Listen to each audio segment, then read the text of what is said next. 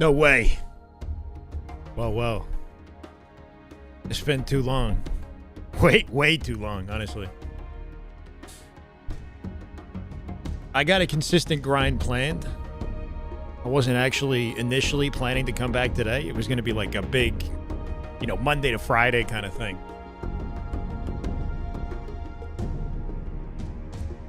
But something came up. I figured we go live a little earlier than I sort of had scheduled. How you doing, Thumper? Your first one in the chat in 2 weeks, brother. You're committed. I appreciate you. How you been? What I miss? In COD, I missed a lot. In Halo, I don't feel like I missed anything, right? It's the off season in Halo still. No new interesting developments. Better time than any to take a vacation, I guess.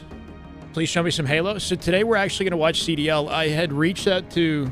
Main reason we're live today, to be honest, is I reached out to Daryl, the CDL coach, and was hoping to learn a thing or two from him while watching CDL. And he responded and said he's down today. So I said, shit, I better go live and, watch some COD with somebody who knows his shit and learn a thing or two, even though we've been kind of out of the game for the last, 2 weeks. So we're going to watch today. We're going to, be a sponge, soak up what we can and have fun with it. And maybe a little bit of tomorrow as well. I know Optic and LA Thieves are playing tomorrow. And then, yes, we're going to be grinding Halo. I know you guys might miss the Halo grind a little bit, and I do too. I'm ready to give everything to Halo, man. It's just, there's not a lot going on. I got a big video I've been working on, and I'm taking way too much time with it. I'm overthinking the shit out of it, to be honest. It's a big, state of Halo discussion video that I've been working on. And I figured I would drop that, and then we would follow up with some sort of consistent daily, 6 to 8 hour live stream kind of grind. Anyway, with Daryl. Yeah, I reached out to him because I obviously he's very knowledgeable. He's an excellent coach. And I thought it might be more fun to watch some CDL with somebody who really knows his shit rather than me kind of just sitting here, not entirely sure whether or not the calls that I'm making are correct or if I should, you know what I mean? I don't know. I feel like recently watching CDL, especially with the recent Challengers streams that we did, I'm kind of just here existing, and I want to interact. I want an ongoing dialogue. What about Renegade, Raphael? You're here for Renegade. Hey, yeah, he's not even here. He's not in this. This is okay. So we've got the 3 matches on screen, right? Boston Breach, Miami Heretics, Royal Ravens, Toronto Koi, Cloud9, and FaZe. From now until what, 8 p.m. Eastern? How you been, Gel? Let me just say hi to you guys. Ruben, welcome. Gel, welcome. Breast Milk. Reese, truly one of the streams of all time. It's been too long, Reese. Halo scene should kick off in the next 2 weeks. I do think in the start of February, especially considering LVT have talked about wanting to do some sort of a LAN. I know Shopify are already together in LA in some sort of a boot camp. They're ready to scrim as soon as anybody else is willing to play them, right? So we're in a weird period right now where Shopify is itching to play and everybody else is just kind of a question mark right now. As soon as the momentum gets going, and I think it's going to have to start by February latest because of the LVT tournament, then it'll start a domino effect, I hope. And then we all sort of come back to the scene and we have things to talk about. We have things to watch and get excited about. As far as Shopify's grind, the moment that they start scrimming, even if they're not live for it, I'm planning on covering it. Renegade Legend and Collected dominating in Challengers now. Legend and Collected dominating in Challengers. How do you, can you give me some sort of, I feel like I should know this. I know that Legend is not on Stallions and he went to play with Collect. And I've seen a lot of the sort of behind the scenes drama that might have taken place in between. Shopify going to be nasty. Last Shot has good internet now and he's moving out. Nice. Yeah. He's over in, I see him in LA with Cycle, Frosty. They're grinding side by side, right? Dominating matchmaking. Can't be fun for anybody going up against them. Legend and Collect plays second in one of the tournaments. Yeah, but the tournaments that they're playing in are not elite CDL tournaments, right, Reese? So, while they might be doing well within that area of Challengers, they're still going to have, they got a lot of links to kind of climb, It's good to see Legend and Collect playing together, and I hope Legend's in an environment where he feels most confident. It sounds like Legend's decision to step away from COD wasn't due to all of our assumptions, whether or not he was, under a lot of pressure, overwhelmed, or in the spotlight being on Stallions, right? It sounds like, if anything, he had an issue with maybe a specific player.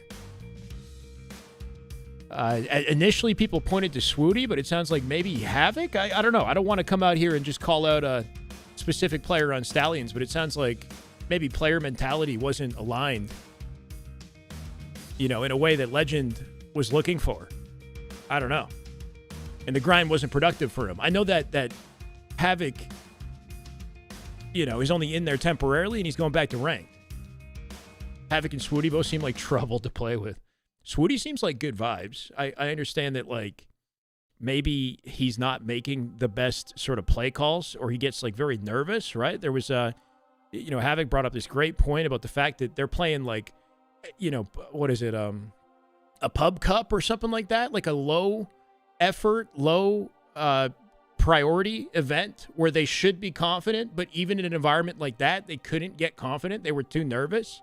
They weren't playing like themselves in scrims in a competitive environment. And if they can't, adapt under pressure, they're never going to get anywhere. And I think that's a great point out of Havoc. I didn't know about the Swooty, nerves kind of situation. You got to keep in mind, being on Stallions, like, as awesome of an opportunity as it is to have the spotlight that comes with, like, Zuma watching your broadcast and thousands of people, like, getting insight on your play and your development. Like, it's also a lot of pressure. It's an unforgiving environment to be in, especially as, like, an inexperienced player, to jump onto Stallions when everybody else in Challengers, just gets to kind of grind and build to the level that they'd like to with way less pressure. Zuma, like, he's doing amazing work for content, when he's, like, crashing out and trying to figure out what's going wrong with the team. Like, the chat loves it. But if you're a player in that environment and you've got Zuma crashing out and you've got, like, 4 other pro coaches offering their insights on, what might be going wrong, like, it just, I don't know. Doesn't seem like a good environment to grow quickly, I would think. Or not that it can't work, but it's a lot of pressure. And then there's, like, Reddit threads being created about it, like, who's the problem on Stallions, right? You got the chat chirping them. Everybody in the chat is an armchair expert. Big Zilla, thank you for the follow. Welcome, brother. They got second in the Pub Cup. Yeah, which is good, right? Legend beat his old team? Wait, he beat his old team. What do you mean? So you're saying Stallions... Oh, right. So Stallions would have signed up for that because they didn't make it into the Elite. And you're saying Legend beat the Stallion team. See, this is what I've been freaking MIA, bro. Vancouver still looks rough. They did win one series, though, right? Who did they beat? I think they beat Boston Breach or Miami. I think they beat one of the first 2 teams that we're seeing in a head-to-head today. So, yeah, Vancouver Surge still, not quite got it together. And I think, considering, the fact that they made the switch that they did midway through this season, they're behind. Behind in chemistry, behind in experience, and just access to the same resources that I think the top teams have. So I don't expect Vancouver to suddenly get good anytime soon. Falcons are looking nasty. What's up with that, right? I tried to go back and watch some of the Falcon series, and I didn't see everything, but I watched the Overload was fun to watch. The Overload with Falcons versus Gentlemates when they camped in the back of Den for like 2 minutes. Attacker, I'm doing good, man. I hope you're well too. Habs, what's up? It's been a bit. Yeah, I my bad, guys, and expect to see a consistent grind out of me soon. It's a weird time. We're in a Halo offseason right now. My heart's in Halo, and that's not going to change. COD is fun. Don't get me wrong, and I want to keep learning COD, especially with Ranked coming out. Like, I'm looking forward to playing Ranked, but I'm a Halo guy through and through, and I don't think that's going to change, So it's been a weird time. Like, this has been a lot on my mental, if I'm being honest. I've been trying to just kind of enjoy myself. I had my birthday on Monday. We didn't do a birthday stream. I don't know if I wanted to just kind of go live and say, like, oh, it's my birthday, But myself and my girlfriend, we both had our birthdays on the same weekend. So we've just kind of been, not that I need a whole week to celebrate. I'm just saying, just kind of enjoying life a little bit. Courtney, how you been? Much love. Civ low-key costs mates by running at Falcons with a sniper. What, in game 2? In S&D? That's just one game in the series, though, right? Like, I guess that might have been a important part of the series. it was crazy to see how dominant Gentlemates looked in exposure hardpoint with like a 250 to 55 close. And then for that to flip around in S&D and they overload a game that followed. Yeah, I wouldn't say that one circumstance cost them. There's a lot that kind of went into their, losing the series.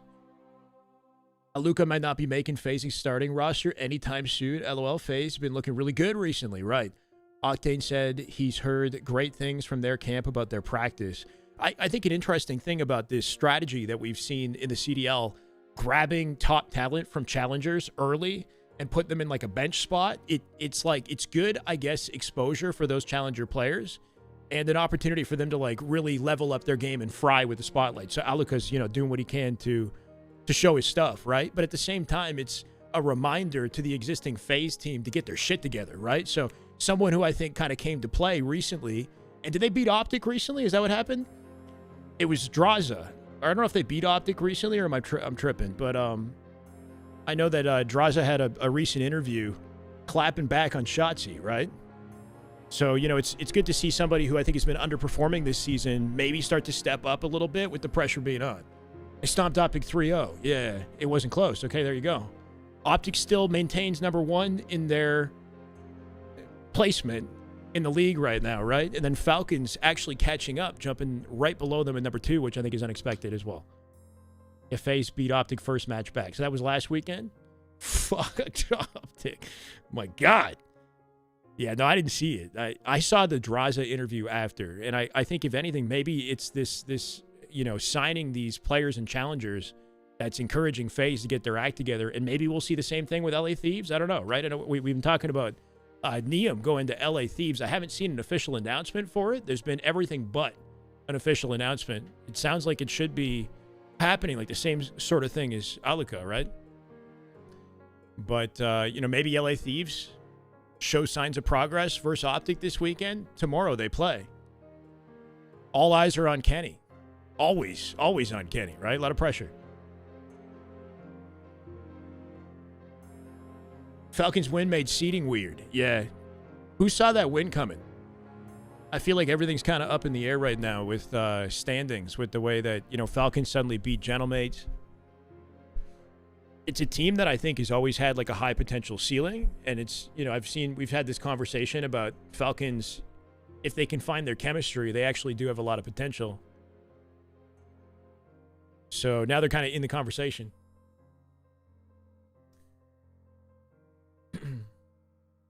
If you drop a single match to Falcons, I'd be checked. The way that they lost Overload probably checked them, I would think. But they had a super close Blackheart hard point to follow, right?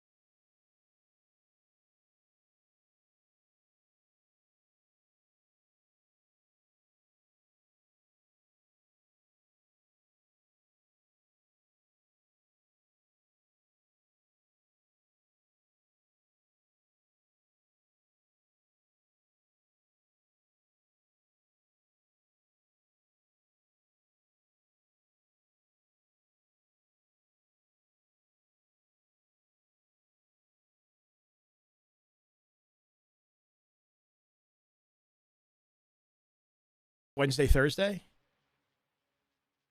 They were playing well initially. They won their first series. Yeah, they lost in the winter bracket. I didn't see who they lost to in lower bracket. I watched Kips pop off and Exposure Hardpoint shared that tweet thinking the man should be picked up, right? He was frying, going crazy. And then they, kind of flunked out the rest of the series, unfortunately. They got double first round, dude? Optic Huntsman? No, really?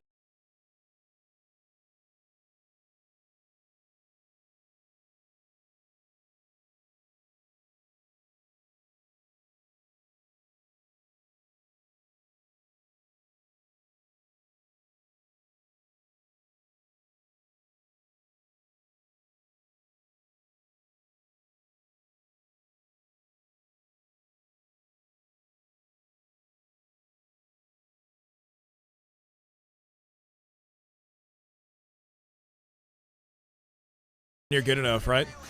Hopefully they bounce back. Right, guys. Good to see you too, man. I know it's been too long, guys. I have a video I'm trying to get together for the state of Halo, like a long-form discussion, hoping it's no more than 15 minutes. We're at like 10 minutes now.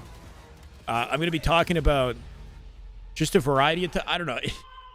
It's one of those, like, I overthought the shit out of it kind of conversations, but I'm talking about the state of Halo from, like, a broad perspective. Why am I blanking right now? I talk about the esport. I'm going to talk about the state of the esport at the end of the video.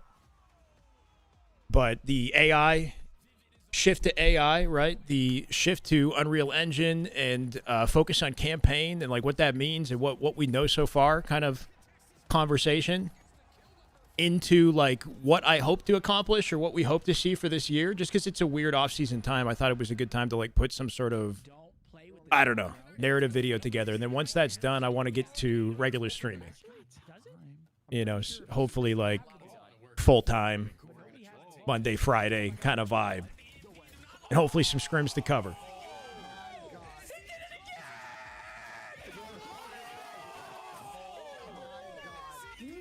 Vancouver better, but still bad. Sure, yeah. And I think it's the same thing with the Royal Ravens, right? Let's go, Vader. 27 months. Holy shit. Welcome back, man. Good to see you.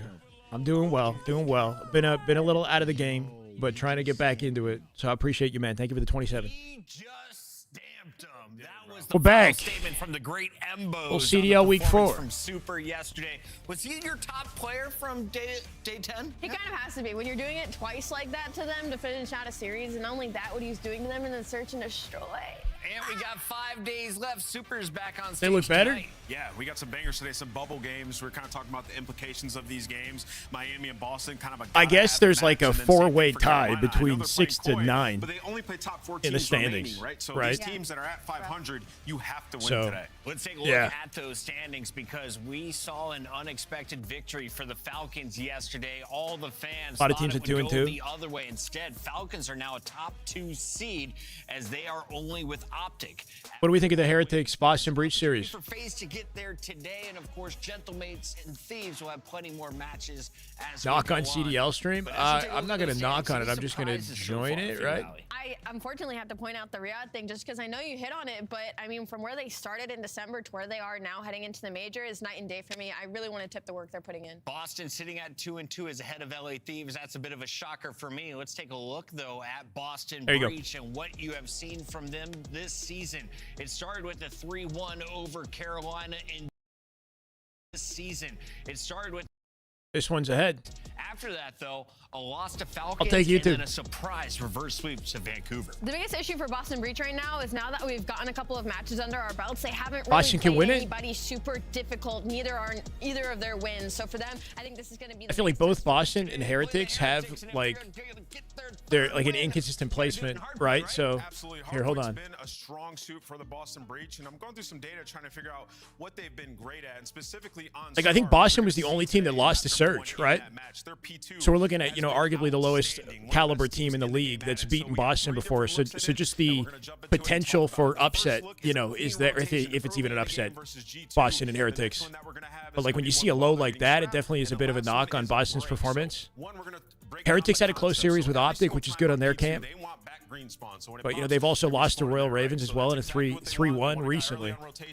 3-0 Surge, though. playing for anybody trying to hit the front, and then it's a Yesterday. relentless pursuit to make sure nobody can get in and around. You're going to see Snoopy number 3 turn to make sure nobody's going all the way through, and you're going to see everybody focus inside of Deli, right? So that's just a clean rotation and a clean look at how they want to do it and their concept. We want back green spawn. We want to make sure nobody gets in and around. Snoopy peeks the deep flank. You got Cammy inside of Cammy watching inside of Deli, and you got Purge looking inside as well. So nobody gets there, and even if we lose a couple players, we have the preferred side that we like, and then you get some individual great plays. So when we get into this next clip, you'll see how they play it when there's a little bit of time remaining on P1, and we'll break down kind of a similar exact concept. This Boston team, they're disciplined. They know exactly what they want to do. 27 seconds This is cool. on this P1. You're going to see how they play this. When they establish control of P1, they get through Deli. You're going to send a player around here to make sure. It looks like he's not controlling the monitor. Like, Rotate all the way maybe through he's here and make sure oh, nobody interesting. gets inside a Deli once again, because remember, we want this back spawn for next. So look at how they dot all their I's. Like if they set the video up to have it play and like zoom on certain elements at certain times, and then he's kind of following along and commentating over it We got Purge already at new. And instead of look at controlling Jimmy it Map at the top. directly. Who's that? Snoopy finding another kill. Nobody can get through Deli. We have information. We have the back green. And then if they decided to hit front, we still have Purge waiting down low at new on the stairs. You can see on your map in the top left. So Team gets picked up this somewhere Boston else. Team, Not incredibly to Thieves like he clean. almost did for Even when Ravens. we're trying to deal with the scrap time, we can still secure the side that we want. And then in the last clip, we Really? have a break After attempt. all You the can see the 52 dialogue about seconds. Neum going They to have Thieves? control if you're the Vancouver Surge. So how do they want to play this? Well, What about we need Renegade? Deli. We don't want this spawn to be influenced by anybody. So we have 2 players going inside here. It doesn't even matter that Abe finds 2 kills, because we're going to invest every resource that we have Oh, he is imaginable controlling it. to killing that guy, the guy closest Oh, sick. to Wait, what? influencing the spawn. So while they're getting time thinking, oh, they might just fly front, absolutely not. We're dealing with the guy first that can influence our Clear spawn. screen, That's free Abe. He's hand. dead. And now we have free roam to try to converge onto this hill and get a clean break, which they What is this monitor? This is kind of cool. You see that control panel on the right? you got to deal with the P2. Boston Breach looking strong in the hard points and breaking it down. But my big question after looking at the mini map in those I three like that. situations, who has the most pressure today? Is it Purge or Snoopy? I'll say Snoopy because, you know, you need this guy to continue to fry, right? He has to be a massive impact player, and particularly in Overload, he's been unbelievable. So I think Snoopy is a guy that you got to look at today to have After big Major, performance. too. All right, you're going with the guy who's been on Boston the longest. Another team in action today is Carolina Royal Ravens, and they are looking to some Something new like this would be blood. dope. Exceed coming in, and since being added to the roster, the man's undefeated now. He's got dubs over Miami and G2 now. Listen, I hate to say it, Carolina Royal Ravens needed a little bit more firepower. They needed somebody to keep up a little bit better. little and more speed. Exceed certainly fits the bill, especially when you're put alongside these players like Craze and Nero. We already know what we get out of Nero, right? He's guaranteed for one insane map in the series. Well, he will just take over. He'll sit a little bit closer to the screen. Where on the flip side, Craze has shown that he has some explosiveness to him, but not only that, he's going to be the route guy over and over and over again. In their series last weekend, it was Craze making the big plays to continue the control in the middle side of this map so they could pull out a win. And so these 2 players need to be on their A if they want to pull out that win today. Because like Ant said, their schedule does not get easier from here. There was just a clip there where Nero was 23-10, Craze was 22-10. Yeah. Who needs to go more positive today if you're going to see Carolina pull off the upset? I don't think it's a matter of who needs to go My more God. positive. I think what we They saw both in did. that game was just like the pace that they're both able to put on the map when they're, you know, playing well. It's hard to keep up with. And for Nero, like you said, he's good for one of those maps. At least one. He's been consistent in the last 2 series at the damage output, right? So if we can get that version of Nero, it's a dangerous Carolina team. And since bringing in Exceed, I'm they're not sure, undefeated in Comics. Overload. Carolina going to be playing. I feel like if I do COD videos for YouTube, it would be like ranked related, maybe. Saturday here at the Or like a CDL. movement guide or We'll something like return that, breaking but down the first fight of the night. Miami Heretics We'll see. looking for their 3rd win against I wanna try Boston, ranked and see if I sitting enjoy at it. 2-2.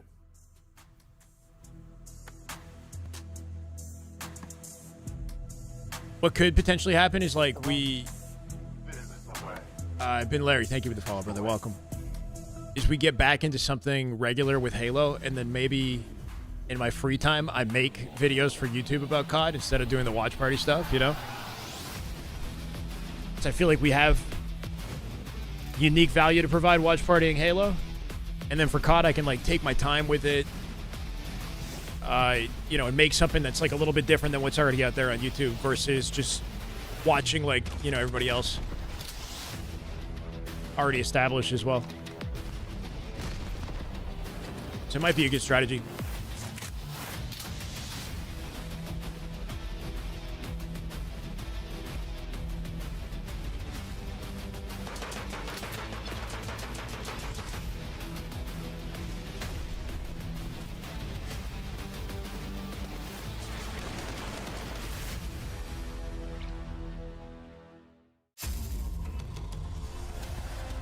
Let's find out who's built for the big save. Heretics ready to dive in. Pouring Snoopy. Wipes them all. But Hydra with the switch impossible. He's making top room. So damn happy. Inside. Down the bruiser. Dominance on the grandest stage.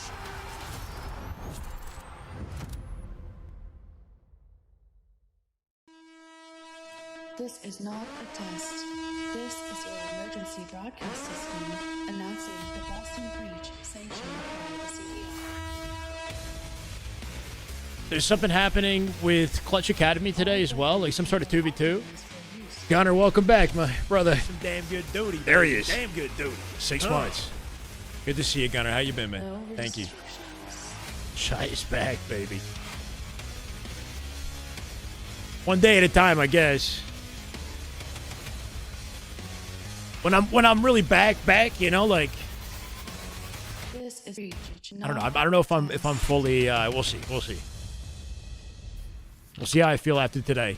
Welcome back, everybody. Coming out of It is vacation. Boston battling Thank you, Gunner. I against appreciate you, Miami brother. Heretics, and I want to start with you, Rosalie, as we take a look at Miami first.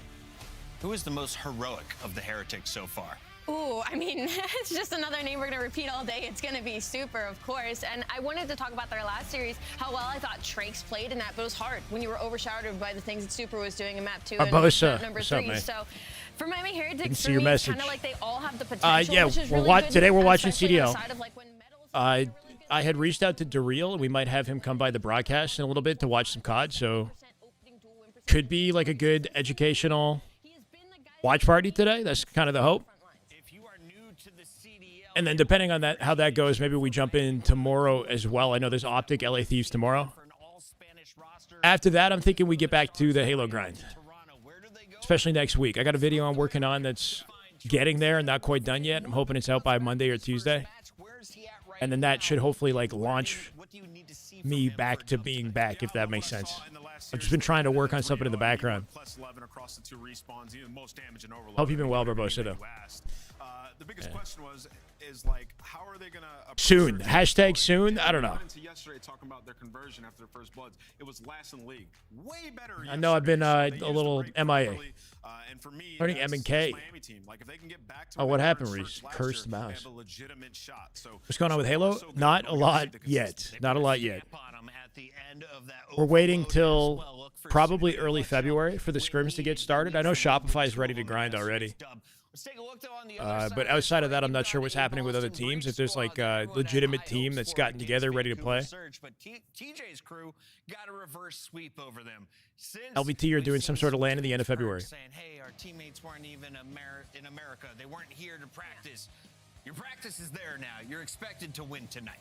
100%. Shit is And it's cursed. difficult Why? Because this is a really important match for Boston Breach to kind of prove themselves above average in the league right now. Simply because their strength of schedule and the way it's been and the way their last 2 losses have gone. Miami is the closest know what I'm looking team at. in terms of like this should be a really good match. And both sides Fingertip struggle. Their control. SMGs are Engineered for sitting at, like, fingertip a 0.8, control. What's wrong with it? 0.9, where the ARs have really Just been take- taken why- over. why does it So I feel think like it's we're gonna missing see the- a lot to do with the 2v2 and the sides of our SMGs The back of it. Maps. Yeah, you know, Or both whatever. these teams kind of mirror each other, get into some gritty series. Yeah. For Boston, the problem's been search and destroy, 2 and 4 there, and I couldn't figure out exactly. That I'm aware of? No. A lot of issues. Devax. I'll watch any team scrim SR, even if it's like a blowout, right? Just to get some sort of Both have similar update on how the grind's going for the Halo guys. because, like, But as far as I'm aware, there's no team that's like been formed, ready to play them yet, but soon. Who's gotten better at search and destroy? I'm really glad you brought up the search and destroy because they're sitting at a 22% rally. It's got no hump on the back. It's a mouse cut entirely in half. Is that the whole mouse? Back in these search and destroys. I think that might be their issue is not knowing what to do in the man down. It can't be. You need like stability, right? I see Blackheart in there. Yesterday we saw the difference the SMGs have with Pred and. Wait, that's the entire mouse right there? Who has the stronger front Why? line, Miami or Boston? How do you On the way Blackheart plays out, did you like remove it or it came like that? Just because Purge and Snoopy Oh no. can get super loose. I know it's hard-hitting analysis, but I mean, it is. it's true. Like when you talk about this Boston team, that's when they're at their best. Like when Purge is making impact. Faster sensitivity. Only hold it with your fingertips. That seems weird to me, bro. It's either Boston in 3 or Miami in 5, so I'm going to sit on Miami. Miami in 5. And I'll go Boston. Yeah, why not? in. I gotta catch up. I think I'm gonna go Boston as well. How many games? It's a good match. Boston. This shit goes either way. Boston game 5. I'm going Should be a Boston close game series 4. based on You said standings. they've got the better front line to ends on Blackheart. Again, fans are going with Rosalie as they top the scoreboard for now. Wow. Casters, though. That's fair. Let's get this party started. How do you do, fellow co-workers? I'm ready to get into Bro, look at that hair. today. This is going to be a wonderful day of Call of Duty. I'm overly caffeinated, a little too excited, and slightly aroused for today's games. Chance, a very, very important one for the Heretics today, though, with regards to the winners bracket dreams. Yeah, they're like on the bubble right now. They're in the 9th spot, and with the 2-3 record, they got 2 series left to play. So after this one, they play against Paris. Very dangerous matchup. You'd rather get your 3rd win here. Yeah. And for Boston, they got a little bit of wiggle room, right? 2-2, but they play sort of lighter teams after the fact. But nonetheless, bubble sort of circumstances for both of them in the top 8. So every team, does every team get an opportunity to play every other team? Because I looked through like Boston's matchups. I didn't see a Boston Optic matchup. I don't think they play Optic in advance of the first major, unless I'm wrong. There's like a ton of clutch ability. Maybe no convenient opportunity. I don't know. In this game, unless I missed it and they already did. Have their match cut out for them. How you doing, Ghost? Welcome back, brother. We like him tough here in the Call of Duty. In Major 2. Like a little more so before Major 1, some of the teams don't get a chance to play each other, and then they meet at Major 1. Seems like kind of a flawed system, no? Okay, we're jumping in, but I've seen a lot of dialogue about CDL just not having enough content. Like, there's not enough matches, right? It's just every weekend you see a few teams go head-to-head. Me too, Billy. Don't worry. We're going to get the Halo grind going as soon as it kicks off again. We're in the off-season, you know? Within the next 2 weeks or so, I'm hoping things start to pick up. I also want to just hop back on the game and play some Halo. But today, CDL. And on the minimap, number 6, you got Rancor winning gunfights. If you paid attention to Nameless on the segment, some teams don't. It's a weird concept. Gotcha. The left side spawns for P2. And they're going to be very cautious to not let anybody around. It's a one opening break for Miami. On their side, you see, he's making them work for it.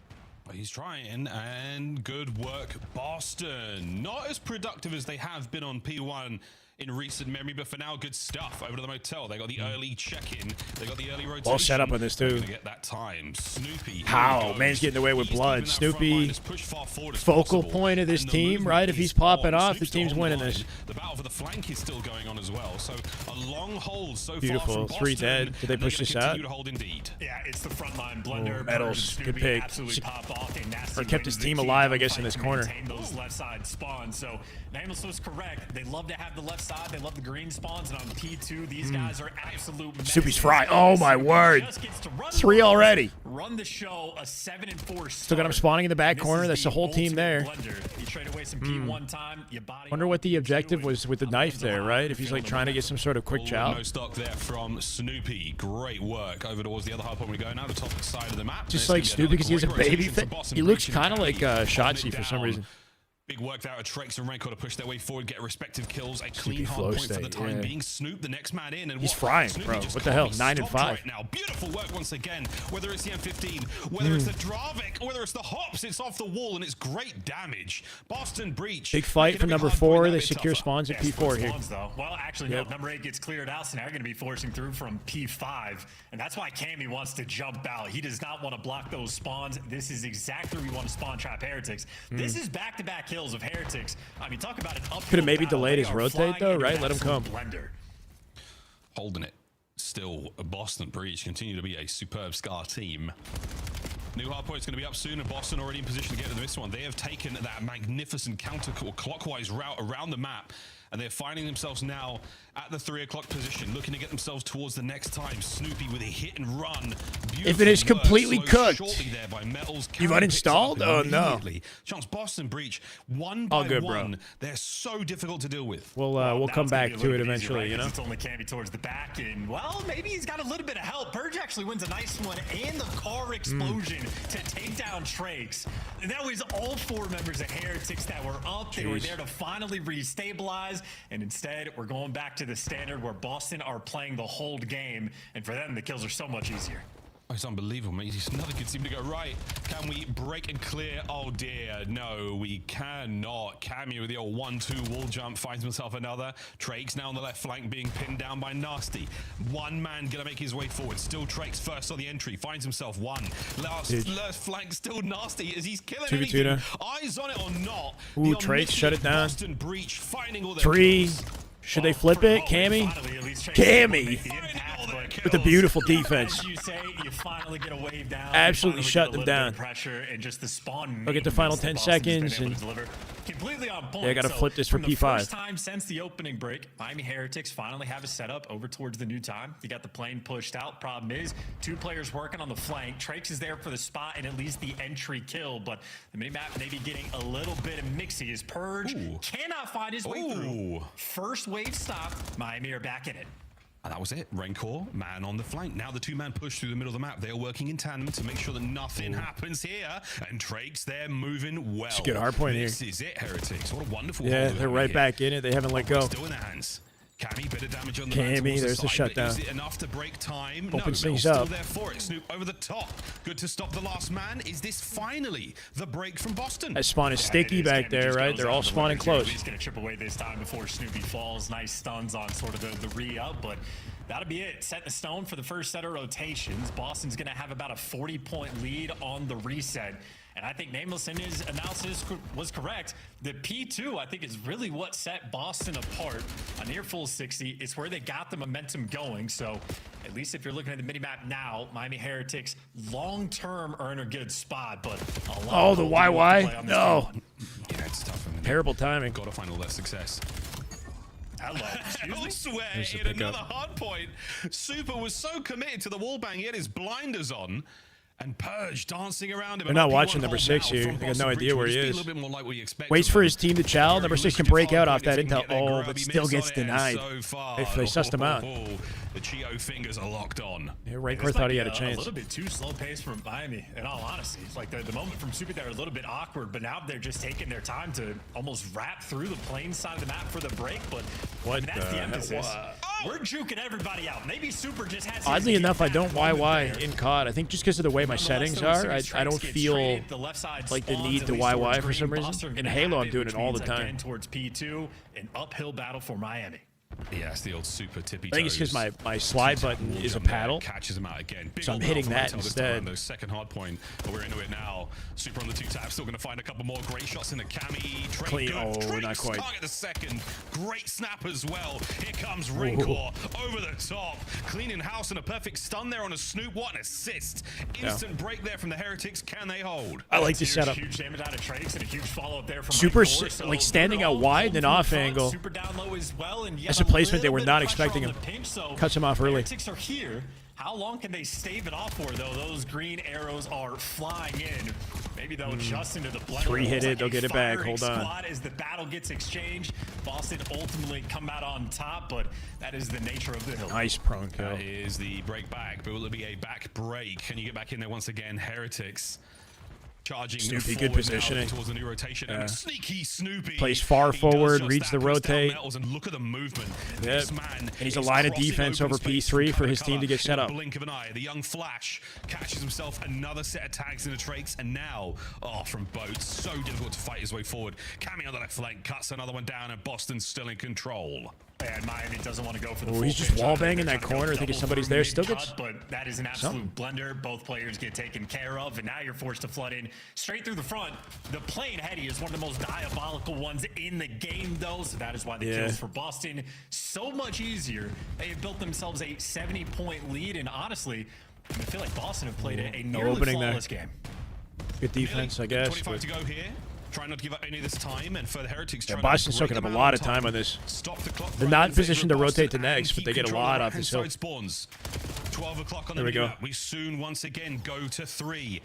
And will this be a turnaround moment right now for the Heretics? They've got a couple of things to worry about right now. Worrying about spawns, worrying about needs to be like a clean transition between hard points here. Oh, and we're just that was awkward timing. Caught along the way. No, what is this? Only chance to get back in the game. Caught sleeping. Nasty with 2. Because those two players. Cammy pinching the right side. Yep. Okay, nice and close. No pressure yet from Boston. They got to get another wave. Yeah, it's another wave, and they're on the 23 and 15 for Nasty. Well, if he wants to cause a serious bit of distraction, he's managed to infiltrate the top floor. Looking for the players on the right flank. Drake's finding kills downstairs as well. Backdoor safe. 3 dead, 4 dead. Good 4 dead. Down. I mean, Flock, get the space. Rancor is going to be picking up the right side. Number 5's pushed out towards P2, and one guy can play up top blue and get the spots out towards mid. So 30 seconds left on the hill. If you get it all, you're right back in the game. Oh, what a fantastic turnaround this What? Heretics left flank. Nasty second to shoot from the head. He finds it. Rancor with 2. 2v2. He'll cut the angle. Teammates got the info. That's Purge with 3. Respective kills and a good break. Drake's last man. Spawn still should be able to break this. To stop the play. Okay. No, it's not. Boston only find a few more seconds. 200 to 165. Here we go. All straight 15 off the clock for Boston. That is going to be a complete inverse of what happened in the great investment in like the last time we were at P5, right? They're perfectly set up for it. Making all 3. I mean, at this point, where do you go? You could win with this.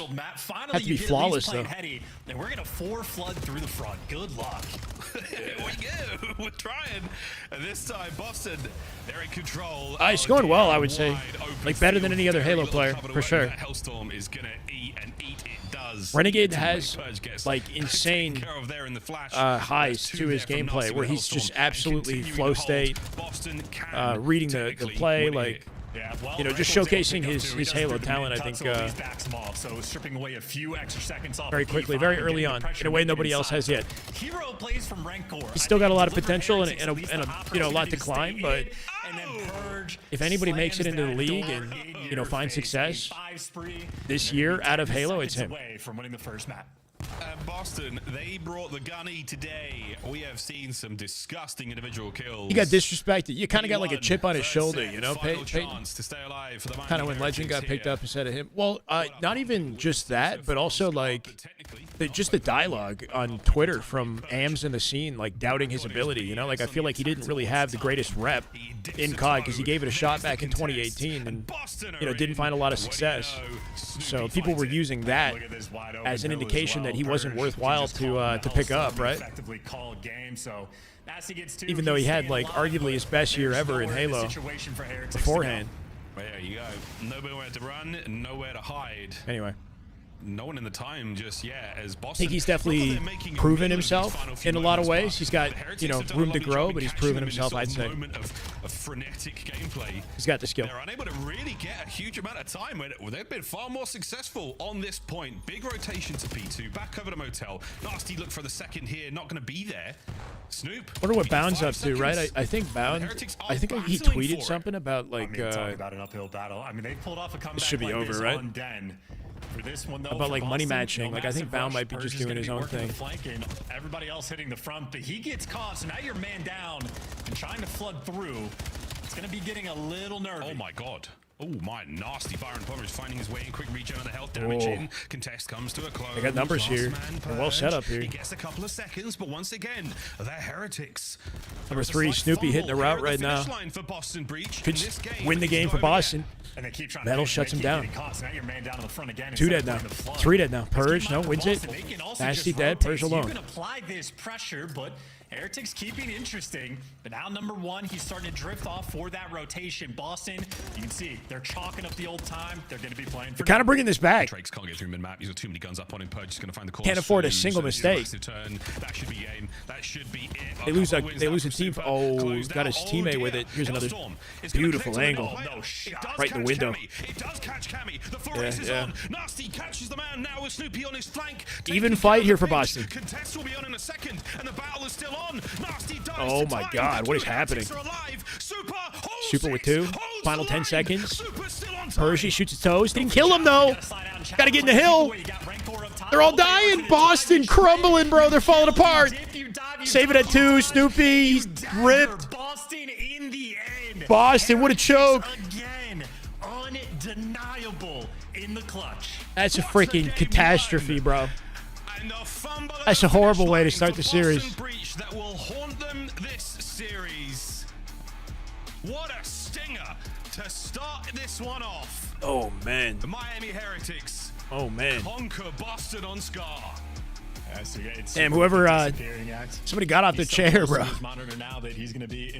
Miami does this all the time. What a almost like holy shit. Goal.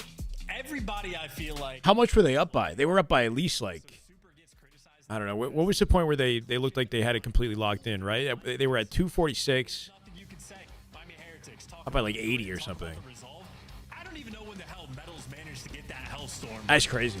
I mean, that is just a ridiculous sequence. Boston breakdown. Until everything went right. Here, wait. By Trakes as well with the movement, but that is just, I mean, unbelievable. This is the unstoppable force. Yeah, this is your scuff play of the game.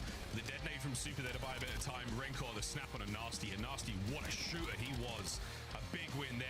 Great assist from Metals. Snoop, the last man in on time. Wow, Miami Heretics. You gotta feel good after that one.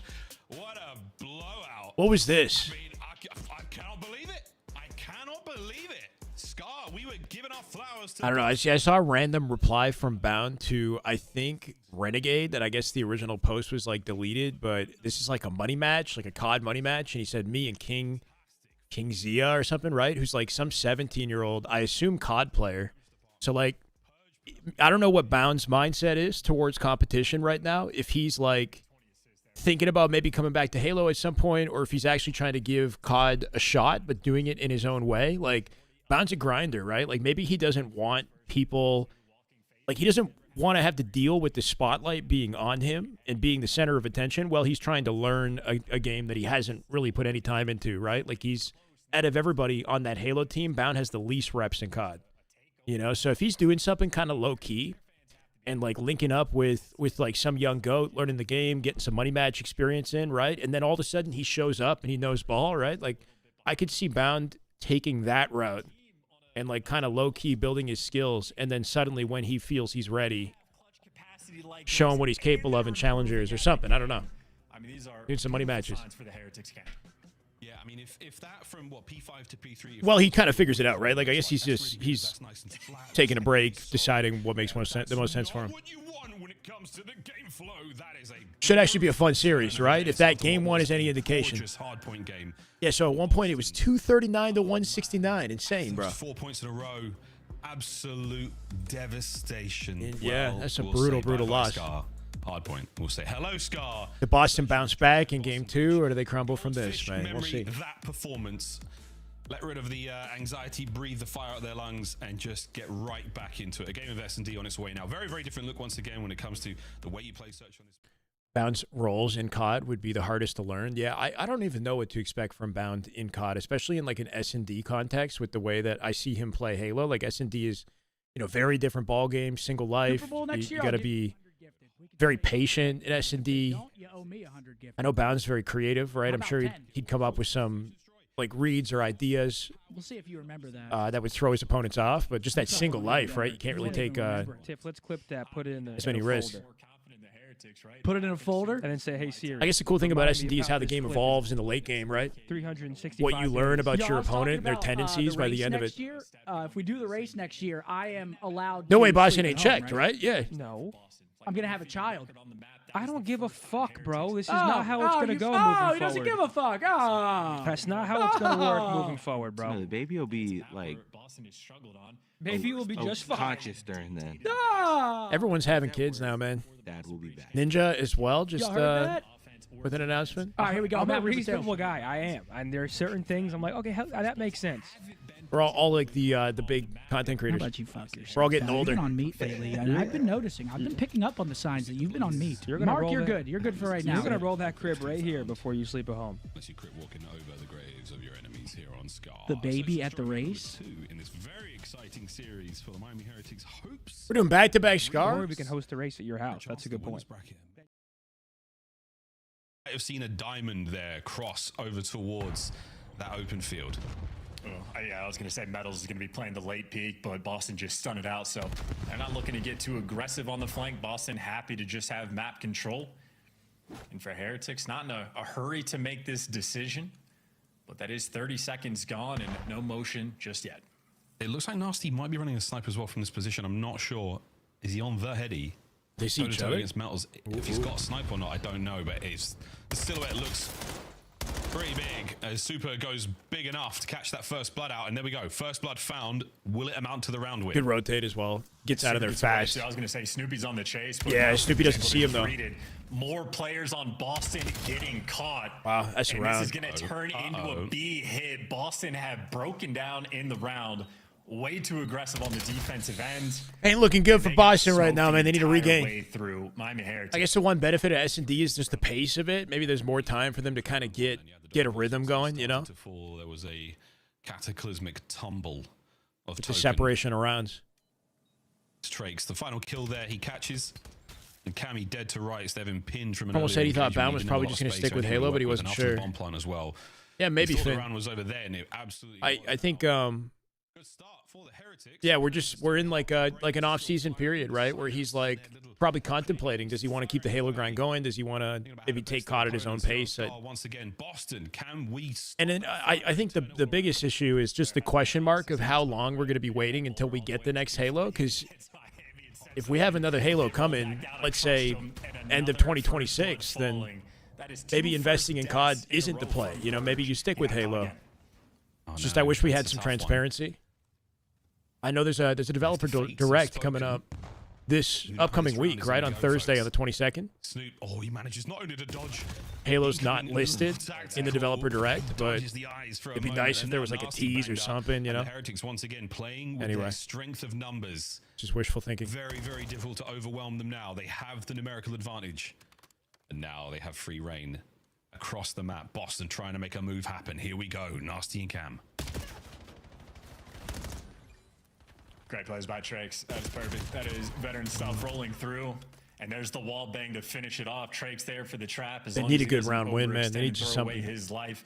His teammates are there for the support. And right now, Heretics almost playing a game of Pokemon with Purge. Trying to catch him every single round. I mean, they seem to have his weakness down, Chance. If Purge were in fact a Pokemon, bullets are super effective against him. Bullets. What we know what's at the developer event. Okay, so he's a so they have like 4 games or whatever. Like they're talking about Fable, I think, is one focal point, which should be cool. More Pokemon questions. Here we go. And a few other Forza, etc. There was, I think, like a tease that there might be something else showcase that wasn't announced in advance. Is it? Are you saying it's Fallout? Here on Scar, big boomstick out and about. Oh, that's the head of Nasty. Surprised we're not seeing anything Gears that piece of debris related, right? Like the bullet. What the hell's going on with Gears of War? Look at the setup on the minimap, by the way. This is the second time where everybody on Heretics is like someone on Boston is gonna sprint through the top Heretics side of the map. hard delaying this rotate with the bomb right now. Utterly prepared for it. I mean, waiting for something on the bodies for that perimeter. Pressure. Of course, though, Boston not taking that bait. They've gotten blooded twice. They're playing a lot more passive as Super, getting a lot more active. Yeah, if he just opens things up, it'll change everything. A real tight angle with that snipe. Is he going to go for a jump check to see if anyone's down low? Super had him dialed for a moment there, but he's oscillating. 3 hitting between the A, top and the smoke bottom side of down. the motel for now. A lot of info. The rest of the lads. Is that, boys? The bar's only open for another 20 minutes. We've got to get. Let him get to it. Let's get that bomb planted and let's get this party started. We sniped them. Nasty, huge advantage for Boston. Prevents Super from getting anything done there. 30 seconds to go. Yeah, and that's a great switch up by Boston on the play call. No one over aggressive. Yeah, they played it patient. What a shot. Nice snap on a Persian after the kill, but enough for the damage to send in Trakes, who gets it. And now a man alone with less than 20 seconds to find 2 members of Boston. Okay. Damn. Steam fucked it up and shows 12 Fallout games in search, but only 10 are available. Wait, what? Also, you can't review New Vegas or Fallout 3 because they aren't released. Getting in the way, saving his Most think it's a Fallout. Yeah, the COD gods were absolutely looking down on him there. Remasters of Fallout. If Purge were to be an actual Pokemon, who would he be? Jigglypuff. Haunter. Okay. There you go. Great work, production. Fantastic. You can explain your work later. We've got. Are we having internet issues? No, Reese, it says we're live but unstable. Are you seeing that on my end? Or on your end? Sorry. You tell us, chat. Do you know what's up? I'm not gonna lie, I do not. Boston. Maybe Slow King? Honestly, I don't know. Wait, hold up. There's a 3-man hit. Slow King. Purge is about to spot it. They've got their balls out and they're ready. Their Pokeballs are out and they're ready to go. And he's running. He knows. Oh, the connection. Not enough there. Metals Academy. They go down there. Upstairs. It's going to be Trakes joining him in the fray. And once again, a 3-man Miami Heretics hit squad rolling deep through the spawn of Boston. Boston, come out and play! There's another big one. Rancor finding it. Nasty's next man. They have caught them. They have found them, and they have slayed them out. What a roll from the Heretics. There's a defuse. It is 3-1. Yeah, that's absolutely brutal as well. Almost the strat that defensively Heretics have been so paranoid about, they employ themselves on their defensive round. So just triple hit the top lane, go for the pinch, you get the first blood. I think, unfortunately for Cammy, just baited out a little bit by the stun he was able to connect on. But as soon as that falls, Super had the other side of P2 absolutely trapped in, and now you're just in a kill box. And for Boston, nowhere to run. There's only like 4 corners you can play. And Heretics just go and clean house. They got their 3rd badge. The Pokemon jokes, guys, Pokemon jokes, lock in. Why the Pokemon jokes, though? What the hell? Aggression once again out of the Heretics. They know exactly where they want to go and how they want to get there, and they are seemingly doing it uncontested. Bomb plant, straight up 4v4. The smokes have been exhausted, though. It's looking like a P2 hold side of in play. hardpoint. So now it will be a clear battle for the retake. Here we go. Got a little battle between 4 and 6 as well, potentially on the pinch as everybody else is squaring up. They're defusing? Oh my god. Not against Heretics. Not against these guys. And why do you lie in front of it like that? Off the 3rd man down. Super all alone. Okay, still take it though. Lineup today, mate. 3 remaining members of Boston Breach will complete the retake, defuse the bomb, and continue this wonderful search and destroy here on Scar. Yeah, that was a sort of a blitz of a finish there for the retake, but I think it was Nasty battling against Rancor sort of on the pinch or through the middle of the map. If Rancor wins that one, he can reinforce with Trakes and still have the opportunity for the clutch, but I think Nasty locked that one down, and then Boston good to go.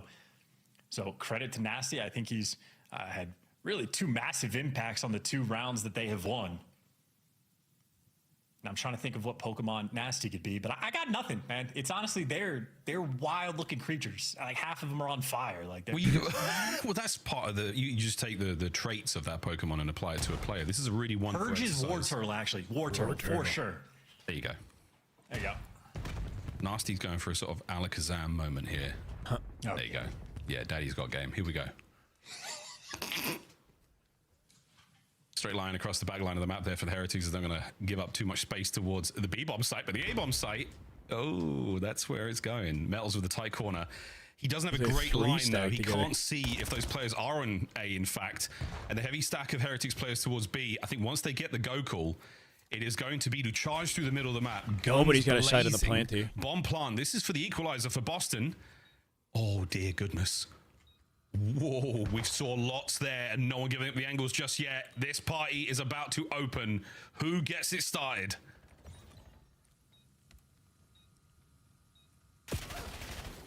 Yeah. Snoopy could open things up in a big way right behind everybody. No way. Snoopy! That's it. Doesn't catch the ball. Got it! Wait. Boston Breach to get it! Oh my god, What a round! Wait, what did I miss? Was that Snoopy Hey, that caught him defuser. towards the end? Yeah, I think that was Snoopy. Dude, Trakes was so close to pulling that one off. Whoever it was, Oh, like he saved the two kills defuse. right away from it. I was gonna say he just flanked and. Yeah, there you go. Snoopy gets his 2, and shout out to Nasty for actually going for the check. Okay, That would've been okay. an absolute dagger in the round. Look how close. Look how close it was. Is he that Snoop close? gave He's it close. up. He slid away. You're right. You're right. He didn't see the guy in front. Completing the defuse there. What Holy shit. moment that could have been. My heart rate is up. Boston Breach. Yours. No Halo. Not There's yet. the Soon, equalizer here soon, on man. Scar. I'm gonna start streaming Halo this week. And we are running it down once again. Try and take over the A-bomb site right now. Boston on the defense. I don't know what. This is prep like, work, right, from Heretics. I don't have This is the third matchups to round watch. that I'm just they've gonna try to get a just grind going again. You know. Snoopy or Purge to run through the top side of the map, but. Well, Purge does get first blooded again. Unfortunate for him, this time he was in his spawn and it's just a nade, so Purge cannot catch a break, and neither can Cammy. Cammy's just running for his life. But this is a good turn, though. I mean, Boston Breach, you know, you've got the Miami Heretics. They got their first blood. They're going to press the advantage now. Can you catch one man out? Cammy with a perfect position to do so, and he can't connect. Metals finds another. Just guarding him. Snoopy runs into nothing but trouble. And Trouble's name is Super. Another man over the top with a quick bomb plant. And wait a minute, Super. Okay. Gets a little bit dicey towards the end, but he finds all those kills, and the Heretics, the bounce back is so fast, you nearly missed it. Poor Purge. Maybe Purge is like Eevee. He's just using the move attracts, and just every first blood is coming his way. That's going to be the bigger issue for him. But another well-executed strat by the Heretics. The previous rounds, they've gone for that defensive setup. They've laid stationary for maybe like 25 to 35 seconds, really waiting for that to roll through. This time, as soon as there's no pressure, you get the nade first blood, an instant jump over towards B. And just playing with the idea. I think in the league so far, maybe 80% of the offensive rounds happening on Scar, you lean towards the A site. Heretics really trying to evolve their game. Sent 2 at the plane here. Gunned him immediately. References. Oh, it's a nade on Cammy. Shut it down. It was a master ball nade over the top. Master on ball Cammy, nade. who gets caught early on.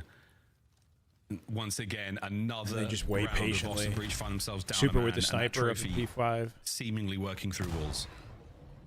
Ouch. Snoopy. It's rather effective. Trophy man, we need Timing to for Purge. Purge on the flank forward. Turns the flank into the front lines, and here comes Snoopy in the immediate push. Raincore trapped, and they know he's there. He's Gonna chow, yeah, wallbang him. Oh, damn. He's got to back out.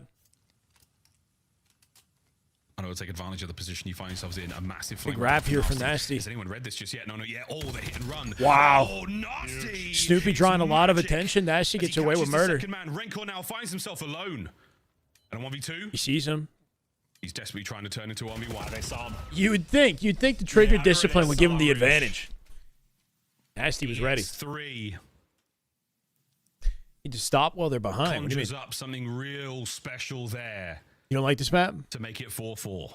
If they remove a map from the rotation, it's probably not going to be Scar, though, right, Comics? It's not just the catch on the second. What do we think of Fringe?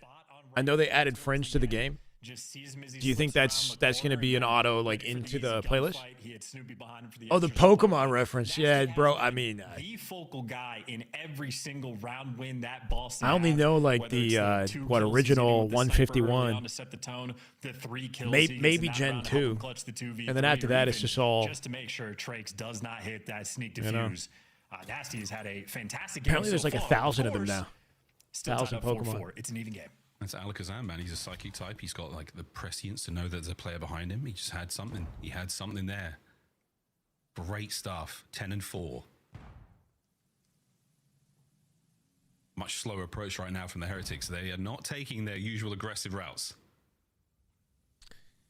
So campy, bro. That's just how it is. Too one-dimensional. No.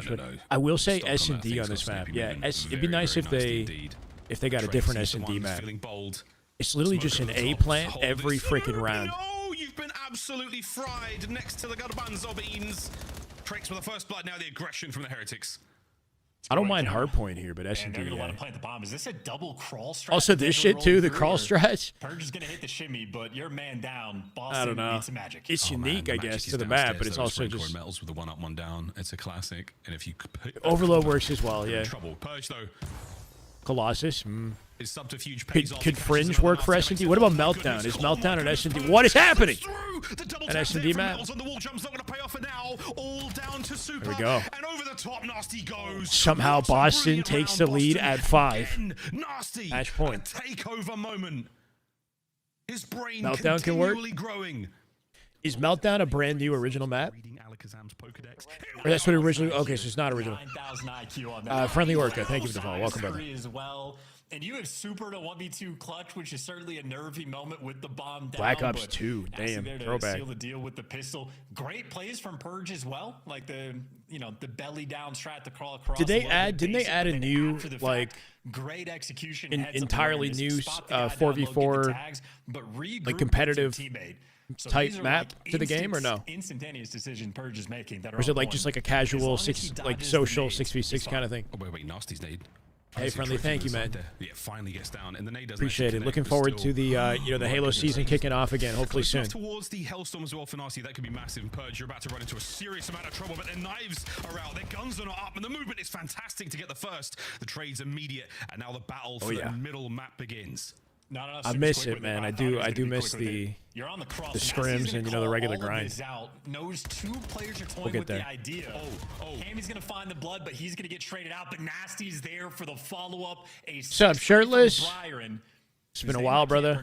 But Super, a 1v2 clutch and a necessity. Can he do it again? A delightful amount of damage now. The trophy's in position, not that anything's going to matter here on the final battle, and Super is desperately trying to make it a 1v1. He doesn't have any points. Shut down. They're back in it. Respect to Boston. They started slow. They may have fallen short in the hard point, but they proved their worth. New map, it doesn't work for comp. What about it's not called Oasis, is it? That's not what it's called, is it? A ton of firepower rolling through there in the map number 2. And again, he was the we had talked about bringing it into rotation before Fringe entered the conversation. It's been in the game for a bit now. It's a bit of a shame that they're kind of locked in with the specific maps that they want until Major 1. Can't really try anything until afterwards. Utopia, that's it. My bad. I keep saying, I don't know why I think Oasis. That 1,500 damage. Does Utopia have potential? Because at least that's like a brand new original map. Resolve of the boys of Boston, they were getting run down by it was talked about as something that might be, the Heretics had was so worth trying. But you could be forgiven to see this as a one-sided affair, but 6-4 will be the final score. The eye test be damned. Den Overload coming up next, ladies and gentlemen. What an exciting haven't heard anything from series. This has been plenty of comebacks either side, a lot more shenanigans still to play. We will be seeing another hard point out at the very least. But up next, Den Overload. Don't go too far, ladies and gentlemen. This is hey Taco, what's up, man? An absolute delight. Welcome. Coming up after this, Den Overload here on the Call of Duty League.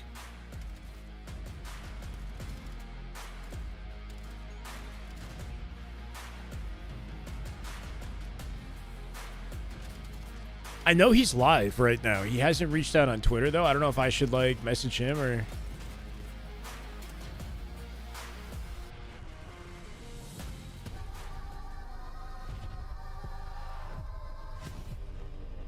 He said he'd reach out before the game start, but we're here now. Maybe after the series.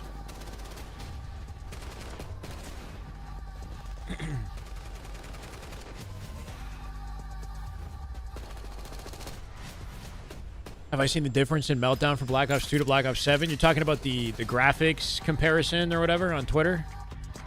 Like, I haven't looked in depth at the new Meltdown, but I've seen, like, the viral tweets of, like, a screenshot comparison where Black Ops 2 looks better. It's got, like, a more detailed skybox and, yeah. If you actually do, like, a full fly-through the entire map, like... You know what I mean? Like, did they just kind of take specific examples and expose aspects from the Black Ops 7 remake that don't look as good in the screenshot, you know, versus like if you actually play the map, like clearly the remastered version's better. I don't know. I haven't like hopped on the map to check.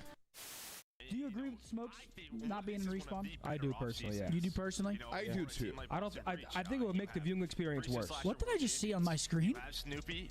Who was that guy? Did you see that? No. Who the fuck was that guy? I don't know. Welcome to Citizens over there on YouTube. There was some random guy, like, see how they have the quad box? Like, there was some random guy just like in the all 4 boxes, and he looked like he was going crazy. Yeah. Yeah. The fuck? Wait, I looked away. Why are they showing that clip? Why are they showing this, man? Oh, man. Why are they showing our worst moments? A few moments later. Because I appreciated the 30 people in there watching. Why the f do they keep showing it? They added it to the montage. They added it to the montage. Oh, man. You're telling me that they added that to the montage? They're doing wagers on Fringe, so we know that has a chance. Okay. But what the Flex, what's up, brother? Damn good duty, baby. Damn good duty. Let's get it. 6 months. Welcome back. Yeah, what the fuck? Through the dark times and the good, you know, the bright. What the my highs and my lows. Yeah, Flex. I know we've been kind of AWOL. I appreciate you, man. You're a real one. That's an Easter egg from the CDL. We'll be right back, I think, you know, once the momentum comes back with Halo. Come on. Hey, we got orange challenge, bro. Go. Let's go. Holy shit.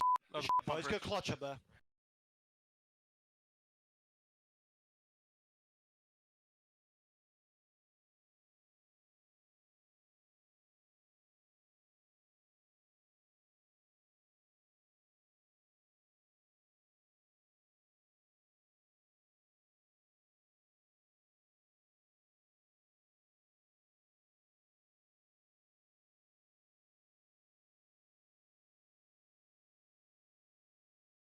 Ladies and gentlemen, boys and girls, children of all ages, although I appreciate really it, isn't a comics. family show is a chance. Here we go into our third. Gee, I don't know anything about the San Antonio land, though. Chance is going to be a lot of fun.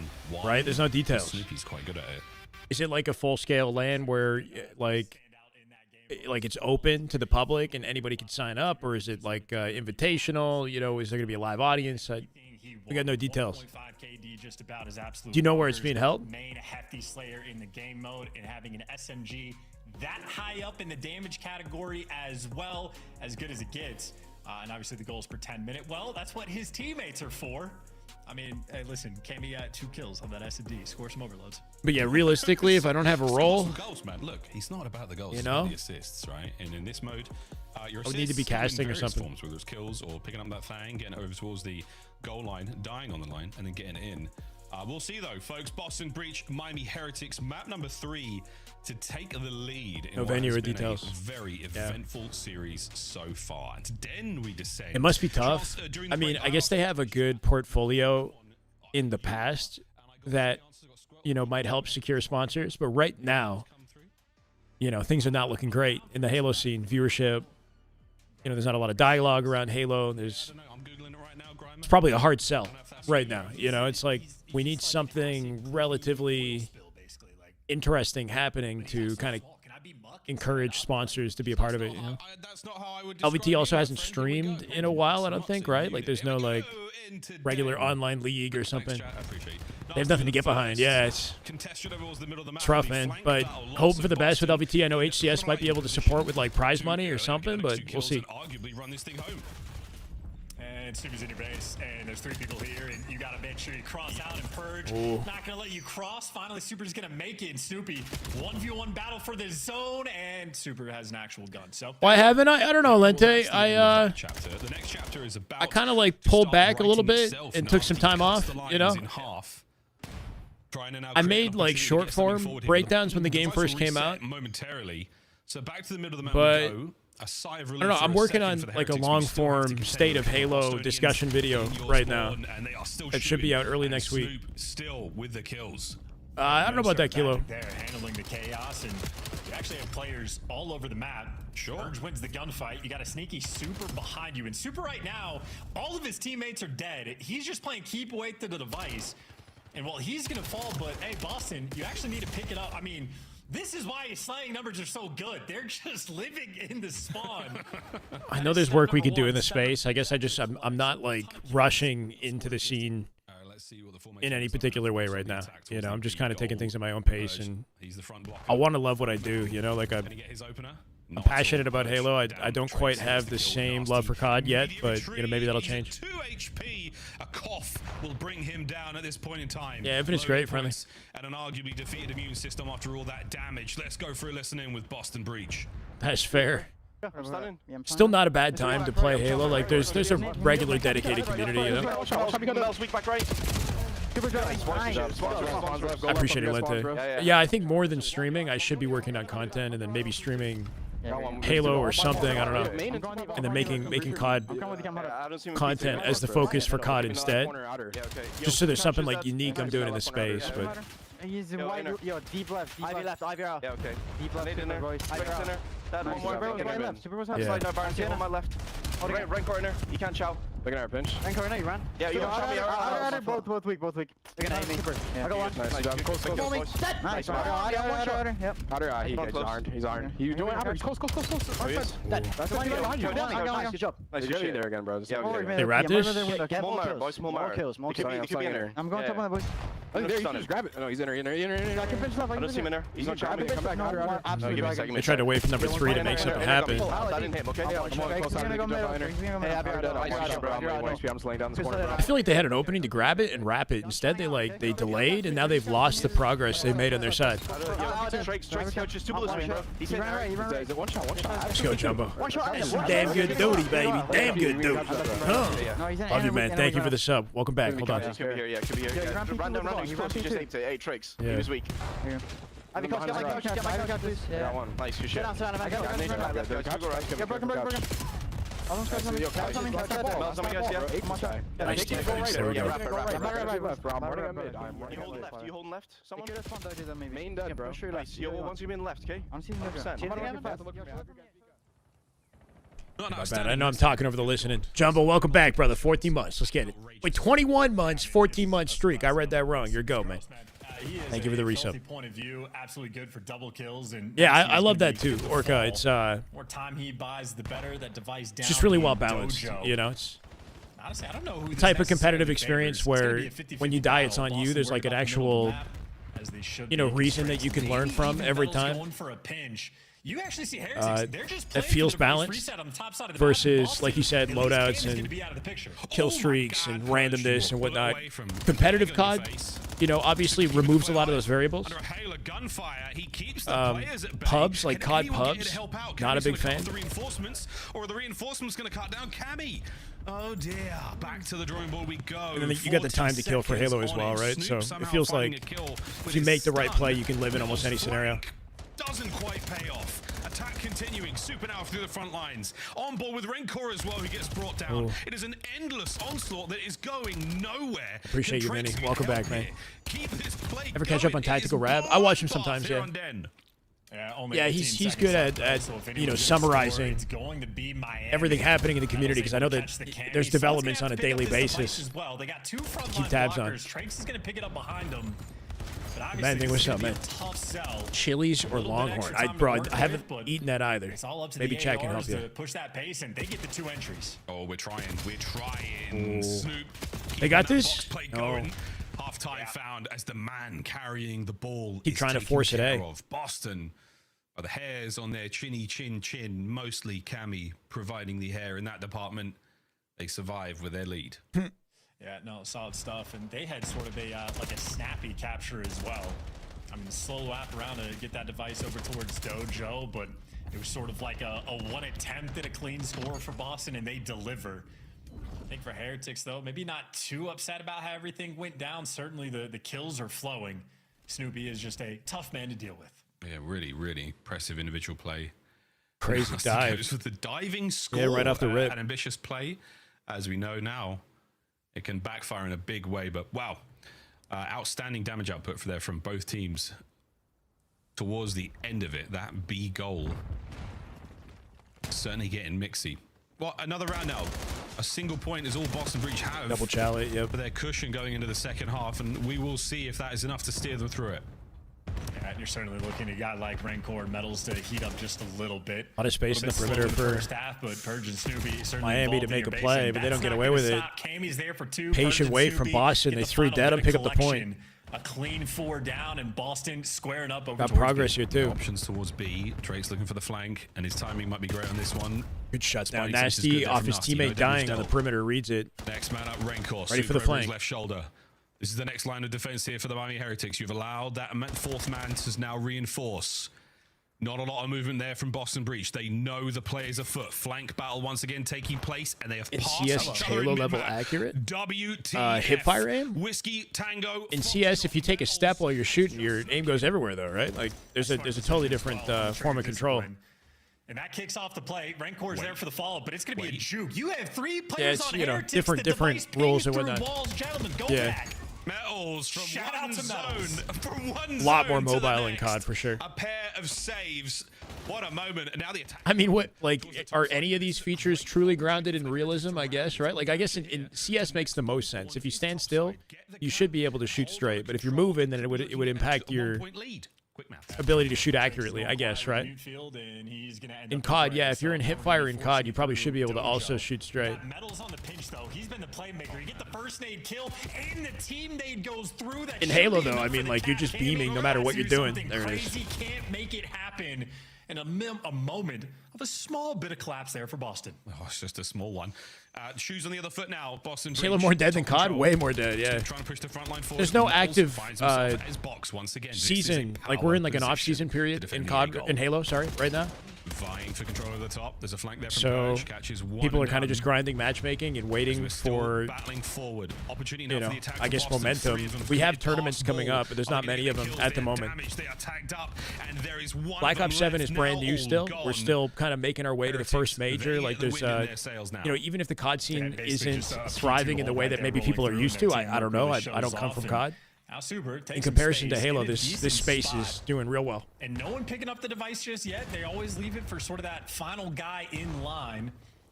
I don't know if it's only hardcore players left, but yeah, there's a lot of Onyx players.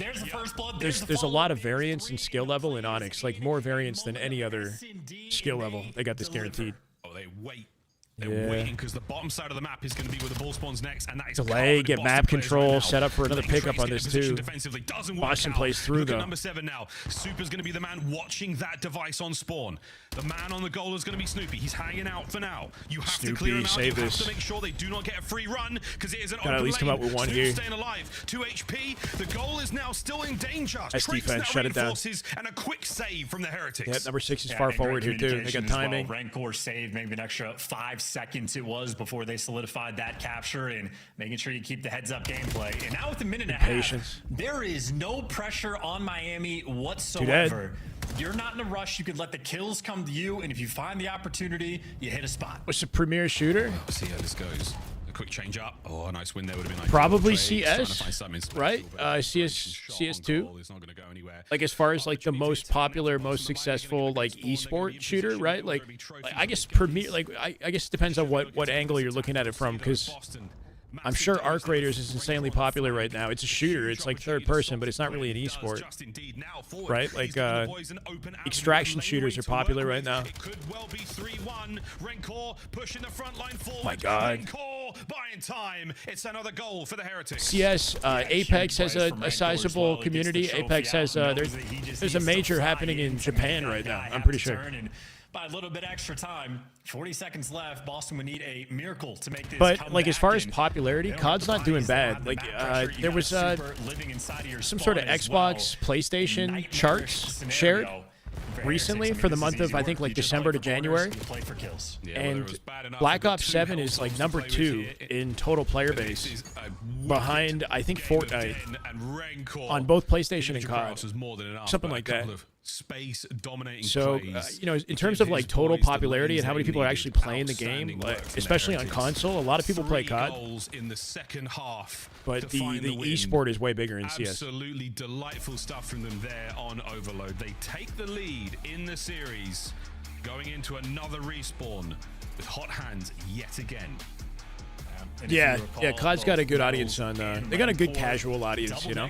After the first half, needed those guys to turn it around. And that feeds into their esport, I'm sure as well. Line saves coming in from Metals, where the rest of the team got completely juked out, but he was good for 2 on his box towards the back, or Rancor absolutely going on a tear as I heard well. Battlefield kind of fell off a bit though, right? Battlefield 6 is not, different scores, but you know, anywhere near as popular as it was a couple months ago. They had so well like orchestrated on taking their time, let everybody get pushed up in the right CS spot. is You're all like the M&K, third guy all in line to M&K. pick up the device, but they didn't even go. I don't know. I've never heard of a controller player on CS. I'm not even sure if you're allowed to use a controller, and you wouldn't want to. The way the game is designed is super unforgiving for controller. As far as I'm aware, at least. Once that go button is there, Valorant, you could play. I forgot Valorant's also very popular as well, right?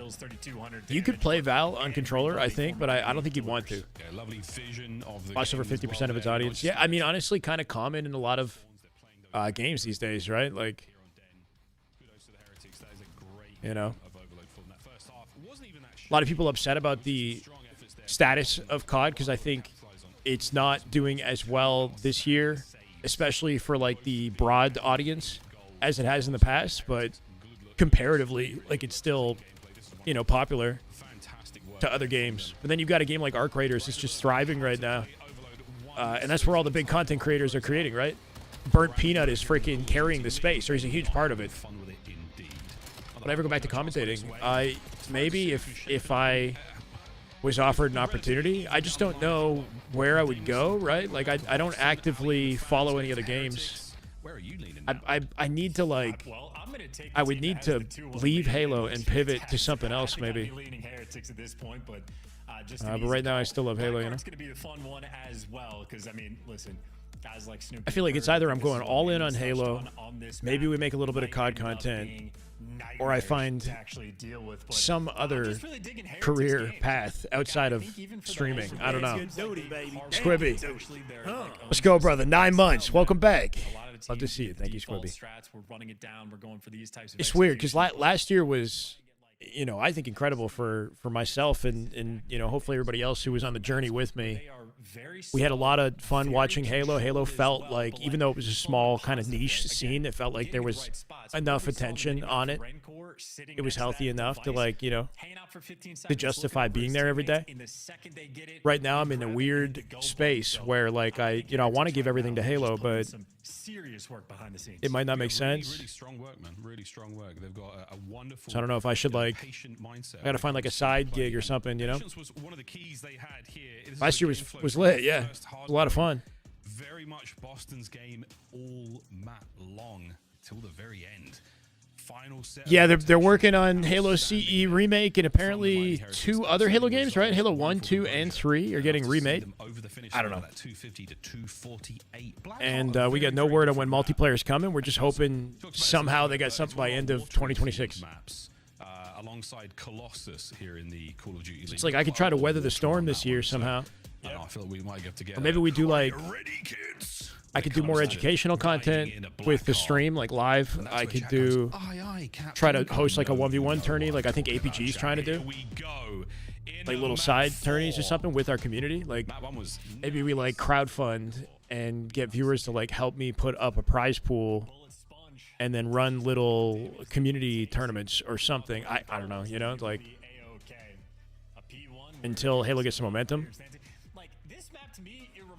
Like see what Clutch Academy are doing right now. 50% of the size, but like sort of like lane thematically. I think the vibe is similar, not counting P1. P1 on this hill, if you get control of it, you are become the masters of the opening break. Absolutely key.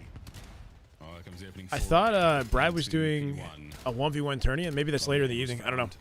As our pros get more and more creative on the attacks towards these opening hard points. And the opening gambit won there by the Heretics, and they will yield the time. CDL Hall stuff, part-time? What do you mean? Everybody in the right CDL position. Hall? Straight even knows the timing to go on the pinch. So they read the spawners perfectly. They just flip the spawns. You get full control of P1 in a cheeky spot from Rancor. If I commentate something, like, I don't know if I could try to apply for something in Challengers. Start for Tranks and Rancor. It's 5-0 now for Rancor. He's on a spree. He's close enough to the Hellstorm, and he's looking for some cheeky hits. His players on spawn gets it. Where are they gonna That's a CDL? Oh, shit. I thought you were talking about COD. Commercial driver license. I got you. I'm going to check this. No, they checked the wrong way. No Hellstorm, though, for Rancor. No Hellstorm. Doesn't get it. He's I'd want to do something active. Away. Like I wouldn't want to go from sitting streaming all day to sitting driving all day. You know what I mean? Like I'd want to do something that has me on my feet. Something maybe with fitness. Maybe Heretics don't either. I don't know what I would do there though. A little bailout moment moment there for Boston. And Snoopy this time with the 0-5 start. I don't know. We'll see. Metals started 0-5 last map. I agree, Chad. Absolutely turned it around. Snoopy is going to have to do the same. Soup. Great hops. Metals holds back. Out by the containers. Damn. Second there from Nasty. Great work with the Jaeger. Finds himself 5 Start spree as challenges, well. commentate my way to work in the COD League. Log my journey. On a very, very small map in the Call of Duty world, he does not. Rancor, the man who we were talking about a moment ago, brings him to his knees. And a quick lead change is now on the cards here. A Boston Breach back into this hard point. Yeah, and quite literally, Heretics are going to have to figure out what they did wrong on the P1 because it was quite literally perfect until those two players spawned out. And after that onslaught of Rancor starting off like 7-0 or 8-0, you're down by 14. Drake's Mills. Easy All in on peasy. time, and you are cutting these attackers down. And what a fast-paced game already.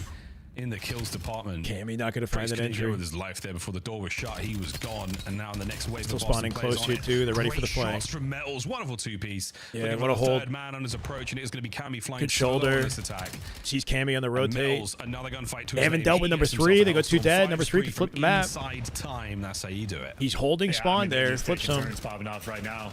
Metals time to shine. There's That should hopefully give Boston the advantage. There we go. Final 20 seconds. Finally coming through. He would have just dropped Snoopy, but Snoopy does make the play. Gets Lefty, the kill, good to see you too, man. Sorry, I didn't see that message. My bad. Welcome back. Boston. You're getting massively outslayed, but you're keeping the game nearly even. I'm a little fearful because the guns for Heretics are clearly hot, but nonetheless, Boston do in fact have the lead. Yeah, lead change once again. Oh, it's a double helix. Finished in game flow. A lot of headshot hit markers. That's for sure.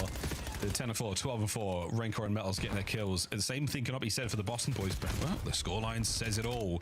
Very much well in this. Snoopy can't get the third on time. That's another 3 dead. Make it 4. Boston finding themselves once again. Okay. And Purge. The sneakiness now comes to a close. Hard point still there. Wow, Rancor. As Boston push out. Here comes the Hellstorm. Stop this run in its tracks. Wait, is that even a reference to something, Gary? See if they can pick up any extra kills. Let's go, Trace man. actually gets the Love to first see one. it. Boston flying off at time, maybe to force a team kill if it rolls through. Unfortunately, Metals, well, good effective trigger discipline coming in from the Hellstorm. He gives you 2 easy comms and what was that rotate? You're there for the break, and dude, did he know he could do that? He did. Rotated outside the map there. Look effortless. Stayed on the map. Rancor That's kind of nice. Has to concede time as well. So once again, Boston, you might not be winning the battles. The gunfights are certainly the Heretics, but you have got the lead, boys. Imagine the damage they could do. No presence for the next point, though. Well, Snoopy started 0-5. Oh, He's already my back word. In the mix.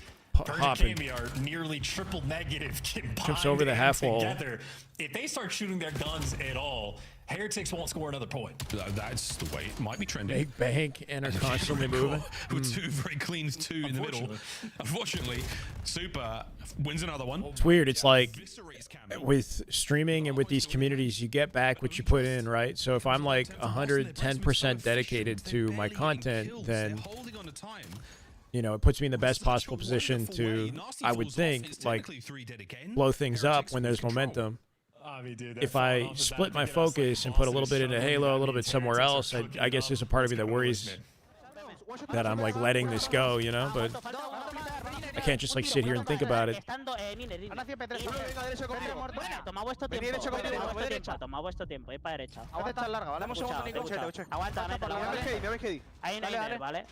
Oh no. Escúchame, hay 2 en Iner, 1 una bala, ¿vale? Pegar piñas que no tienen trophy. Pegar piñas que no tienen trophy, ¿vale? Os tengo larga muerto. Wow. Cheeky.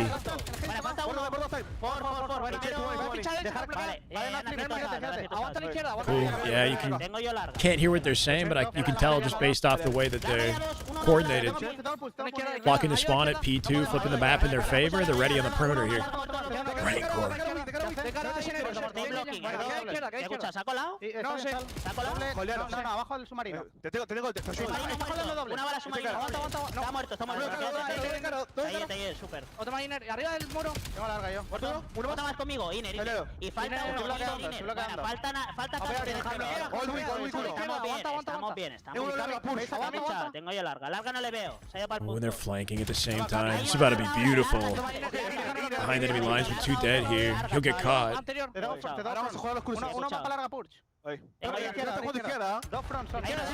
3 hit from Boston to break this. They got all the info. And good timing here, too.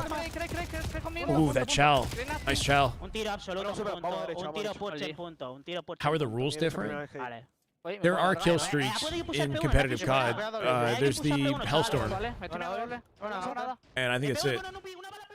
Trophies, Hellstorm kill streak. As always, an incredibly exciting listening from the Heretics, Chance. Yeah, and good awareness as well. I don't speak Spanish, but Rancor. I mean, a lot of things, like in comparison to what, Halo? Other than maintaining spawns 3-second spawn timer. Played an incredibly well specific weapons, like classes, are allowed, right? Good news is they at least clear like only 2 players can have like certain trophies at the same time as well. Casual COD. Oh, casual COD has like anything goes, right? An interesting moment. Rancor is going to fall. You can use any class you want, any kill streak you want. No support, in comparison to casual. Got himself a sweet corner, and we've pumped the brakes in a big way. Everyone, Metals is going to eat that stun. Literally, there's just a lot of specific weapons that you can't use. Can he dodge the gunfight? He can indeed. Good damage. Like most players are using the same sub, the same AR, right? There's one active AR that's like as Boston hold for now. The dedicated AR. I mean, Snoopy's the only player positive. He's only positive 1, and a lot of conversation about the Dravik and NPC right now. But I think we're still stuck on the Dravik. Stat screen at the end of this map, whichever way it goes. Whatever way it goes. Or will there be a statistical anomaly, or will it be a 3-1? We'll find out, folks. Nades in from the bag, and that's going to be the cleanups. Heretics still, they get themselves a nice bit of time, and a big win. 3 dead once again. Far too quick for Boston Breach to handle. The Heretics have They're ready for this close spawn, though. Keeping them locked. And they are absolutely big rotate from Boston. That timing, Rancor, the reach out, not quite going to win it. That could have been slick. Yeah, well, Rancor. Some good reads though from Miami. Those players pushing through the top side, Super trying to reposition. And I like this position. He's got number 6 to work with, so Rancor. Super's ready to pounce off any info. Here he goes. Maybe the SMG in the hands of Super. Nice, good time. Chow. For the kill, and he's they win their fights. They're spawning out. Making 5 down in the feed in a row. They can win with this. And look at how much space Heretics have. Yeah. I mean, free and clear on this time. They make a small map feel tiny with the way they play Blackheart. That is so tough. And once again, Boston, they are being suffocated here. Not a lot of space to work with. The Trakes, 2. Wow. 3. That's it. Full cleanup. And the last man. That's a wrap. Will there be 4 in a row? He is hunting. I guess the chat knows ball, right? Technically all 4 as Trakes continues to roll. Miami about to shut this out and do so confidently in a 3-1. Last second break from Boston. They'll contest it. That'll save them for now. Hard it felt like Heretics. Feels inevitable though. Yeah, it was a real mean, deflating performance there. Taking 5 seconds just to get to the hill. Absolutely scolded here. Wow. 3-1 the final score. Yeah, passionate comms from them after the and insane pace of play out of Miami in that last game. Kind of crazy. The loss on the first hardpoint map is devastating. Dominant game 4. Persian Camby had a rough one on that map 4. Crazy because Snoopy started with so much heat in that Scar hardpoint, right? And then it just fizzled out. When they choked that first map, they needed that first map. It would have gone game 5 otherwise. Miami caught fire, cap 3 straight. And that one, that was close given the fact that 2 of these Boston guys were getting body slammed. Yep. Yeah, I don't know. That was a really weird, just a weird map. Like, it was a 30-point game for most of the map until the very end, and they were at 3 people basically. Just let the heat wave be a power weapon on Aquarius. Oh wait, what? Halo, they got G8 shotguns. Personally, I found lame. I mean, there's been a long conversation about why those decisions were made. I think if they put the heat wave on a tier 3 weapon pad, it might work, right? So instead of having it spawn every minute after use, it spawns less. Who's my team in COD? 29 and 17, 31-20. Everyone positive plus 10 for Miami. I mean, well, Renegade on the Huntsman. Obviously, like I like following the Halo players. I like Gentlemates though. Gentleman, like Neptune is nasty, bro. Hellstorm, but you can if you want. Watching Neptune POV in that Falcon series, even though they lost it, Neptune was looking incredible. Come on, then, Killer. What's up, baby? Yo, thank you for the 10 bomb. But that's our first match of the day. Boston, I believe that puts them. They're starting losers. I think they're 1-5. Yeah, they're starting losers bracket, brother. That should be guaranteed losers bracket there for Boston. And that puts Miami 3-3. So that was a huge series. Would you rather have a slow player? I would rather have fast players. I have always said I have always thought this way since the introduction. Should we reach out to Dureel, see if he wants to watch? I would rather have a fast team and slow them down. It's really difficult to teach slower players to be comfortable speeding up, but the opposite can happen. Let me get some water. It's more comfortable for faster players slowing down. Like it should fit them, but as I'm watching it, I'm just thinking, like, for Miami Heretics, one, this map is incredibly Ask him simple, everything. but their ARs are different So you can compared to stop those having to of do the league. work, They like to play right? aggressive, and if Miami does anything, is they play incredibly well under pressure and in high-octane, high-engagement situations, and that's what this map can be sometimes. And you saw it near the tail end of there. Trakes goes like on a 3 or a 4. Rancor's laying down the damage. The ARs are going to have a fun time on Miami if you keep laying these in these series. An incredible breakdown at the start of the show. You showed us the strength of Boston Breach on Scar. Yeah. What happened, though? These guys got bodied in Game 4. Despite getting outslayed, the game was still tight at points. What happened throughout this series? Yeah, you know, I'm glad you bring up the Scar. They started things off great. I mean, initially winning the P2, like we were talking about, getting a huge lead. And, you know, we get down to the end there, and it's the P2 that they like to play so well. Clearly, Miami did their research. They ended up just banging the front, getting control, and picking up streaks, which ultimately closed it out on the Plans and systems and fundamentals, all things you can teach given enough time. Talent and aim is less teachable. As a coach, I have less input on talent and aim. I have less input on the way people get kills, but where my input is going to be more noticeable is game plans, systems, repetition, the macro, that sort of stuff. Check out my website, guy. Check out my website. Yo, want to watch some? I'm down. Oh shit, yeah, Alex, I'm down. Completely forgot. I mean, look at this. 4,700 map 1. You want to come join my Discord? On map number 4, like he was taking over. Unless you have, because I don't have TeamSpeak, Alex. So if you're down for Discord, I'm down. For every respawn, for those of you keeping stat track at home, 69 hill seconds and 68 hill Yeah, seconds. I'll come join my Discord and I will drag you. Boston, I trusted you.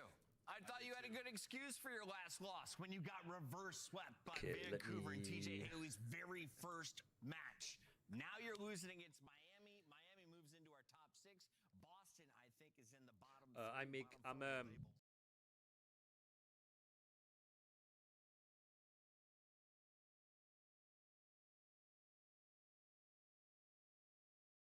Oh wait, how the fuck do I do this? Important to me. And not the data that you get in the COD scene. I'm talking actual analysis. I'm talking actual. I'm not talking KDs or anything. I'm talking deep data because data gives you insight. Chat, am I tripping? How do I join the voice channel? Oh wait, I did it. I think I did it. I use a lot of my skills in science to help me interpret data and then do something with that. So data is very, very important. He ends up picking up a ton of kills and getting a streak. And you see, he kills Cammy, and now it's a situation where it's a race to the hill. Yeah, Alex, I'll move you. But it's the rookie in Trakes. He's here to save the day. Finds a couple of kills around the hill. They clean him up, and it's desperation. If you're Boston spawning all the way back green, Hello, sir. Hello. The real. What's up, man? Hey. How you doing? I'm good. Forgive me, I completely forgot I was late. Bro, you're okay, man. Gotta go live.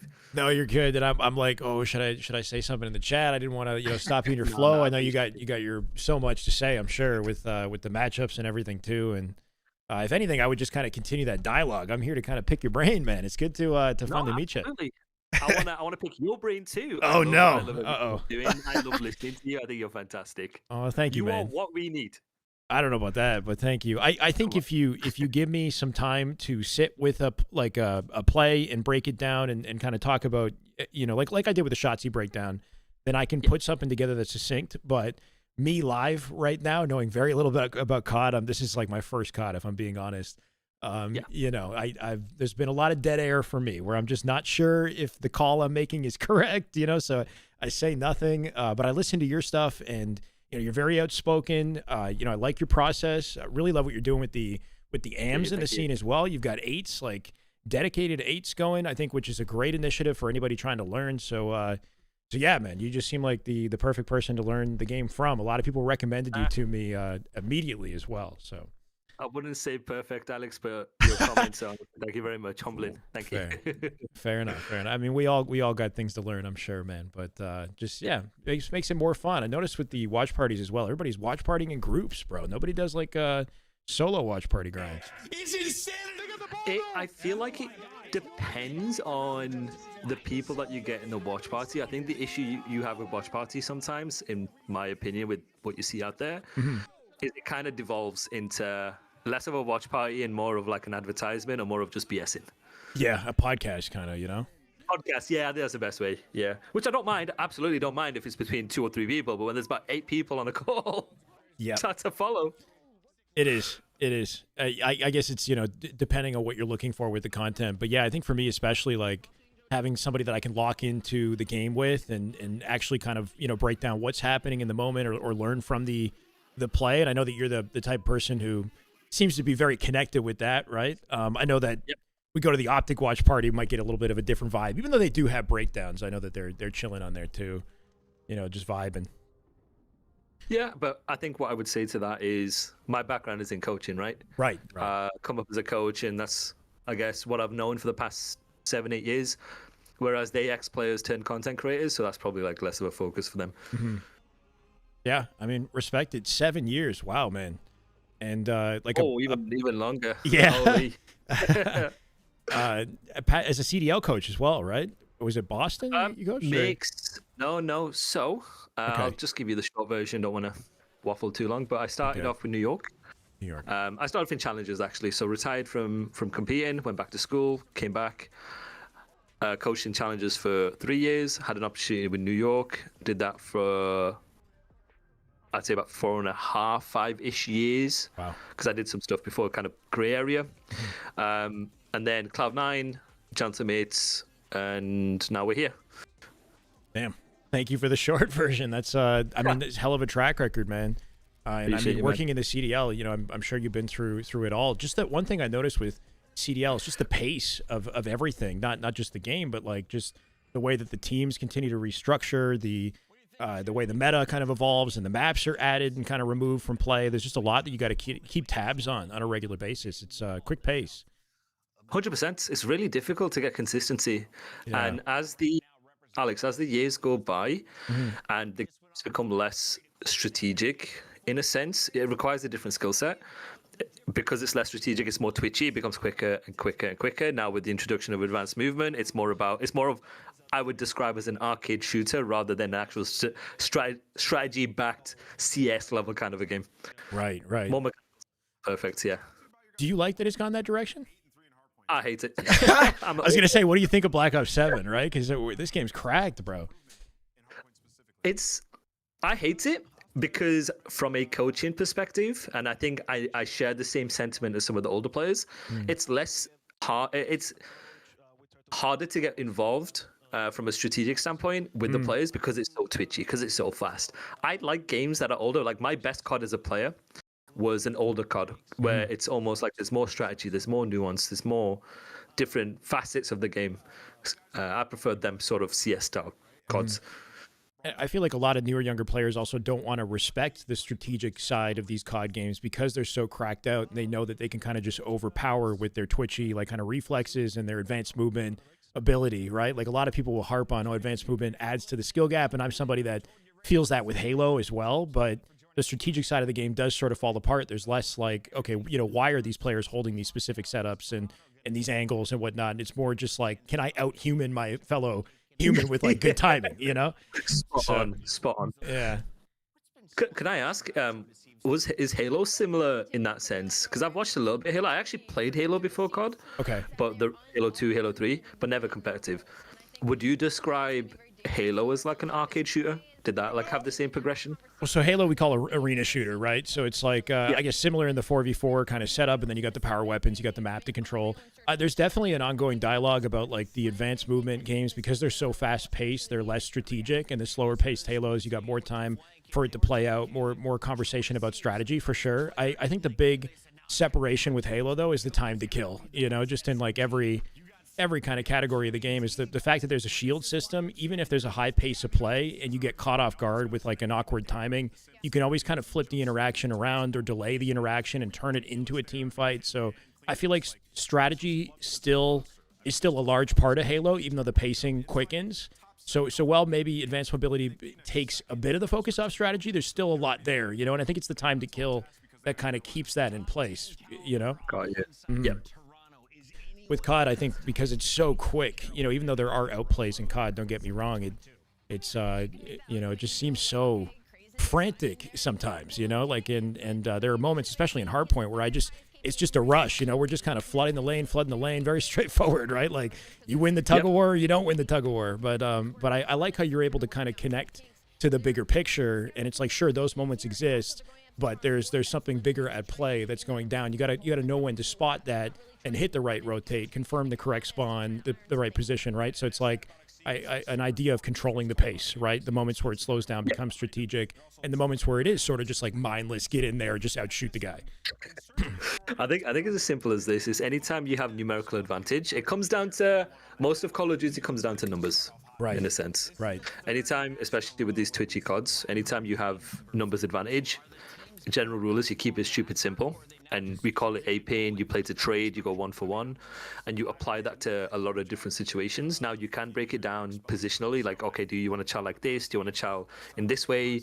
That's its own separate conversation, but from a strategy perspective, you have different fundamentals, different concepts of how to play a game mode over the years, set game plans, set strategy, and it's the team who can do that quickly and make confident decisions fast while being as efficient as you can are the ones that you'll start seeing success. Makes sense. I think one big distinction, something I noticed coming from Halo to COD, is the respawn timer. I mean, like 3 seconds off the map is just so freaking fast, right? So you talk about knowing your numbers advantage, and obviously that's so important, but the advantage is not something that you maintain for a very long time. It's like, oh, we confirmed the hard point, now we can set up, but 3 seconds later, these guys are back on the map, they're stealing it right back from you. So you got to be so on top of your game with the timing. In Halo, the spawn timer is 8 seconds in Slayer and 10 seconds in Objective. So if you dead the enemy, like if you're playing oddball where you hold a ball, you dead the enemy, that is a guaranteed like 20, 25 seconds of just ball time with your team set up. The pacing is totally different. So in COD, it's like, wow, like I'm just, my brain's not ready to catch the speed that an enemy can bounce back from a disadvantage because of that spawn timer. No, I'm hearing you. So essentially, your life is worth way more. It is, even with an advantage. Whereas in Call of Duty, because of how quickly you can get back into the play, how small the maps are, it's almost like you need to die because you're back into the gameplay instantly. Yeah, in Halo, there's a big conversation about playing your life. Like the longer you can play your life and stay alive, the more of an advantage you can give your team because you draw attention, you give your team timing to get up on the map because the punish of your death is so much more. But in COD, you play your life too much, you're missing valuable opportunities. Like you got to get in there and die and just spawn again because the value of your death, your life isn't the same. So it's an interesting like mindset flip that I'm still getting used to. It's, to be fair, with what you're saying is we have that in certain situations. I'm sure. Yes. Like let's say you get a full wipe, 4-3 down, full map control. You know, your job is to soak time. There'd be situations where you can have one person throwing his life away and then everyone else is playing their life like in the exact way that you have just mentioned. So I'm here with you, Toronto Koi, Royal Ravens, game one, right? I'm just going to call this and see if your timing is the same as mine, but 33, 32, 31. Oh, I am 20 seconds behind. Totally. Oh, you're way behind. Are you on YouTube? Try the YouTube broadcast. Yeah. I haven't done the ×2 thing. Actually, let me do it. Okay. They've just won the P1 break, Carolina 7 seconds. Yep. Koi 3-1. Yeah, I've got Koi 3-1. What do you reckon, Alex? Predictions? Definitely Toronto winning this one. I think 3-1's a solid prediction. Royal Ravens, obviously, they had a recent switch up with who joined the team? Exceed, sorry, joined the team for Slasher, who retired recently, right? So, you know, obviously underperforming a little bit and then adapting to the new team, I'm sure will take some time. And Toronto, they got a high potential ceiling. Joe has been disgusting, man. I saw that 4-piece he pulled off just the other day. High expectations for Joe. Yeah, Exceed hasn't been too bad either for Carolina, to be fair. Even in this situation here, Alex, you see how they all hold power positions, they're playing good positions, which are inherently high percentage gunfights based on the weapon that they have. And they let the enemies get to them because the onus is on them to clear things, right? Catch people sprinting, stunning, whatever. And they just try and promote teamwork in that way. And then they basically get a full 40 seconds. So the thing, I know Toronto Koi, the staff personally, I know the players personally, they're a very systematic team. What I mean by that is they want to do the same thing in as many situations as possible. They'll have set game plans, meaning like how do they approach hard points, who does what in a certain situation. They will try and do that every single time. And then when you have that level of consistency, it just makes it, you call it shared mental models. You do it quick, you do it together, you're on the same wavelength. I like the sound of that. It sounds like something that will work exceptionally well against a team like Royal Ravens, like a hard counter to a team that's ranked below them because they're so consistent and sort of structured in the way they play. And then maybe when they play like an Optic or an LA Thieves, things get a little mixy because you're going up against a kind of insane level, and maybe they become readable. I don't know if they are playing, the traditional way, right? Yeah, interesting. Okay, cool. Yeah, and that's where so on New York, for 3 games in a row against basically this roster, because they played in a very predictable sense, you can then play for that. You're not actively trying to hard counter the team, but what it does is you know based on certain tendencies or certain tells what they're doing, and it gives you that advantage. It's kind of like, as you mentioned, like a double-edged sword, basically. Right. I love that like break. Right here, how they do. Yep, they would do this every single time. This is where repetition, they're purposeful in the practice that they have, and they'll try and do this every single time. When you say do this, like they 3-hit through Dojo and broke P4 beautifully there, did they take the correct kind of route to get there? Like, I mean, obviously they couldn't conveniently go to rooftop in that situation, but what they'll do is they'll say they'll know, okay, you have full control of you, we can play for scrap, whatever, and then from that situation they'll wait for each other, and then it's like a step-by-step process. Okay, step 1 will do this, step 2 will do this, but then based on each step, based on whether they get kills or not, they'll shortcut towards the time based on the, like I mentioned, the numerical advantage. Check this out. Wait, hold on. They win their fight somehow, right? I thought they were going to get just like cleaned up in P4. They somehow from corners shut them down. Oh, talent. Yeah, exactly. Right. So it's like it's a combination of Toronto. They're consistent, but I also think you just put them in straight up gunfights and they're just winning their fights. I mean, Joe, once again, 14-5 off the rip. This man's frying. 7th Street. I think if you also see like LAT have so much talent. And I'm not saying they don't, but if they had this level of consistency in how they wanted to do things every single time, and I'll take time, this will happen.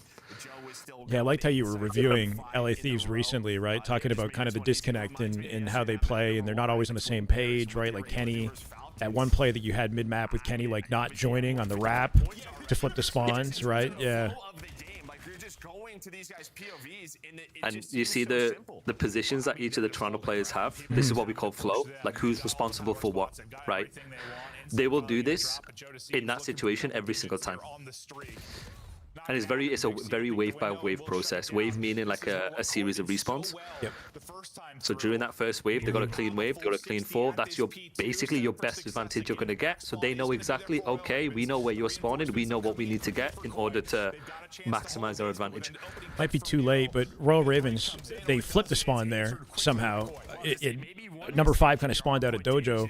Sometimes I'm trying to figure out like what specifically makes that happen. I think, I don't know if it was you who mentioned that depending on what side of time you're standing, that can influence the spawn when you're in the hill, because nobody was actively blocking the back of that spawn and it flipped.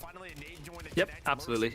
It's also like a skill basis, like a scale. So the further you push out one side, you kind of have to go backwards on the other based on how many people do it as well.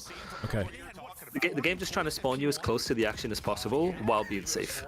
I see. And sometimes, depending on the squares, the quadrants, all of these different things in the moment, it's hard to process in real time, so you kind of just have rules based on it. Yeah. So look at 7 and 6. You see how they play together here to try and trade inside and real. That's what I think LAT were missing. That like general like instant teamwork. 2 hitting lanes. Yeah.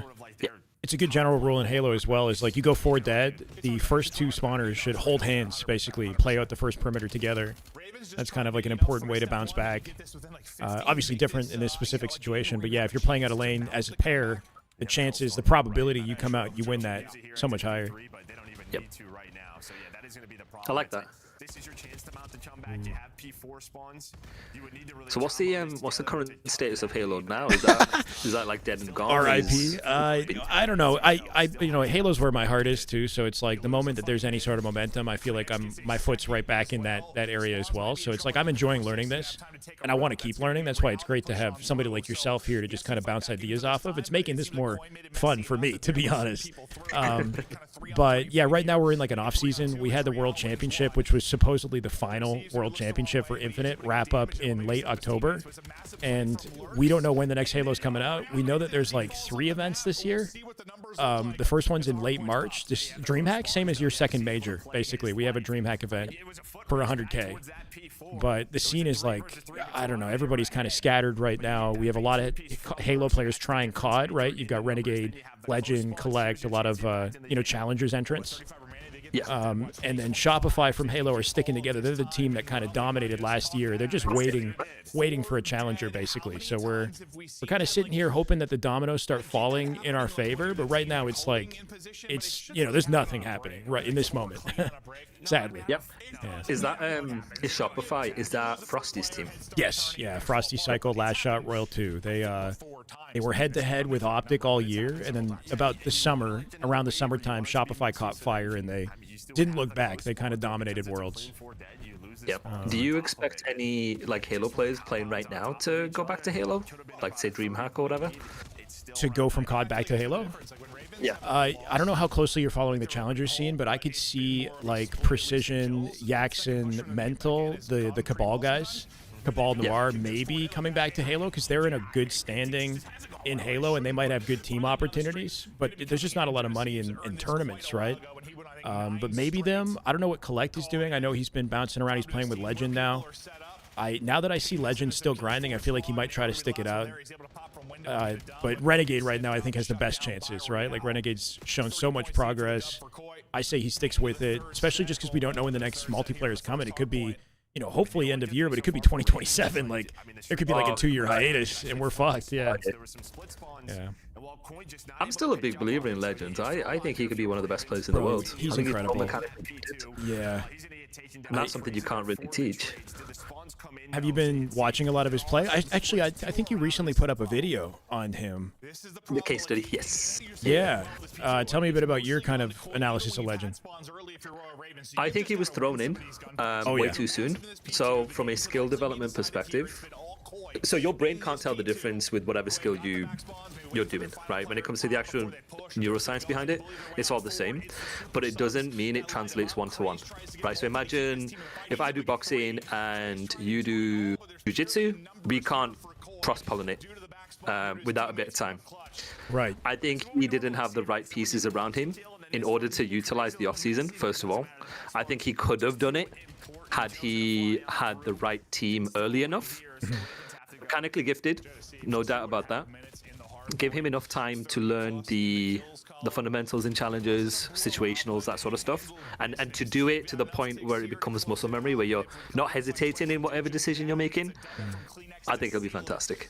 He just needs a little bit of time. He's an intelligent player. There was one thing, I mean, he's always been very fast on the map and like understands the macro, I think, deeply. Like he's the type of player who I would expect to have a really good arrow in COD. But one thing that separated him in Halo was his 1v1 ability. Like he would outplay in 1v1s from any scenario, just find a way to flip the fight around and just style on somebody. And I feel like that's one area where maybe he can't shine as deeply as he was in Halo, with like just the lack of time to get something done. It's like you got to see the guy first, like there's not a lot you can do to finesse mid gunfight. So we'll see. There's definitely an adaptation there. But you're right. Like he was thrown into the fire. Nobody has a history of being thrown in the way Legend was and succeeding. People like to compare him to Shotzi, Forble, whatever. But nobody's been thrown into the league, into the spotlight, especially on the team that he was on with their experience, or lack maybe thereof. and thrived immediately, you know? So especially having just come out of Halo in October, and then the game launched less than a month later, so. Yeah, I will say, I think one of his... I think the fact that he's a serial winner in Halo, and the whatever's required in the process to win like that, I think is going to be a significant advantage in challenges. That's a good point. There's like a threshold that you cross when you start winning, right? There's getting the first one is one thing, the proof that you're capable of it. But Legend got 5 wins in a row when he caught fire. So he came from France and was a top player there. Got poached over to SSG. Won, it was what, I think 5 tournaments back to back before moving to, or Optic was part of that reign, I guess, as well, before Shopify started coming in and kind of stealing his thunder. But yeah, you're right. He's got this just this internal understanding of what he's capable of, you know, and an ability to not crack under pressure that I think will serve him on land. So exciting. 100%. We just got to see him make it there, you know. He's back to the passion pit, I guess. And I think his team, you mentioned, right, with Collected, I'm not sure what the full team is, but apparently they beat the Stallions roster that he had just left. And I'm hearing all the freaking drama. I see you in the chat for Stallions as well, by the way. Like, what do you think about the Stallions situation? Because it's like, it's just pure chaos. Like, I'm loving the Zuma content, and he's thriving in it, and it's great to see that. But I just imagine how the players must feel in these circumstances. It just seems awkward. I don't. You know what, Alex? I'm going to be very PR. I love Tommy with all my. That's fair. With everything, what he's done with the scene and stuff like that. So it's going to come across as fake. But I do think it needs to lean more towards performance rather than content if he has serious intentions of improving a lot of these players. Because as you've watched, even with the way they're coaching, giving feedback, the structure, the systems, they talk about culture, but I'm not seeing any. With everything like that, it's just not. It's not optimized. Yeah, and they could do a better job of optimizing that. Yeah, I get it. Like, I think, unfortunately, it's sort of content first, results second is what it feels like right now. And that's, like you said, not to discredit any of the guys, because they're all freaking goats, and they're putting on probably the best content in COD right now, or at least I know Zuma's insanely consistent, right? He's been really driving the scene. So you can't take that away from them. It's also great exposure for any player who gets in that spotlight, but the moment it starts falling apart and Zuma's crashing out and his chat is like, everybody in chat's an armchair expert, right? And then you got Reddit threads about like whether or not Legend's the problem or Swootie's the problem. Swootie's getting freaking flamed, bro. He's going through it. And he seems like such a nice guy too. Swootie's like all smiles and shit, but everybody just freaking hating on him. So it's just got to be like a rough environment, you know, for an inexperienced player. I think they can still do it for content. They can still commercialize. That's no problem. But I think what Tommy needs to do is have strict guardrails, so they can say, all right, one person coaching only, one person plus him, or keeping feedback muted, or there's a lot of things that you can do to then balance it, so you still get content while you're still balancing, like performance. Yeah, some sort of an organized system. You're right, and maybe streamlining to one Stallions team instead of 2, just so, because I know that there's been a dialogue about, I don't know if it's like favoritism or just like splitting focus between 2 different teams, and who's getting the attention at one point or not. I don't know. It just, maybe if they're able to isolate like one team of Stallion superstars or something, then they can properly grow together. I don't know. Yeah, I'm picking up what you're putting down. Yeah, I do agree. I think a big problem that I have with the Stallion structure is, like you mentioned, when there's a split focus between the teams, you have different voices, you have different ways of playing.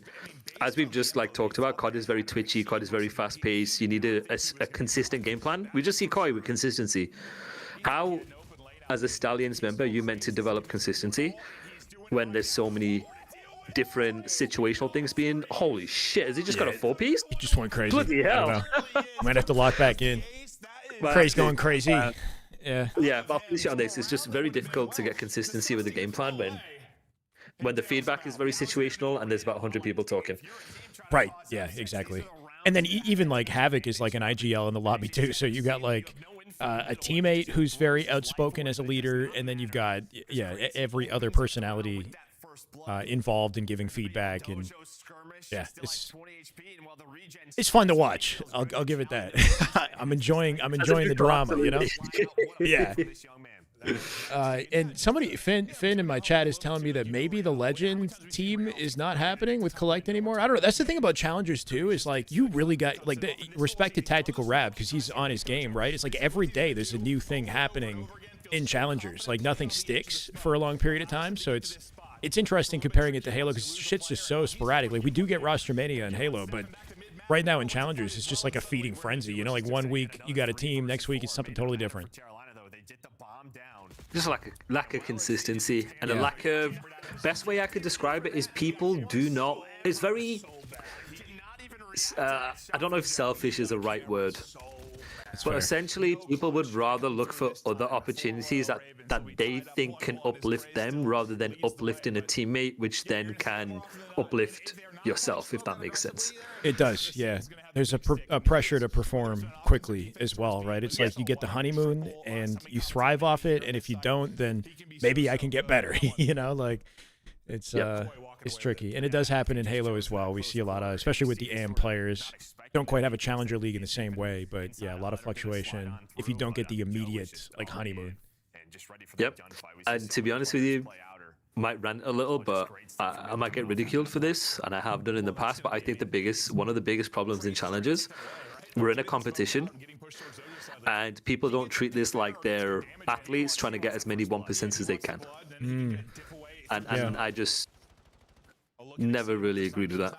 Do you think it's maybe the online nature of it? I think that makes it so tricky, right? Because it's like when you're online, everything is so non-committal, you know? Like with sports, you got to be there, present. You make the relationships with people in person, you know? Like it's very different. With gaming, it's like I leave the Discord call and I don't have to talk to you ever again, you know? Like it's just... I'm going to be saving a bit sort of controversial.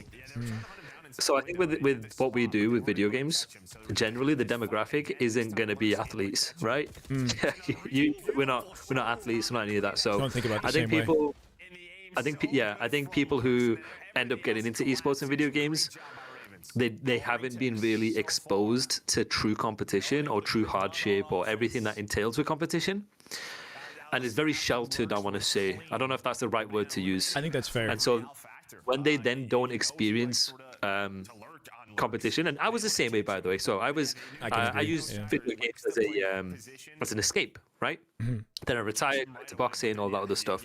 That then made me truly realize, okay, if you had this competitive mindset growing up, it would serve you really well in challenges and then the CDL. And as a CDL coach, when I've worked with challenger players coming into the CDL, even like you mentioned, like, okay, if you're present, that still doesn't really change too much in a short space of time. Like people are still not present. It's still like a work ethic thing and all of these different variables. I think that's like a biggest thing for me with challenges. It's interesting. As a coach, I'm sure it gives you something specific to look out for. It's not just like, oh, who's that young, cracked, talented kid who's got, you know, fast twitch reflexes, but what's the personality of and like kind of motive of this person, or do they have the work ethic? Do they seem like somebody who's really dedicated to the athleticism associated with being a top player? Because like you said, it's a sport in the end of the day, and I think a lot of people just kind of waltz into it young and talented, you know, and just think that they can figure shit out without really having a system to it. So yeah, agreed. Yeah, interesting. Royal Ravens have a bounce back opportunity in this, by the way, with S&D. I find it's kind of like Slayer in Halo, where the team that generally loses or is like lower caliber has a chance to like win game 2. Like S&D has more kind of fluctuation in results, maybe.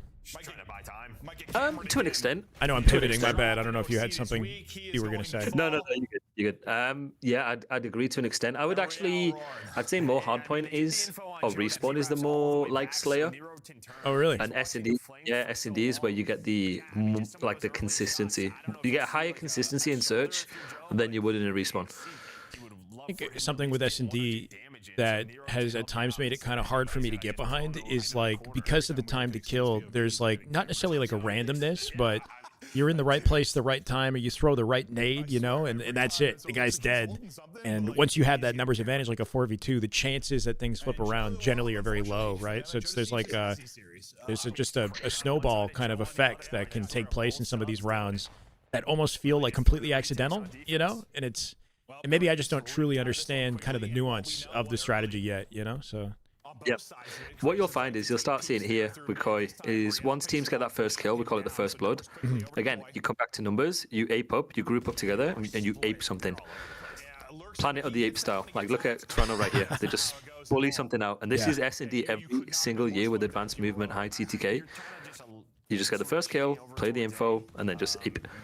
I like how exact that was. Like, as you explained it, it was literally exactly like the play they were making. And you'd made that point about Toronto being very consistent, very kind of by the book, in a sense.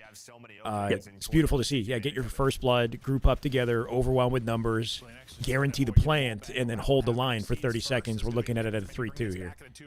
Yep. And now all they need to do, theoretically, is go 1-for-1, and they win the round. So once you get to 14.5 seconds, you've basically won the round. Why? Then you don't need to check for another 7.5. Oh, it's because when you get to 14.5, because it takes 7.5 to defuse, you don't need to check for that entirety of 14 to 7. You can check it once and realize, hey, they don't have enough time to defuse. Right. 7.5 is the time you need. So. Yep. Okay.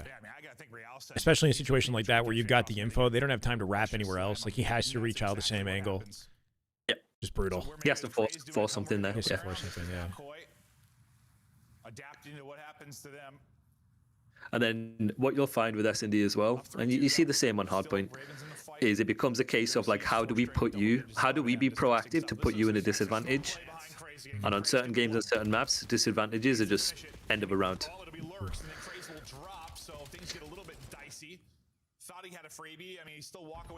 Huge wrap coming up from number 6 right here that number 2 is trying to read, but he ends up missing it.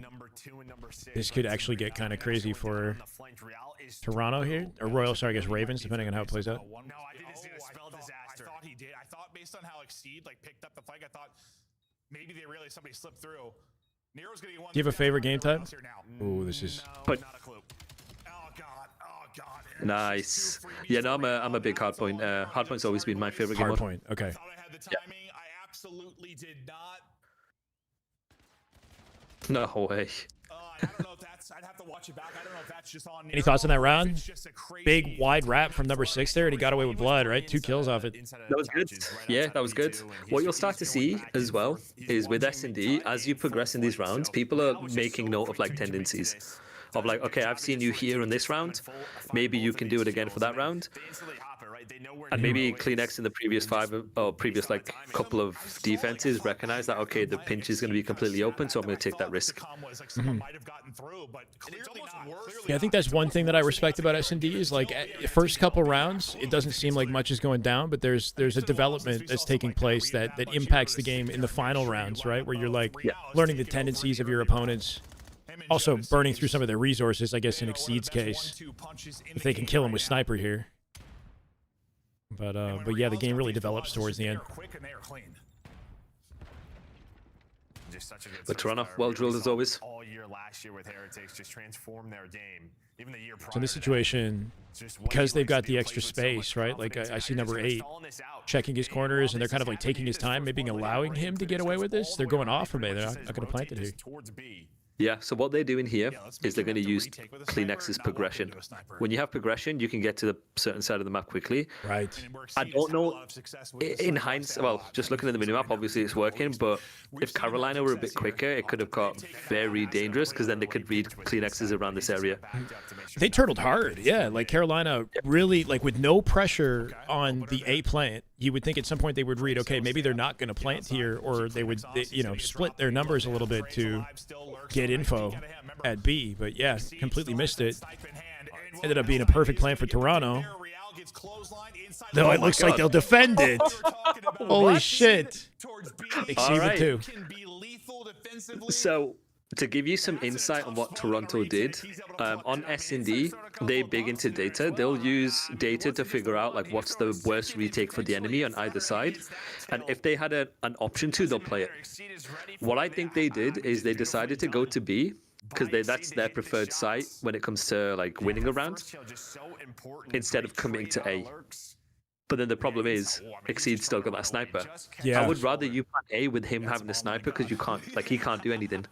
That's a good point. Yeah, the angles to stop an A plan are, you know, way less powerful than you have with B, that wide sight line. Yeah. Thoughts on the snipe in S&D and the way that it is currently? I don't like it. Oh, okay. I don't like the aim assist aspect of a sniper. I think it kind of reduces the skill gap. I like the sniper itself. I don't like the aim assist aspect. That was a big conversation with pros early on, is like get rid of the aim assist and I think it would be fine. What about the rule of like two snipes per, or whatever, like 2 lives with a sniper? I think it's okay. I don't hate it. I understand the like rationale behind it. Yeah. I think my only issue is just the fact that we, the viewer, have to keep track of it, and sometimes it's hard to know. Like, there's no on-screen indicator letting the viewer know, you know, that he's run out of snipe lives. So there's always an explanation for whoever's coming in and doesn't understand it, being like, oh, he has to put the snipe away because he died twice, you know? So, anyway. Which I'm kind of surprised, Alex, because GAs are actually a finable offense. Finable offense? Apparently. Yeah, apparently the league will not officially recognize GAs. Right. So it's kind of like there was a whole thing I think 2 years ago where like, okay, if you have GAs, we're gonna find you guys, but we're not gonna talk about it on stream and stuff like that. Wait, sorry, say that again? So like there was a whole thing 2 years ago when we were talking about GAs. They hate the fact that there's GAs in COD, like the CDL. CDL hates it. Okay. They hate it. Yeah. So there's a whole thing where like hush hush, like it's about like we're not going to talk about it. We don't want to bring it up on stream, but like we'll allow you to do it. Kind of, it's a weird thing. Wait, so like GAing something is something that the CDL wants to find? You're saying like they don't want you to do it. They don't want you to do it. They don't. And they want to punish you for doing it. Yeah. Oh. Which is surprising that people are so open about talking about it, especially like casters and stuff. So interesting. Yeah, it's a dialogue in Halo as well, not necessarily with HCS, but just, you know, like the community is always kind of pushing back. Why are we GAing this? And constantly having to explain, you know, the pros' mentality. And the pros are never really very apologetic with their reasoning on things, you know, like it's like, sounds familiar. Yeah, we're doing it this way and go fuck yourself, like basically. So what is GA'd in Halo? I didn't know there were GAs for Halo. Yeah, a lot of power weapon GAs. Hold on. Looks like the Cabal roster just got announced. We got Legend on this. So Cabal COD team revamped Cabal roster in the final stretch before Dallas. It says Nejra, Legend, Mirage, and not Katse. Recognize these names? Nice. Yeah, decent. Mirage is decent, yeah. Katse is decent team. Yeah. Legend been moving around a lot, man. It's interesting, behind the scenes, trying to find his place. But yeah, in Halo, obviously, with the new Halo game, what HCS likes to do, and I'm sure CDL is similar with this too, is show the world all the fancy new weapons in the game, right? So they put all these power weapons on the map without full consideration for the balance of the weapons. So shotguns were a big issue in Halo. You can, you know, sort of camp corners with the shotgun and go for like a shot beatdown, an instant kill around the corner. And because of the ammo with the shotgun and the frequency that it spawns, if a team had it, along with the advanced mobility, like they could snowball the game basically, or like kind of win cheesy fights and whatnot. So that was a big problem. We got to a point where we weren't picking up shotguns that were on the racks on the map. And certain weapons like the AR, any automatic weapon, the pros don't really like just because of aim assist combined with automatics. You know, they want precision shooting weapons, headshot kills, things like that. So yeah, it's always been a dialogue, or like the amount of ammo in a weapon being an issue. So the rockets, like having too many rockets in the rocket launcher, and a big conversation about like reducing ammo so that it's more balanced. So we got to a point where HCS was like pretty closely aligned in following what the pros wanted. The issue was the pacing. Like, this is what hurt Infinite the entire life cycle of the game, is the developers could not make changes very quickly. And I'm sure COD suffers with that a little bit as well, but the pacing with COD is so quick in comparison to Halo. Like the new maps you guys have been adding to rotation, even though you can't play them competitively just yet. And just the speed that the updates come out, like the Dravik updates, the M15 updates, like that shit's unheard of in Halo. It took us, you know, over a year to get like a significant update or get some sort of momentum, you know, in that conversation. Yeah. So who runs the esports for Halo? Is it still 343? Well, it's Halo. They're called Halo Studios now, right? Which I guess is comprised of 343 devs and maybe, I don't know, a little bit more or something. But there's an HCS team within that, I guess, that that runs the esports like rules and the tournaments and all the conversation about competitive Halo goes through them essentially. So they're working under Halo Studios, I guess. Got you. Yeah. There we go, round 11. Oh no! Oh no! They've just fallen apart down. Immediately. Oh. Holy shit. See, that's the thing with S&D too, is like you have these rounds that are beautifully paced and there's time to kind of talk about the strategy, or, you know, like they say, let's just freaking run it down. Let's just bang out. Yeah, round 11, come out full confidence. And that's, 5.5 second round apparently to win it. We got a tied series. I still think Koi take it 3-1. I think Respawn is far too strong. I think so too, especially with the way that last game went. Like, it was, you know, very convincing, and we sort of were locked in for the first half and then completely, you know, veered off because of it, I think.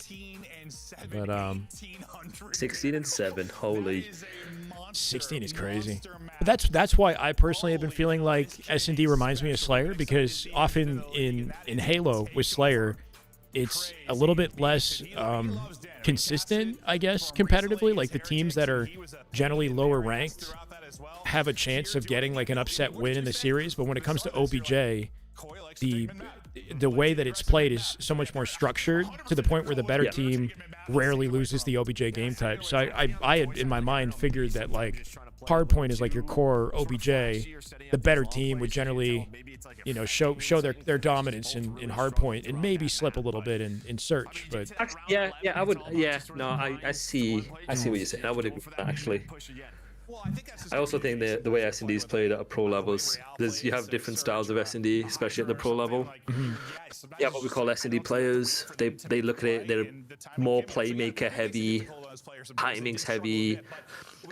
S&D at the CDR level is going to be almost like chess in a sense, a lot more teamwork, less risk taking. Right. It's the ability to like change and control the pace of the game and play a completely different style than what you would have to do in objective, right? In objective, there's more like a set, cut and dry, like this is how you play good hardpoint, this is how you play good overload. And if you're not doing this quickly enough and efficiently enough, you're going to get fucked, basically. But S&D, or like Slayer, for example, as well, you can sort of change the pace at will and hold a corner and, you know, like huddle and play very slow, or spread wide and hold, you know what I mean? So it's like, there's just a more that you can do to like create randomness or make it hard for your opponents to kind of read and control the pace of the game. Yeah. Even with S&D throughout the year, there's only so much you can do. Everyone starts doing the same breakoffs and then situationals. Everyone's got so much repetitions with the situationals. They understand how to play to a better level. Oh my God. And hardpoint, with hardpoint, you have your systems. You still have like the meta develops as the year progresses. But a lot of it then becomes talent, like gun skill, teamwork, that sort of stuff. So you can get a lot more, I guess, like the better teams, obviously, with the better talent, can dictate. Right. Oh, Subliners, there we go. Oh, this is you? This is us, yeah. Nice. You coached this team to a win, yeah? 6 World Championships and then 5 majors. Ooh, 6 world championships? Or sorry. No, what? 1 world champ. I was gonna say, holy shit! Yo, you're so many rings. The freaking GOAT, bro. So 6 wins, 1 worlds, 5 majors. That's still incredible, man. Holy shit. Appreciate it. How's it feel being up on the main stage, winning something like that? That's got to be like lifetime achievement, kind of.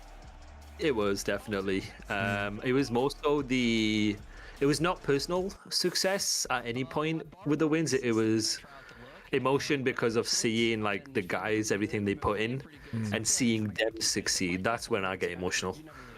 That's fair. I respect that. It's a very different sort of experience as a coach, you know, and like knowing that the work and effort you put in is paid off, and it's got to be very satisfying. Yeah, I imagine it is what fatherhood would feel like. that's what I would describe. Yeah, just proud father, proud dad. Yeah, that's fair. It's always been, I had a very different route with my time in Halo. I went the commentator route, so I actually don't have any background competing or coaching, you know, and there's a part of me that really wished that I had gotten into it a long time ago, but yeah, I've always kind of had an eye for the micro side of the game, and it really was Shotzi, honestly, back in 2017, 2018, who really got me inspired to like be a Halo analyst, get into commentating Halo just because of the just crazy individual work that he was doing. But I've always kind of seen it differently, I guess. It's like I respect your goal, you know, building players versus for me it was like, you know, being on a stage, being on the camera, I don't know, there's like, it's just very different. Maybe I'm selfish, I don't know, but there's a very No. respectable kind of selfless objective that you're working towards that I respect. Yeah, I appreciate you, Alex. Appreciate the comments as well. And absolutely, no, it's not selfish in the slightest. Well, I think you're amazing. Thank you. Grab yourself the CDL operator by scanning the QR code on screen or check it out in the Call of Duty store in-game now. Oh, man. Yeah, coaching is just... Yeah, it came from a Japanese concept. If you've heard of it, Ikigai. That's basically why I got into it. Yeah, that's the only reason why I got into coaching was because of that. You got a background with, you said boxing as well? Yes. And that's that would be the long story. It's cool to compare boxing and then come back with CDL. I find that like it's an odd profession, gaming, right? Because there's all these negative connotations associated with being involved with gaming, like it's lazy, you know, it's degenerate or whatever it is. But the sports side of gaming, there's so much parallel between that and physical sports, and that's where I see, you know, have this deep respect and kind of appreciation for it that I feel like a lot of the world doesn't recognize. But you know, it's cool to see, you know, you who's transitioned to the real sports world and that type of grind, but then to also come back to COD and, you know, still have that appreciation for it and that experience that you could bring to it. It's cool. It's kind of unique, you know. Yeah, no, appreciate it. Yeah, there's definitely a lot of parallels, both both from a positive perspective and then also from a constructive feedback perspective too. Yeah. You see where there could be a lot of changes in esports. I know with esports, everybody likes to think it's so new, it's so different. This is how we do things, so this is how we'll continue to do things. But history has taught us in every single discipline, sports, medicine, military, you name it, anything with the essence and fundamentals of competition. Over the years, things progress, things change, things adapt. Yeah. See what kind of adaptation we get out of Toronto in this one, right? Back to the OBJ. And an immediate plan, maybe? Oh, not quite. I think one thing I don't like about Overlord is how wave by wave it is. Okay. You need to get multiple waves to even set yourself up to try and get to the portal. Do you find there's an advantage on... Sorry, go ahead. I was going to say, I think it gets very stalematy. Right. Very kill heavy, very stalematy. Closest comparison with this I can give to Halo is like a CTF, but also like an oddball at the same time, right? Because you've got one guy who's sort of controlling, playing keep away with the hard point, while you're also like setting up captures. It's heard it's a lot better than control though, at least, right? Or at least that's what I'm hearing in the public. You might. Yeah, Well, I might be one of the few that don't agree. Fair. I never liked Overlord since day one, to be honest. Oh, really? Alex. Okay. No, honest, yeah. So I had seen one of your kind of breakdowns on Overload, and it seemed like you were getting kind of the hang for it and appreciating it, like this idea of, you know, like one player needs to push out a perimeter, get progression on the map, and then you work off that to like secure a capture. And it seemed like you're trying to bring it to a science, but it is sort of grindy, right? Like you're just sort of headbutting wave after wave before one finally gets through.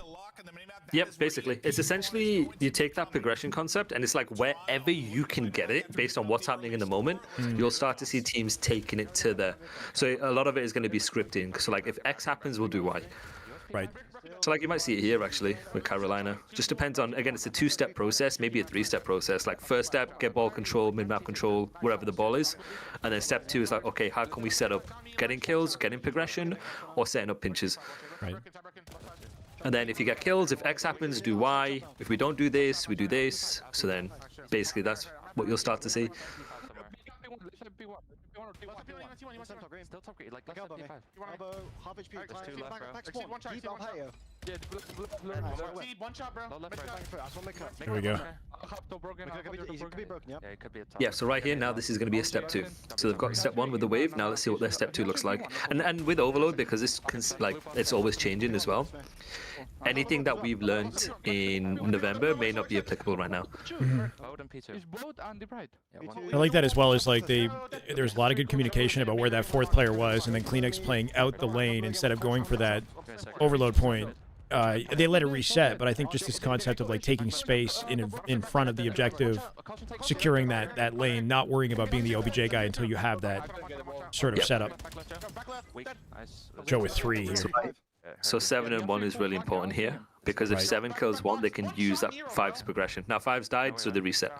Right. If 1 wins it, though. Okay. Oh, he won 1.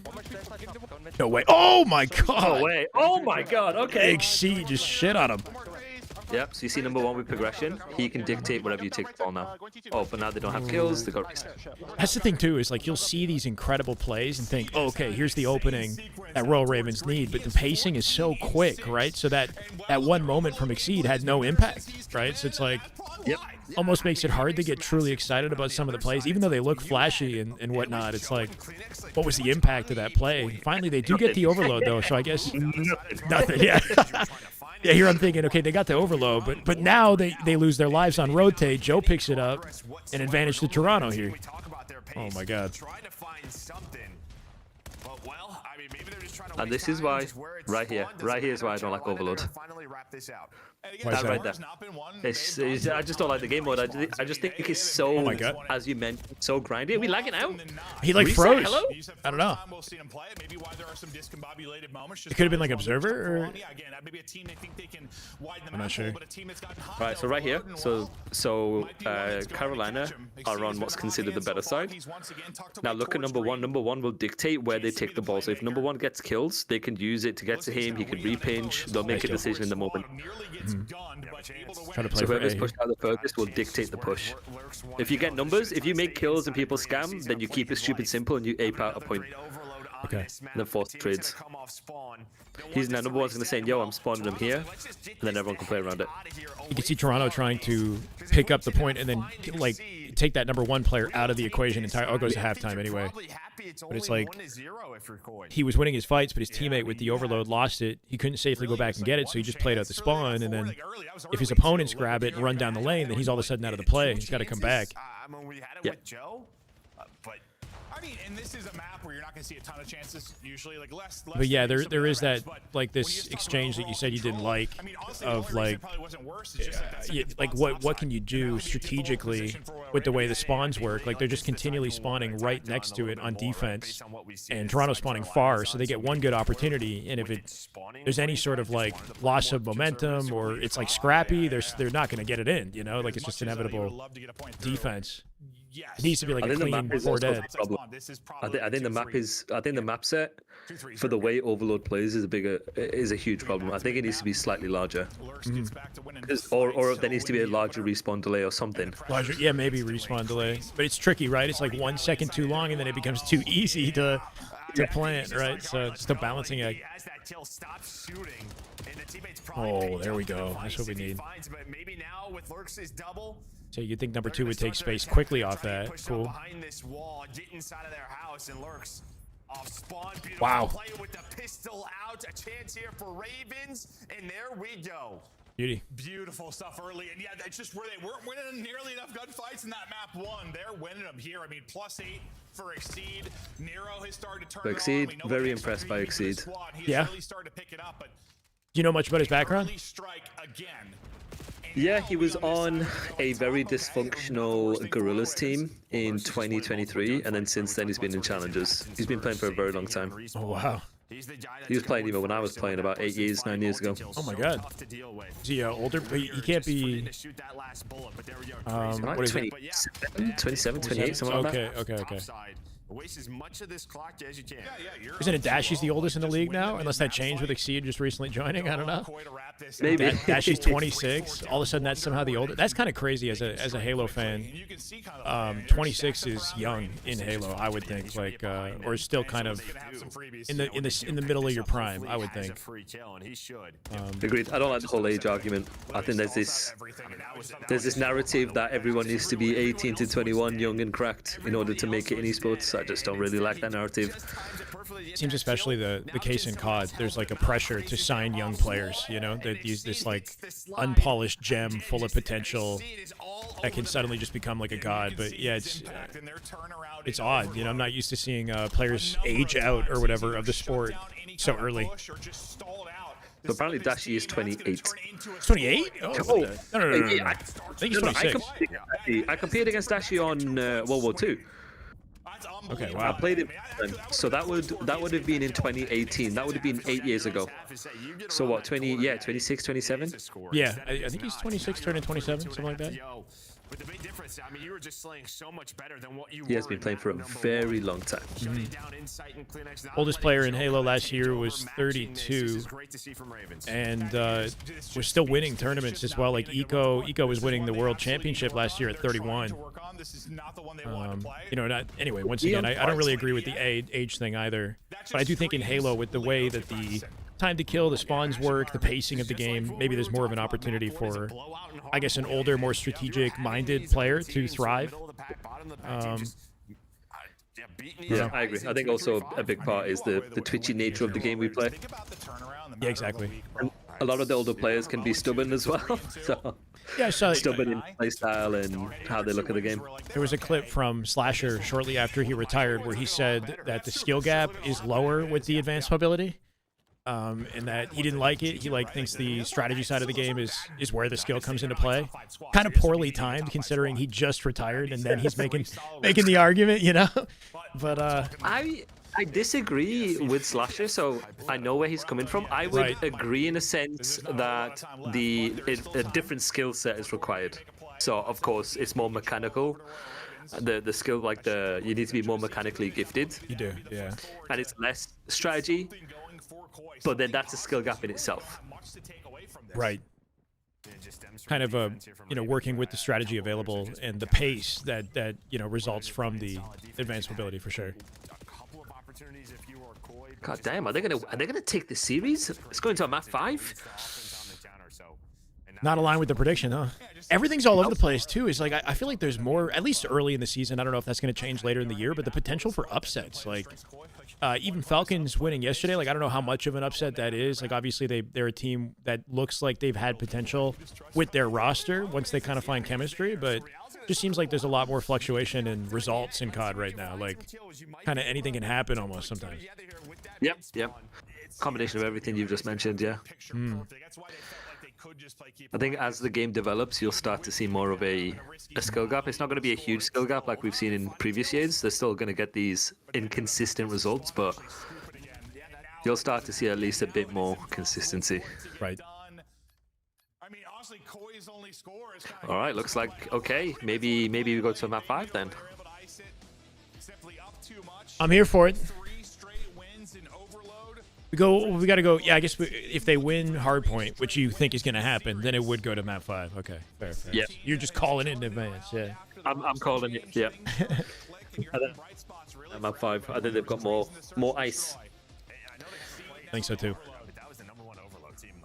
They're not. Orca headshots are not insta kills. What is it, like a 3-shot headshot kill with the pistol, and then do you know the how many bullets to kill with the weapons? Not off my head. No, not off my head. Okay. The micro side of the game is the side that I kind of came into Halo appreciating most, to be honest, is what are the little things that these cracked players, what are they doing to kind of offset a gunfight in their favor, hitting a certain slide or technique a certain way. With Halo we got a lot more tech. There's sprint strafing that we do, where we do a look away sprint in the middle of the fight. There's G sliding, there's late jumping where you fall off a ledge and then jump from the air back to the ledge. It's some wacky stuff, you know. Yeah. So bringing that mindset you into can get COD. away with that though, right? You TTK. could, yeah. Exactly, yeah. There's more to talk about. It's like kind of like a little dance when the fight goes down, and it does exist in COD. So it's like I'm always looking for that little bit of nuance, like when a player slides into prone, like why is he holding it in that specific moment in a gunfight to like offset the position, or the way the wall bounce works, right? Like it always goes forward. So, you know, back jumping off a ledge and then wall bouncing back into the fight, you know, cutting the angle, and saw a nice double with that yesterday. Yeah. But, yeah. It's bonus damage, yeah, okay, yeah. Headshot bonus damage. Yeah. I mean, I think what you'll see from every player though is just everyone likes to slide cancel around corners. That's like the most consistent thing. You'll see very few players use the wall jump tech. It'll be more so for info or like to deny a trade. It's not necessarily used to like win a gunfight per se. Right. It's not intended to anyway. The fact that you got the flexibility to wall jump while you're ADS, I see that a lot. They'll be like in a fight, but near a wall, and they convert that into like a wall jump mid-gun fight just to kind of change the verticality. Is jump challing like not the way these days anymore, or just like a standard jump chow?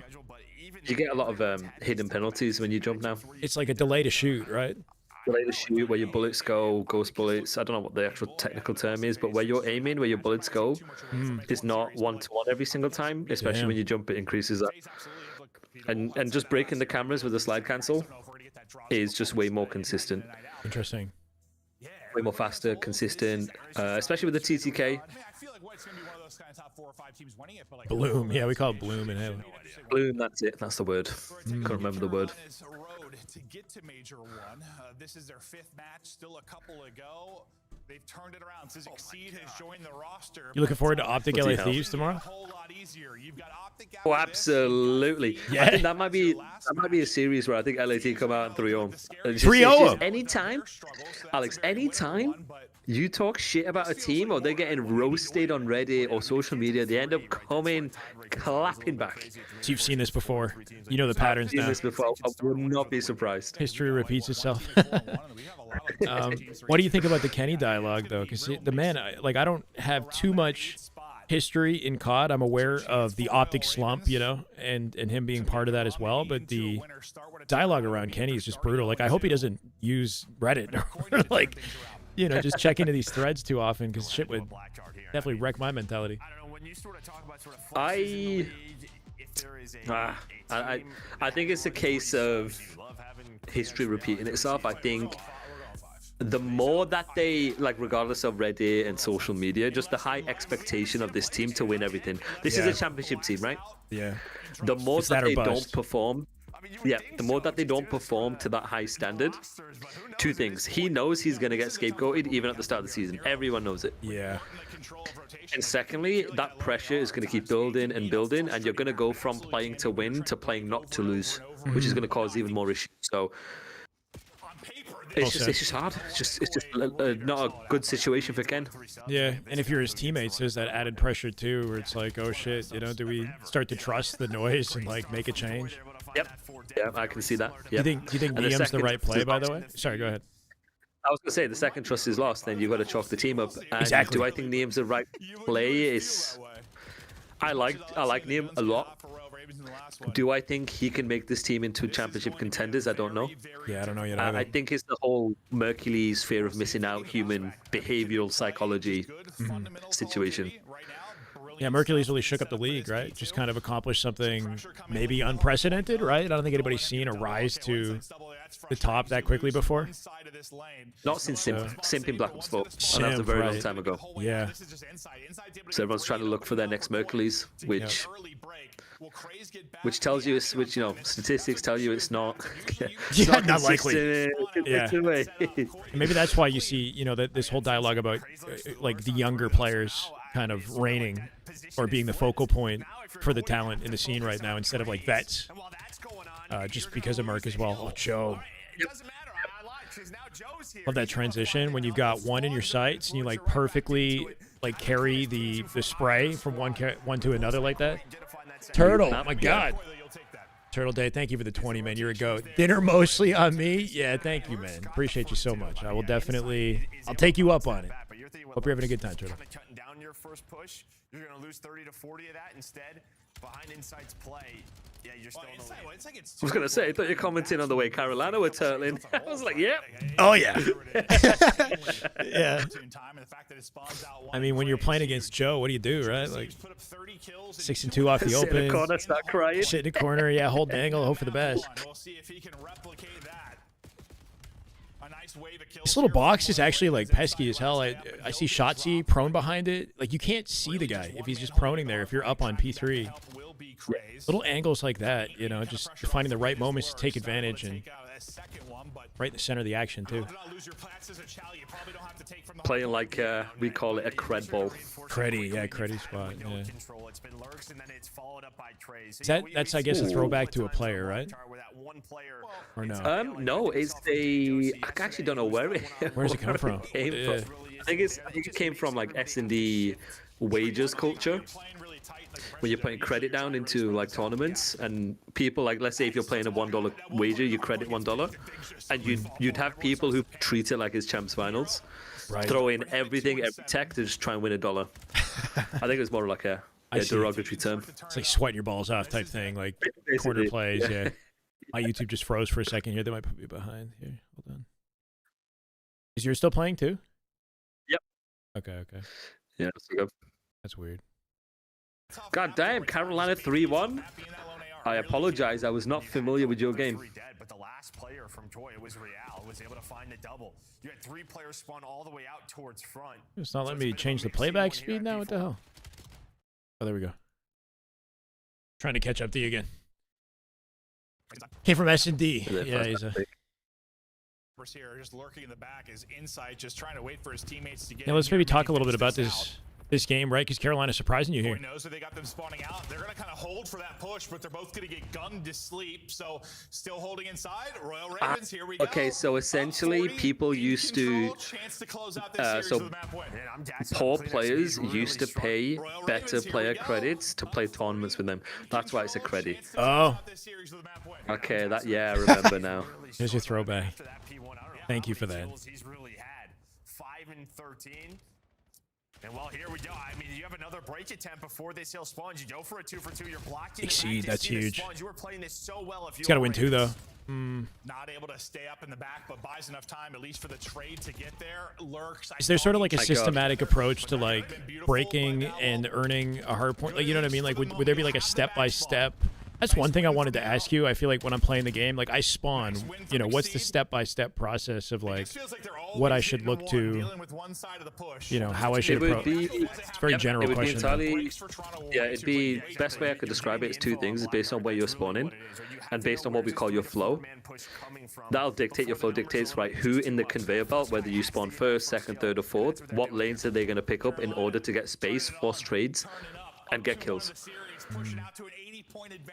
That's like the general gist of it. So like, yeah, people would come off spawn, they'll know exactly based on what number they are, like what lanes they need to pick up and where the pressure's coming from, where they're spawning, because your spawn is also telling you, giving you information. Yes, yeah. And then like I mentioned with like Toronto, they'll have like a set system of if they spawn here, we're going to break it like this every single time. So depending on the spawn location, they're going to like orchestrate a specific type of break on a hard point, you're saying? Yeah, the key is speed, like they'll do it fast. Yeah, I like that. Mentioning your spawn order as well, like third spawner, basically, and what your role should be. You know, based on how many teammates you have alive and what order you spawn in. It's a good point. Big thing in Halo as well. You heard that? Ape him. We just force out the fight here. 3 hit it too. Holy shit.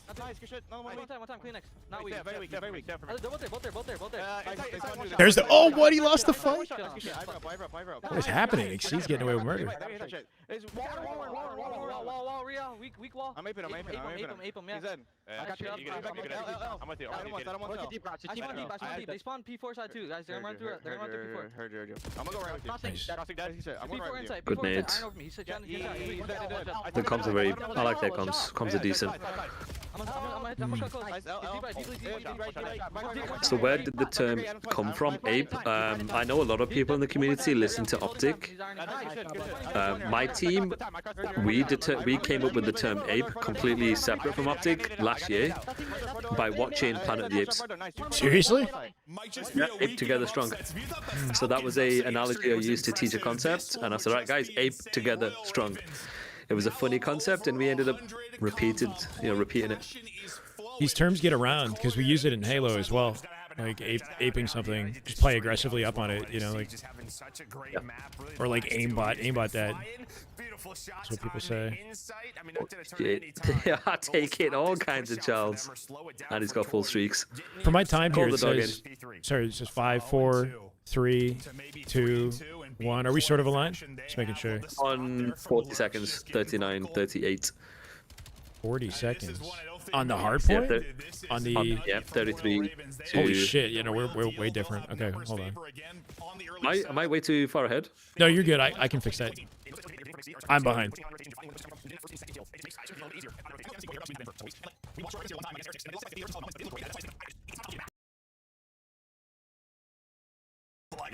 Should hopefully be good now. Maybe that's why Koi don't play it often.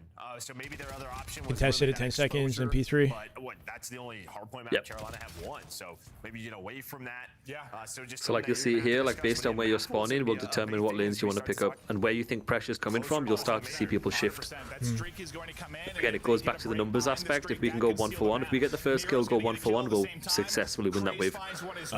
Losing their fights here too. Looking like Carolina gonna break it. Number 8 playing far back to guarantee the spawn's close, though, right? As they come in and hopefully take it back. Nice. There you go. Another trade. Perfect. That was beautiful. Yeah, Joe with the prone slide. Perfect angle. So now Toby's the first guy in line. You'll start to see him push out. Very fast on the lane. Yeah. There have been crazy ones.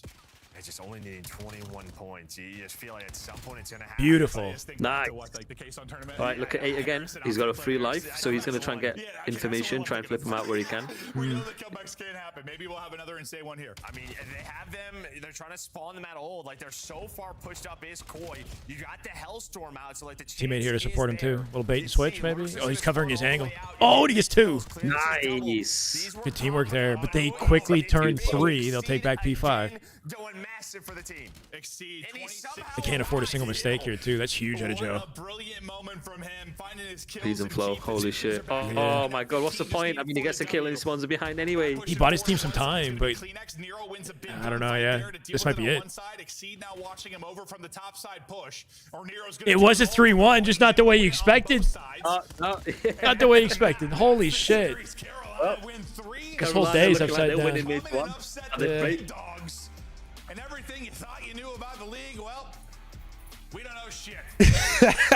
Absolutely nothing. I have no idea. Yeah, we don't know shit. I mean, it's great to do you you don't use like prize picks or anything like that, do you? I know that that's like a big thing in COD. It's got to be difficult. I don't know, gambling on some of these matches, man. Jesus. Yeah. Shit just goes any which way. I don't. Yeah. I think I'd lose every single time. In Halo, we get some teams like these God Squad teams that form, and they have these like reigns of dominance, you know, for like 4, 5, 6 events in a row sometimes before finally like a new sort of dynasty God Squad is formed to like take them on. You know, it's interesting. I think we had throughout the life of Infinite, which was what, like 4 years. I think a total of 16 players won tournaments. So there's like a core group of players, and those players fluctuate on different teams, but not too many people enter the winning kind of circle, if that makes sense, throughout the entire like 4-year life cycle of a game. Yeah, pretty crazy. Yeah. So what you're saying is for the next Halo season, with the poly market, we'll just put Shopify Rebellion every single event. Oh yeah, is essentially what you did. Okay, got you. So yeah, right now Shopify are so slated to win everything that there's almost like no point in watching. Like people are like they're bracing themselves to be bored, basically. So we're hoping that like that something crazy happens in Roster Mania, or like we get some sort of new blood in the scene. The issue is because of the state of the game and the players moving over to COD, there's a lack of incentive to grind at all, right? So there's a lack of young talent, an opportunity to kind of like, you know, steal the narrative. The young cracked players who have like who are now dominating are the ones, the new blood basically, right? Like we have two 19, 20-year-olds basically on this new Halo roster expected to win everything. So I guess without Optic, without Legend, Renegade, that have now moved to COD, it's going to be a weird year unless something crazy happens. I don't know. Is Formal still playing Halo, or is he like done? He's not. I think he's pretty over it. Especially when you see the success that he gets in COD when he comes back and just watch parties and does his own thing. Like, they love him here, you know? In Halo, he unfortunately became sort of like the villain last year a little bit.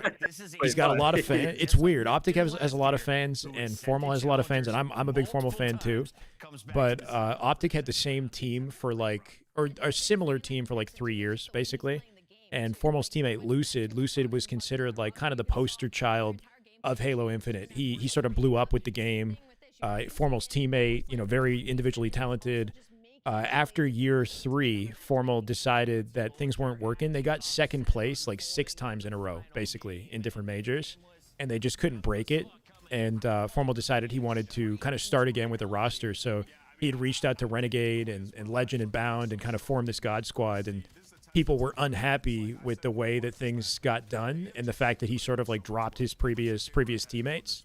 There's a lot of sort of Lucid fans that felt like he should have stuck with Optic, and, you know, things shouldn't have happened the way that they did. So it ended up creating a very interesting like drama, basically, where Formal and Optic actually had haters, you know, which is something you don't see, I think, as often with Optic, especially in COD, where, you know, there's just so many Optic fans, they tend to dominate the narrative. So then, in hindsight, was that a good decision or not?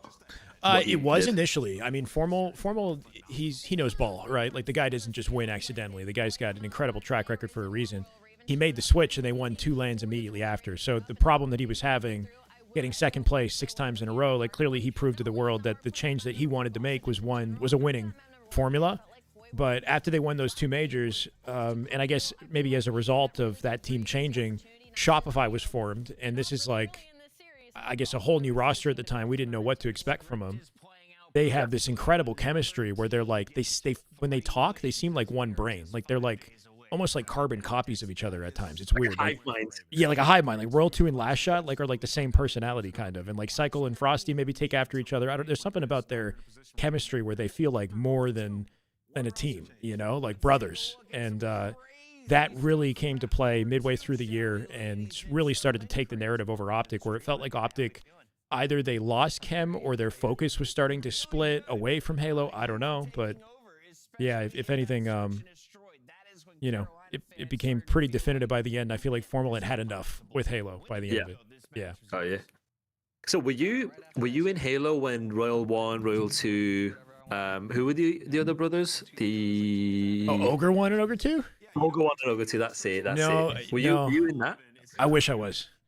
I've always loved Halo, but I wasn't like an MLG, like competitive Halo, you know, guy.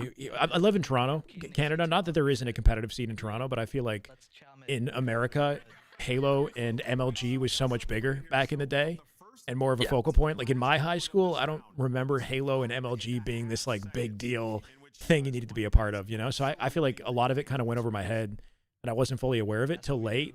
It wasn't until Halo 5 where I was like really motivated to get into content creation, and that sort of helped me build my network and whatnot. But that was, right after Ogre 2 had retired. I think he played a little bit of Halo 5, the very start of it, and then retired shortly after. So then what got you into Halo, like, in the first place? I mean, I've always loved it, but I think, like, you obviously know Halo went through some rough times, right? Like, Reach and 4 came out, and I wasn't a big fan. I think a lot of the world wasn't either. And I ended up playing Gears and Smash Melee and other games and just going to school and just having my full, you know, life. And Halo 5 came out and it just completely stole my attention. Like it's just cracked. It's like, do you ever play Smash Melee before? A few times, yeah. That game is basically, it was never intended to be what it became, right? Smash is like just full of like a laundry list of mechanics that were accidental that made the game incredibly technical, incredibly competitive, and it birthed its own scene because of it. Halo 5 is sort of that as well, where it's like full of insane depth that was never intended, and it birthed its own scene because of it. Halo 5 is sort of that as well, where it's like full of insane depth that was never intended, and it birthed its own scene because of it. Halo 5 is sort of that as well, where it's like full of insane depth that was never intended, and it birthed its own scene because of it. that made the game super sweaty. Like I'd say the most competitive Halo ever. And at the time I was pursuing public speaking. I was pursuing like commentary in Smash, and I just fell in love with Halo 5 and had to make content basically on YouTube. And once I started doing that, everything kind of snowballed into where I am now, I guess. It was just really making YouTube videos and building the right connections, I guess, that sort of, yeah. Yep. So Halo's cracked. Halo 5 was cracked. That's what got me into it. Yeah. I think commentating Super Smash might be, holy, that might be way too quick.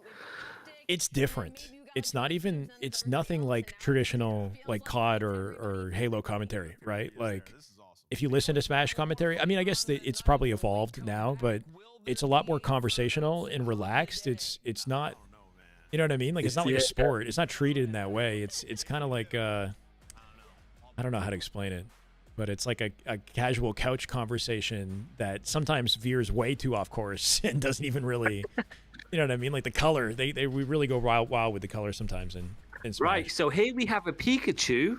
Oh, he's jumping in the air, but you know, I like a Pikachu, but I like a Charizard more. And then there's just delve into tangent into everything else. Sure. Hopefully not that far, but yeah, something like that. Halo Reach was underrated in my opinion. There's this thing with the Halo franchise where Halo's on this cycle where a new game comes out and everybody collectively hates it, and then years later we look back on the game and start to think more and more fondly about it. So I feel like Reach is like that game where like Reach came out and there was a lot of criticism around Reach, and it had the bloom, it had sprinting, it had like a lot of things that people didn't like, and then you know, Halo 4 comes out, we realize, okay, Reach wasn't actually that bad. Or like Halo 5 comes out and they're like, you know what, Reach was kind of goated, bro. So I don't know. I feel like as time goes by and we look back, people's opinions and perspectives kind of change. But Reach was, you know, it was a full package of a game. It was definitely a solid product. It just, you know, they made some decisions that I think split the Halo community forever, basically, from that point onward. Yeah, it's the same thing in COD. Everyone looks at COD a couple of years ago. Everyone hates the current iteration of Call of Duty, but 5 years in the future, one of the best CODs we've ever had. Yeah, exactly. Though I do feel like the sentiment around this game has been more positive than usual, maybe, at least with this game coming out. From a lot of people in the community, they're like, oh, we got a pretty good COD this year. Yeah, it has. Like kind of the best since Black Ops 4 is what I've been hearing from a lot of people, but it really depends on what you like, I guess. He's just falling off the map. What the heck is this? And then they've got like what's the RC car and whatnot? Like, is that something that's not used in this game? Like, we only have what, the Hellstorm? Yeah. I think it's because it takes way too many bullets and then also like auto tags people. Right, it auto tags people? What? I think it auto tags people. I don't know if, with the overclock thing. I want to say it does. Oh my god. This intro's cool. I like this. I don't know about the rebrand though. Yeah, Can't say I'm a fan of it. The jerseys and whatnot. Yeah, I'm not the biggest fan. I haven't seen this. It's kind of dope. I like the fact that they have the pink. The Vegas logo itself, it reminds me too much of the Falcons. Okay.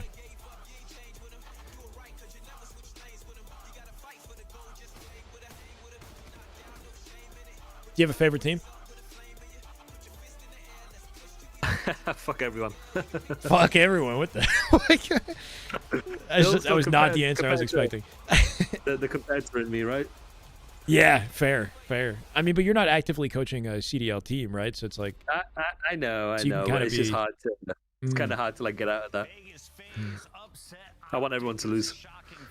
I will say though, I am a fan of my ex-players, so I want to see them win. What was your ex team again? The team. So like New York, so it'd be like say Hydra, Kismet, Skies. Okay. So whatever teams they're on, I want to see them win. Yeah. So I want to see them succeed, but not the team, if that makes sense. That makes sense. Yeah. Because I want their spot. Is it something you're gunning for? Like, exactly, like trying to get back into coaching the CDL, I assume. I mean, I had the option this year, but the thing is, it's just the opportunity cost, right? Because I'm from obviously in the UK. I'll go into it a little bit, but when I'm coaching, I've been doing this for a pretty long time now. I'm all in, right? So I'm away from my family. I'm away from mum, dad. Right.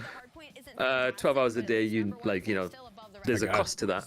Yeah. And at some point, because of everything that I've won, I still want to win, but at some point there's a limit. There's like a cost for it. Right. And I don't want to. There's a chance of me coming back into the league this year, but if the team's not primed to win or the contract doesn't make sense, I'd rather stay at home and use that opportunity to like do business and all these other things that I missed out on for the past couple of years. If the right opportunity came around next year, then absolutely, I'd love to. Even past a coach, even if it's like a operations position or like director of esports or something like that. I like that. Is it one of those things where it's like you're either signing up for the beginning of the year for this or bust? Like you kind of wait for the next year because everything's. Yeah. It's interesting with COD. Like you get a different game every year. Do you like that it's so quick, the way it transitions? Personally, no. I would rather it be like a 2 or maybe 3 year, just so there's a bit of consistency. But it also kind of depends on the game that we have. At some point with every single game, there's a limit to like how much you can do. And it'll get stale. So for this game, because we talked about like how mechanically, how it favors mechanics. There's only a certain of like depth of strategy you'll get. So if you play this game for 5 years, you'll see the same shit maybe year 3 to 5, right?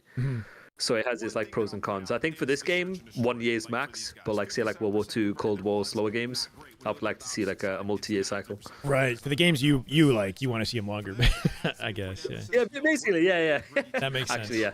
Easy enough. Right. Yeah, it's very different than Halo. I wish we had like a 2-3 year gap. With Halo, generally the meta changes quite a bit over time, like especially with this past one because we changed the starting weapon. Like that's a big. It has a big impact on the play. Like we went from BR to Bandit, so the game felt entirely different by like year 2, 3-ish. Yeah. So, but once you get to like year 3, you really, I think we've seen enough of one game. You want there to be like a lined up, option to jump to immediately after. That's the biggest thing with Halo is like COD. At least that there's this momentum that builds towards the end of the year and is injected into the new release of COD. Every year for Halo, it's like we have momentum and then we lose it and we fizzle out and become, I don't know, hibernation mode or some shit. Like we had it was rough with Halo 5 from 2018 to 2021. We were essentially in off season, basically, like playing MCC, playing random online Halo tournaments, partially because of COVID as well. But it's just terrible for the growth of a scene. You spend a long time in the dark a little bit.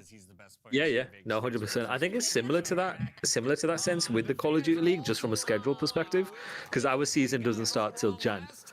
Well, it starts in December, but you have 2 weeks. I mean, what is that? Then you have a 4-week, nearly a 3-week break. So we have that in a sense.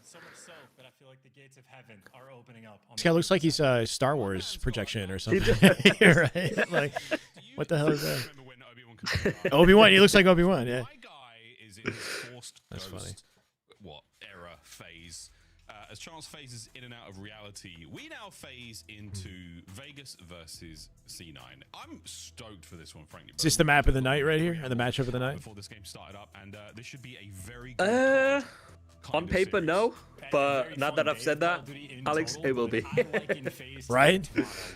I mean, with the way the previous two, I guess Heretics match went sort of as expected with the public. I feel like that last one was completely, like you said, you came in expecting the opposite score. Faye should have the edge here. Yes. C9 much lower ranked, right? I think I'll go map 5 though, just based on C9's performance against Paris.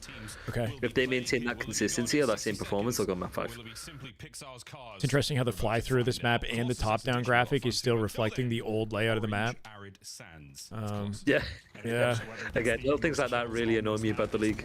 Yeah, but at least you actually had an update though, like that though. It's kind of crazy that they within weeks change the map layout. Like, that's unheard of for Halo, I'll say.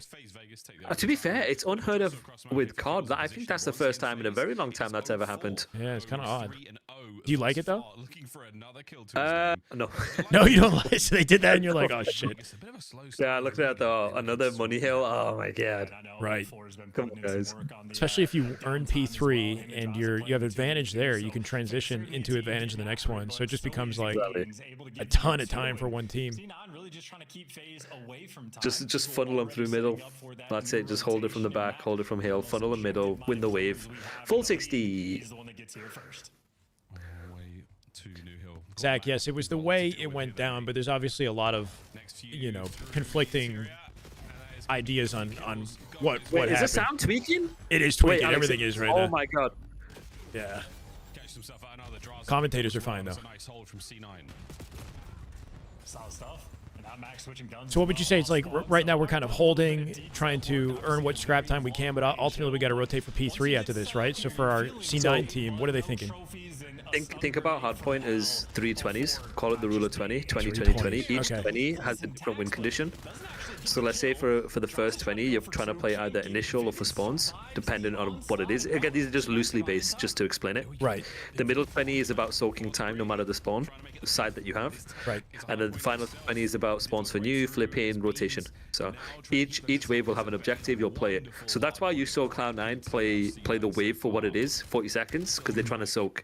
When you're trying to soak, you have the advantageous positions. Let the game come to you. Then you play trades, you play numbers, you crossfire. All of these little micro things that you can talk about will help you then win that wave. Yeah, and then FaZe in the inverse of that, I guess, with the final 15 seconds, deciding they're not going to get anything on that hill. We're going to full focus on setting up, and hopefully that pays off, right? At least they had one guy lingering in the back of the spawn to guarantee the attack here. It's going to be mixy. Yep, now they're just playing to trade. There you go. Now, win condition for FaZe is trying to soak. Trust the flow. You'll start to see people pick up what they need to based on the minimap, based on the teammates, and then when they get information, they'll start trading. And then it becomes a game of numbers. Now you got 2 down, 4v2. Now you just play to trade. I would expect them to be a bit more faster here. There we go. Now you gotta start moving here. Yep. And you see that as well is once you let the game come to you, Alex, you can, once you make a clean wave, if you run past the 50 of the time and just keep running forward, you'll flip them instantly. So you don't necessarily have to take routes. So yeah, something interesting with the spawn there, right? Is like, in my mind, I'm thinking, why is it that they're spawning so close to the hill when there's so much open space on the opposite side of the map available for, C9 to spawn in that situation? But I think something you brought up earlier was that it wants to spawn the players close to the hard point of the action if it's safe to do so. So it doesn't matter whether or not FaZe are cross the 50-yard line of the map to flip it. It starts flipping before they've even done that, just because they vacated the back area of P3. Correct. Interesting. Very different than Halo in that regard, I'll say. This is, I mean, this sort of spawn system is not conventional. This is basically 3 Call of Duties in history, so this is not what we're normally used to either. Interesting. We're used to like limits and thresholds and going in certain areas of the map to block a certain spawn point. This formation for FaZe seems odd, right? All funneled in the center of the map here, but they're working off each other. And nobody's hit a route to get behind them. I guess it's the time. Team play. So that right there is in the moment when you're playing fast, just keep it stupid simple and just play to trade, play kills, take fights together, and then you can adapt in the moment. Really good job of transitioning that into P5. Something I heard from JP is you want to hold like a line on this hill, I guess, like a cross from one side to the other, and you sort of just, It depends, right? Because you can do both. It's dependent on the situation you're in right now. So right now here, because 04 has progression towards this side, they can play a line. So then they can funnel teams mid. It's a situation with this hill where you can do both. You just do whatever's right in the moment without forcing it. So I wouldn't be expecting 04 to back off and then them playing for mid. Because he already has it, you play like that. If 04 wasn't there, then you'd see them play for middle because it's easier to do that as a step 1 and then play the wave for what it is. So you're saying typically you see players play for mid first before? No, you can do either. And it's entirely based on where your further progression is, where your kills are and your furthest pushed up guy. Okay, you work off that. Okay. Yes, work off that in the moment, yeah. Because sometimes you'll try and force it when you don't have the map control. Like the map control that you get and the kills that you have will dictate and determine how you set up. So we had a huge... Because you want to do the right in the moment. Big wave of momentum there for FaZe, though, right? As they pull far ahead off that. What a shell! Everything is holding except that kill feed. We are having mixy moments on one side, but FaZe dealing with it without too much of an issue. And if FaZe are doing good without too much issue, Miles, what better time than to go to Nice. Listen in, cool. Both you play me. This one.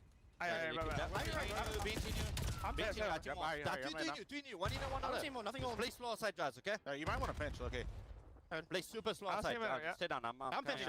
Yeah. You guys double play slow. I'm gonna pinch for That timing is insane. That's one thing with COD. It's just COD timing. Like, there's no amount of strategy in some of those scenarios. You get it right or not. Yep.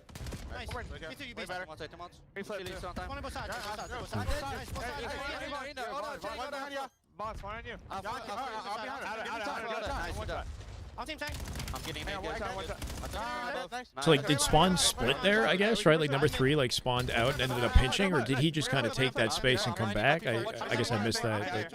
I missed that too. I was too busy watching him get the piece. Right. Because now they've converted this in the way that they want, I think. Final 20. Try to soak up some of this time, and then they got spawns over to P3. So right here, just play your life. Just hold it. They don't need to, like, overextend here. The win condition is to try and get you. So the key for, like, certain hills like P3 is getting in there first. It doesn't matter what side you get. It's about playing in there first because you can hold from either side. I like that. So, like, you get the spawns you're given, so right there you'll hear them say block. Why? Because they got given that spawn. Now, number 1 should say, hey, look at where I spawned. I know they're pushing the right. Right. Hey, your spawn tells you everything about where they're going to be. Yep. There you go, perfect. Now, number 3 has a free life. He's going to get information. When he gets specific information, number 1, 4, and 2 can refill where necessary based on that. Beautiful. And there you go. When you have your free life, like, people don't expect it. Like, look at him, he's mid-sprint.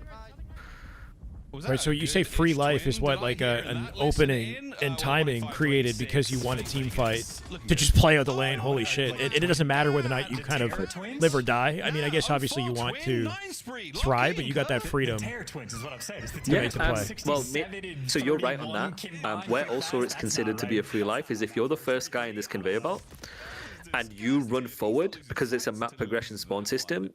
If you get that information early, you get 1, whatever, you end up dying because the enemy team haven't progressed up towards the hill. You're going to spawn literally next to the hill. Oh. Because you spawn next to the hill with specific information, you can refill where necessary and trade where necessary. Interesting. Take the space so you spawn closer to the hill and then, yeah, maintain the defense even easier. Yep. Rather than having like a vague idea of where people are going to be, like you're going to, like COD players, they know vaguely where people are going to be, but the key is to understand, okay, so I know exactly where you are because then that determines where do I play, what positions do I play, how do I chow, how much time do I have, stuff like that.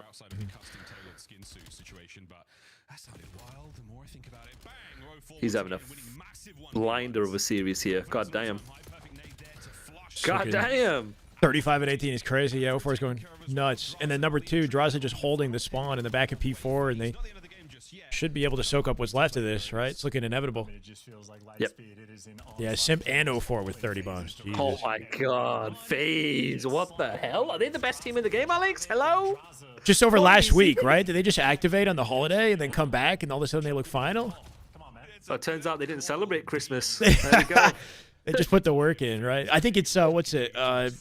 Why am I blanking? Freaking Aluka stealing so much hype and attention about taking somebody's spot on FaZe that maybe it, you know, they got their shit together. Last thing Draza wants is having his spot taken, right? So. Yeah, you see right here, you see how they don't play both sides? It's because you take the map progression you have and you play around that. So that's why you play from mid here. Okay. So they don't force playing both sides until they get kills. And now he can push out a side if he needs to. If they want to bump out that side, they can, and it's perfect. And there's no real need to go one or the other, right? Because it's the next hardpoint center map, so yeah, they just kind of hold and win. Damn. What a start to the series. What an unbelievable. Very confident game of hardpoint. He's excited, that guy. Look at him. Yeah. He's excited. He's locked. He's literally locked in place. Must have gone crazy. For the rest of the team, they're pulling their stuff together. Do you think there's like a best player in the game? Do you have like any sort of opinion on that? Nope. I think it's too early to tell, and I think it's so inconsistent. Mhm. You can make cases for like Neptune as an example, like Mercury's up there. Yeah. But there's no definitive like this guy is everything right now. Thoughts on In my Shotzi right now?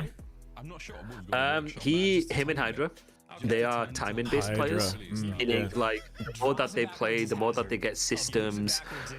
Like we mentioned with Koi, like the more they get consistency, the more he'll understand like what routes can he take, where does he need to go, how can he make people useless. Like he's one of them.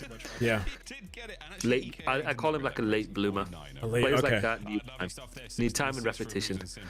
A lot of people say that about subs in general, but I guess especially with Shotzi and Hydra. Shotzi's had some very high highs already, though, right? But I guess it's just inconsistency until he sort of finds that flow.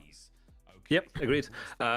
It's a thing with using an SMG. A lot of like how good you are as a sub player is pacing. Where are you on the map? How fast are you on a map? Because an SMG as a weapon it can be a really unforgiving role. An AR I would consider to be a lot easier because it's a bailout if you misplay positionally.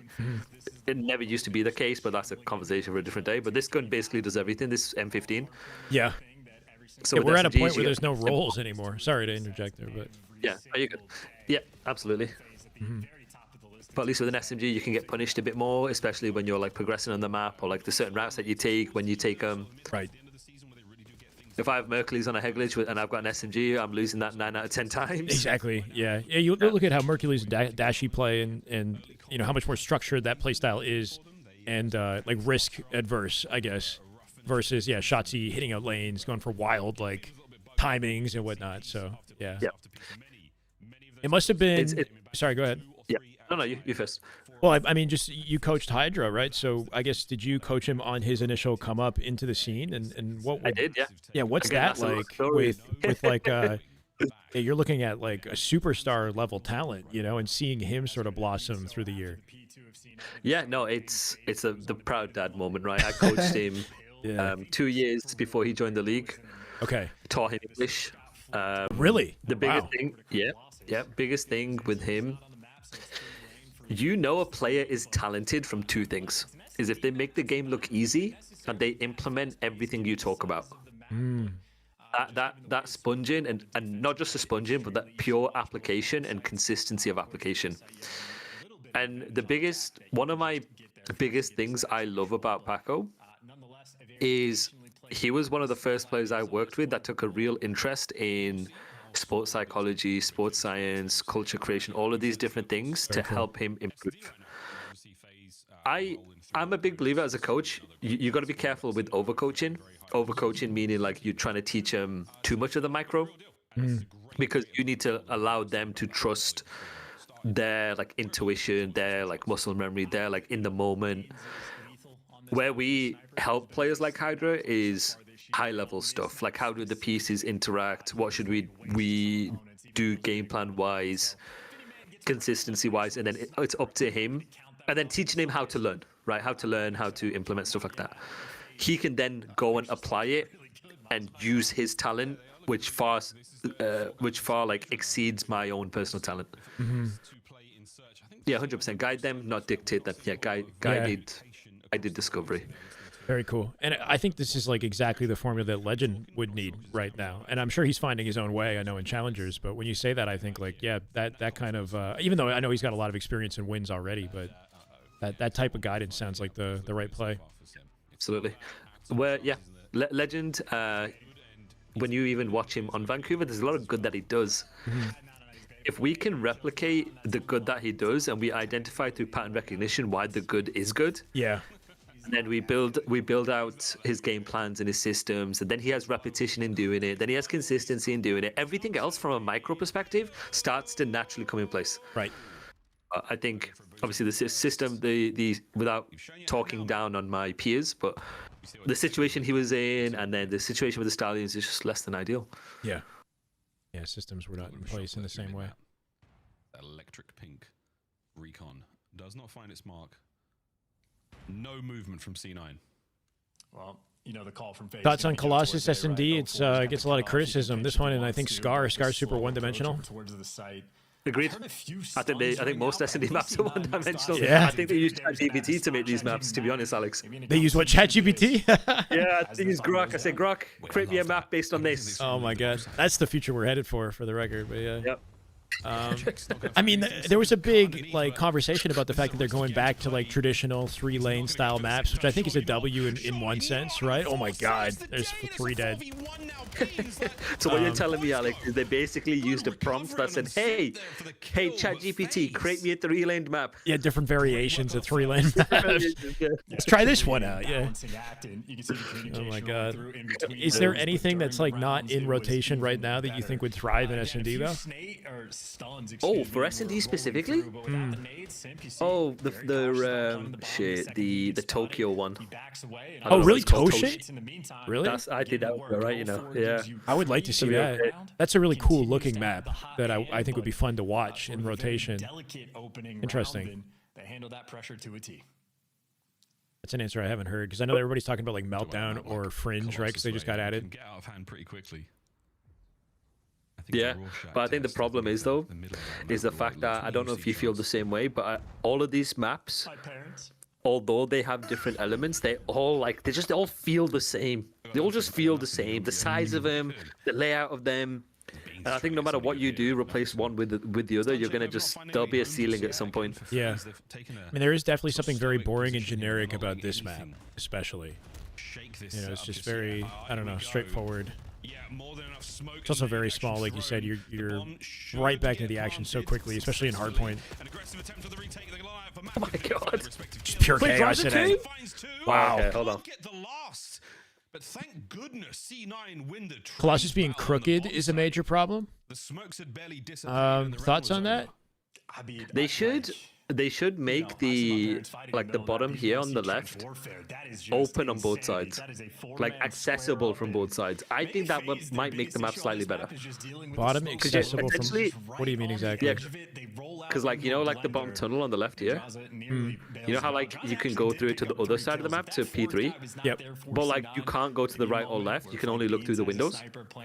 Or you could. Right. You can see them through the windows, sort of. I guess. Yeah, right. If they opened it up, then it gives you another lane of attack. Because right now it's basically a 2-lane map, essentially one. Because that mid lane is just so vulnerable, I guess. Yeah. In the league, he always has been. Interesting. Objective stats through the roof, typically. That would be an easy switch too to try out. At the end of this Black Ops 7 maybe some automatic doors or something like that. I thought the doors were kind of controversial though. You've been spotted, and I highly doubt that player will. True. Maybe the doors where it's perma opened. Yeah, I don't know. A-bomb site now, the party's certainly starting here. There might be opportunity for a Cortex had that doorway situation, and they never ended up using it though. That map, I don't know if that wasn't a favorite or whatever. I thought it looked cool. I just don't know ball like the pros do, obviously. Oh, beautiful afro. 3. Wow. He's gonna get it. Oh. Oh yeah. Line him up, knock him down. Nasty. Yeah. And C9 had the edge. That's the West Midlands finest. Cutting down 3 on the round. Strong irons. Do you play a lot of the game yourself, or you find yourself just coaching most of the time? I did last year, but the problem is I've got carpal tunnel on both hands now. Oh no! I've had it for a while because I play Claw. Okay. But actually, it never started as a competitor. It started through boxing. Carpal tunnel through so boxing. This year, and this year now I can't even hold a controller without it hurting. Holy shit! You hold a controller and it hurts? Yes, it not hurts, but it's uncomfortable. Wow. What is it about boxing? Is it just the stress on your hands from hitting a bag or hitting opponents? Yeah, basically heavy bags, speed bags, stuff like that. Oh my god. Because I had the early stages of carpal tunnel through playing Claw. Got with big hands and small controllers, whatnot. Right. But because I didn't then rectify it before going into boxing, I didn't know I had it. It kind of made it worse. Damn. And then I was playing a lot of ranked last year, and obviously then it started to catch up. Right. Do you is there any sort of remedy there that you would think? I mean, I'm sure it's something you've looked into. Yeah, surgery, but at this point, surgery. I mean, Wow, I'm old. I'm not gonna go playing COD anymore. Do not tell me you're old. Fuck. But I get what you're saying. Like as far as like not competing, maybe, but. Yeah, I got a few years on you, so I try not to think about it, you know. But it's like it just feels like we're accelerating the older I get. Anyway, I feel the same way. But yeah, I'm not competing anytime soon, so I don't really need to go through the whole stress of that. Fair. Huge round, big play call. Nice little B lane punch. I don't know when you talk about coaching and like spotting like young talent and I don't know that whole process. There's like a part of me that's like, fuck, I want to be that talent. You know, I want to get in the lobby and like figure shit out and surprise people with my abilities. You know, I wish I gave it a shot at one point, but you know. Hey. I think at this moment in time as well, like with everything that I've learned, I just wish everything I know now I had the Yeah. The discourse now back and forth there. Well said. Phase boys, no strangers to. I guess that's why you're a sought after coach. Search and destroy, but going into I don't think so. I don't think so. Well, you have been. You know, it's journey's still continuing. I'm sure you got plenty in the tank. Once you commit to either side, again, waiting for a little bit of intel from a pick or two, but not going to happen just yet. So with that, back to square one, waiting for an opportunity, waiting for a golden nade. That's good gas. That is incredibly good gas. Yeah, man. Make the play on the pinch. As long as you're enjoying the journey, man. I've been through my own hurdles, you know, but I love this shit. Couldn't imagine myself being anywhere else, so just kind of keep going and have faith. Yep. Amen. And the late flank pays off in the end. Draza getting very tricky with it in Yeah, he's turned on someone, by the way. Holy. Nice little juke on that end. 04 is there for the final kill in the round as well. That is 04 6-2. You were putting on your team when 04 goes on this wide bench, but when things got How's he got the second here? How has he got the second here? Real moment in this round. Yeah. I mean, gets the first draws up with from range like that, and he gets this. No way. Oh, poor beans. Crazy. Wrong direction. Great play. Bought tons of time there. I feel like there's a lot, or a decent amount of dialogue, I guess, about Draza like not quite performing early in the season. Maybe that's starting to change now. Needs more consistency. Right. Shoulders dislocated, absolutely gone with the first blood. I can't. That's insanity from 04. I'm assuming he had help, but I mean, poor Mac just felt like he got deleted. Reckon? Yeah, I used to have one, mate. Very long time ago. You sort of have on offense is you can clear out space over towards A, get statue control, but if you have that, or if you don't have that, you have nothing. And yeah, you're just forced to back away. C9 have to reposition again. I don't know if they patched it, but you can shoot through the table here, right? You just go in prone and just. Can you get great timing? Sim's not going to give anything, and Draza's going to take even more than that. Huge. Good. Beans does catch Simp out. Up close and personal. Wow. The snap got it not good enough. I don't know how many lives he has left with that, but that was big. Find a small window to work with. Cut C9 down again. And it's like part 2 on these plays as well. How do you regain a C9 in this type of situation? Even the previous round, the flood through mid is the right call. They're there to get all the trades towards the middle of the map. It's just that secondary play of 04 on the pinch. I mean, this time, it's a 3v4. You have good execution on the play. You make you move up the statue. You have Beans to look over with the damn good duty, baby. Damn good duty. Slush, thank you, brother. Clean 2v2, so part 1 of the play, fantastic for C9. FaZe just very well prepared. Again, much love, Slush. Thank you. Grinding Welcome in back. S&D. Draza always is. You're good. I appreciate I mean, him and 04 were playing 2v2s on this map just yesterday, and obviously that chemistry looking fantastic for him. 16-6 combined. It's a wicked thing to watch. Good players with it's looking strong like confidence GG's. and trust in one another. And that is what we are getting right now. Might have lost you, Daryl. Either I'm muted or you are. I'm not sure. Smokes, though. Stay away from the smokes 04. Shit, I'm muted. My bad. You're good. Yeah, this is a DoorDash. We might be. A we DoorDash. Might be done in it might be a 3-0 if it continues like this. For C9 to attack, and it's going to be it. That's some damn good duty, baby. Damn good duty. Nice. Draws is back. Side of the map covered as well. Boozer with a big boo stick. Oh, he turned on him. Afro now. It is an ace. If he can make this happen.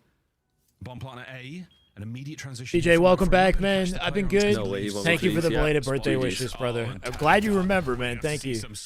I know we've been kind of AWOL for like 2 weeks. Looking forward to getting back into Halo as well. Hopefully that comes back. And Slush, appreciate you, man. FaZe is doing a wonderful job of just like forcing. How's Renegade and Legend? Renegade's looking pretty good. Huntsman got top 8 in Elite. Obviously not ideal, but they're making progress. And then Legend's been bouncing around. He's on some new Cabal roster now. They just announced it. Draza with the timing, and obviously you're only allowed to get that pressure. It's a crazy peak shot right there. My God. Like that. Beans, his hair is much shorter going into the next round. Bye, Beans. That's my MVP. Sim? Making quite a whistle, that hole in his head, I would imagine. Is he? On the windy side I guess Colossus. I mean, I don't know too much about for FaZe to take history of some of these players, like the winningest player. I guess Crim6 was the winningest player of all time, right? But yeah, he was. Simp and Abizi splitting up this year is like one of the biggest, duo, one of the longest standing, winningest duos in COD history, maybe, before that happened? Yeah, correct. I'm kind of surprised it wasn't talked about a bit more. Right. That's like Angelina Jolie type shit. Actually? That's it. Yeah, Brad Pitt and Angelina Jolie.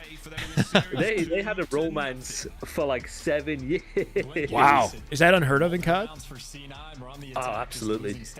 Damn. A duo ship like that, especially with what they won as well. They were successful. They were the Tiny Terrors. Afro had a beautiful moment in round number 3, able to pick up 3 kills. You think it was a good idea, though? Like, was it something that needed to happen? It's hard to say, right? Because we don't know what goes on behind the scenes. We're only privy to so much. Right. Outside looking in, I still don't agree with the amount of changes that they made. Right. I think if they still had Draza BZ same +1, then that's a team that's competing with Optic day 1. However, I do think this team can compete for first. I just think it's going to take a little bit more time. Yeah, I think that's well said. I mean, I'm obviously coming in not knowing enough about the Abizi Simp duo, but if they have that kind of legacy, you would think keep the guys together, add some new variable, like an Aluka or something, to this roster with those 3. That'd be crazy. Yeah. But then the question is, if you bring in someone like Aluka, do you think he can handle a grand finals? Do you think they could even get there? Yeah, Last 5 semi-finals or loser semis? That'd be my question. It's a lot different when you're under the lights. I think it comes down to chemistry, right? Like how well does he vibe with the team? We saw like a similar thing with Last Shot. I think in Halo we had he was 19 at the time, kind of rose into the scene super quickly, ended up on Shopify. By the beginning of the year versus Optic last year, it was his first time on the main stage for grand finals. He adapted so quickly though, right? So it's like two events in, and then he'd kind of gotten comfortable with the stage, and next thing you know, they're winning tournaments. So I don't know. But in COD, there's a lot of pressure. Things don't succeed early on. You get the pressure to switch. There's so much talent, like gunning for your spot. Yep. And it's very day-to-day as well. Very day-to-day, and all it takes is one bad day for the pressure to compound. One bad day. Crazy. I saw it, 04 and Abuza had 3 or 4 seconds. Absolutely, yeah. What's that about 04? 04 and Abuza last year had, I think, 4 seconds. 4 seconds? 4 seconds. Yeah, 4 second places at majors. Oh, 4 second. I thought you said 4 second. Like, I don't know. Like, no, sorry. Yeah, you're good. 4 second places, yeah. And not once did they ever look like they were going to win. Wow. It's got to be brutal to be on the receiving end of. And that was like Formal's sim that he, got tired of is getting to grand finals 6 times in a row, and losing every time, one way or another. Whether they were on the winner side or the lower bracket side, because we have like bracket reset in Halo as well. It's we used to have that, yeah. Yeah. Oh my God. But now Kiz is in a great spot to find a first blood. Comics in my chat is saying QK4B kid on Falcons might be better than Aluka. Oh my God, what did he just do that? Statistically, apparently, yeah. I've not seen anything of him, so I can't give you an assessment via the eye test, but statistically, yeah.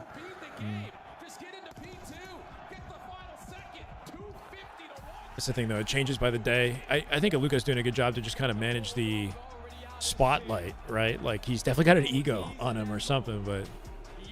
I like that, though. I respect you. I think you have to have it, right? Like, this confidence about you, because I mean, the viewers and the attention kind of comes with the territory. I think it's part of the reason why he got picked up quickly is like, you know, people were saying he was good, and then he's like, yeah, he owned it. You know, 1,000 people watching him, and he's still frying. He's still, you know, looking incredible. So, yeah, you kind of need a little bit of that sauce, you know. I think that is a consistent trait with a lot of these players who succeed, is that like borderline arrogance. Yeah. That self-image, that self-assurance. Self-assurance. You asked me earlier. Yeah, you asked me earlier of like what were some of the things I look for in like upcoming players. That is a big part. It's tricky I though. don't want Sorry, go ahead. humility. I don't want any of that sort of stuff. I want you to know you are good. Right. Right. To a certain You're not extent, putting of up a front, you know. It's like, yeah, this is, you just truly have a belief in your ability to an extent, right? Because then it gets to a point where you maybe clash with other personalities, or you're not listening correctly, or you know, not making the right play. So yeah, hopefully there's a humility in it, but it does seem necessary, yeah. Especially in the internet age, right? Like you always got a spotlight on you. You got to be ready to like kind of clap back and hold your own, like. I think it's been kind of tricky with Legend, where he keeps to himself. He doesn't really stream. He's not the most outspoken guy, so it feels like everybody's opinion of Legend is like we've kind of created the narrative about Legend. Legend hasn't done anything to own his own narrative, right? Like nobody knows who he really is or what his personality's like, or you know, it's like everybody's kind of speaking for him. And I know he's extremely talented, but that's always how it's been with him. Is he streams occasionally, but he's not outspoken in that way, you know, like it's interesting. Oh, don't get me started on that, because I think if Legend was a little bit more outspoken, I think some of the hate might be mitigated. This is something that I learned from Clay, and I will always love for Clay for this. He would say to me is, if you don't control your own narrative, you gotta control your narrative, yeah. People will control it for you, and they'll run with it, and then eventually the people who make decisions will run off that. And for Legend, it's been all over the place, and he seems to be fine with just letting it go wherever it wants. Where it's like, oh, is it he's overwhelmed with the pressure, or is it Swooty's fault? Is it Havoc's fault? Is it, you know, like just coming up with all these. Anyway, Reddit's having a field day, but no tweets, no clarification. You know, he's just doing his own thing. You like it or you don't, you know. There's maybe some balls to that too, but yeah, definitely don't. Yeah, it's wasted. Or probably not the best use of your attention for sure. It's hard to look away sometimes, man, especially if it's about you. You know, I've been the dialogue before. I'm like, oh shit, I'm going down the rabbit hole now. You know, what am I doing? All right, this could be it right here. 2-0, confident S&D, FaZe looking pretty freaking locked in. I'm blaming you, Alex. It might be over. Blaming me? This is the thing, man. You're waiting for that play tools top side. Yeah. It's not about the first cap. It's about the No, I don't know. This might be a DoorDash. It's looking like it. Listen, my food might get here before. I mean, with the way they just planted that, holy shit. Afro pinned by the new ball. Yeah, Afro's gonna have to fight for his life. This is crazy. It does get taken care of, but so I guess the idea with delaying the capture, though, right, is like you're setting up for the collection on the next one, right? So in this case, they're locked at P2 here on the tank. Especially if you know the device is going to be the furthest away from the point you're capping, and you've made kills. Oh, I see. So like, look at it now from like a wave perspective. Same again. They'll like play the wave, try and get the kills, and then determine like what they want to do based on either the kills or progression. Okay. Simp frying. 5-1 off the open. Got space in front of it. It will reset though. Yeah. Or I guess if it resets, they just collect it immediately. Yeah. So right there, they could have paused it, but they've made kills, so it doesn't really matter. I mean, this is over. So once they get to 4, the round will end. Right. They put them out of their misery, but still. He is pissing right now. 12-3. Set up now. Yeah, this would be a really good one to start the game. Yeah. Do you select specific games and do like reviews right after, or how do you have like a process for that? Oh, are you saying as a neutral or as someone in the league? Oh, you're saying a good one to study just in general. You're saying for the players or something. Yeah, for both actually. Okay. For players, this would be a fantastic one, and then obviously like for us, taking away the good that Vegas do, and I'm starting to feel That'd be a fantastic one. Can we talk about how good Very easy to talk about what they're doing correctly when it's so kind of lopsided. At least for the first two. Because then, yeah, you get an idea. Like whenever teams do things fantastically, you get an idea for systems and game plans, and it's easier to apply things that work. No way! Oh my god! What? Okay. All right. We're just not playing the game. Are they not looking on the screen? Doesn't it like tell you where it flashes and says where the carrier is, right? Am I crazy? I just did the tunnel visioning. They're getting smoked. That's nuts. All right, there we go. Come on. Okay. Never mind. Right goal to go for. Afro's now going to sort of split the difference to try to take care of both sides. Great shots into the first man. A tag or two, number 2 as well. Unfortunate timing, a little too antsy. Oh. He has to wait now, and they're going to flank him. Yeah. Last man down. C9 attack stopped. Here comes FaZe. And look how quickly 04 or Sim got into A, just waiting. Yeah, perfect. Going to be costly in the long term and maybe even costly. So now whenever they get progression, take the ball, 3 down. They know the last guy's on the right, take it towards the left. I don't know how they're getting away this. Yeah, like that seems so risky from number 1 though, right? Wrapping out the front of P3 like that.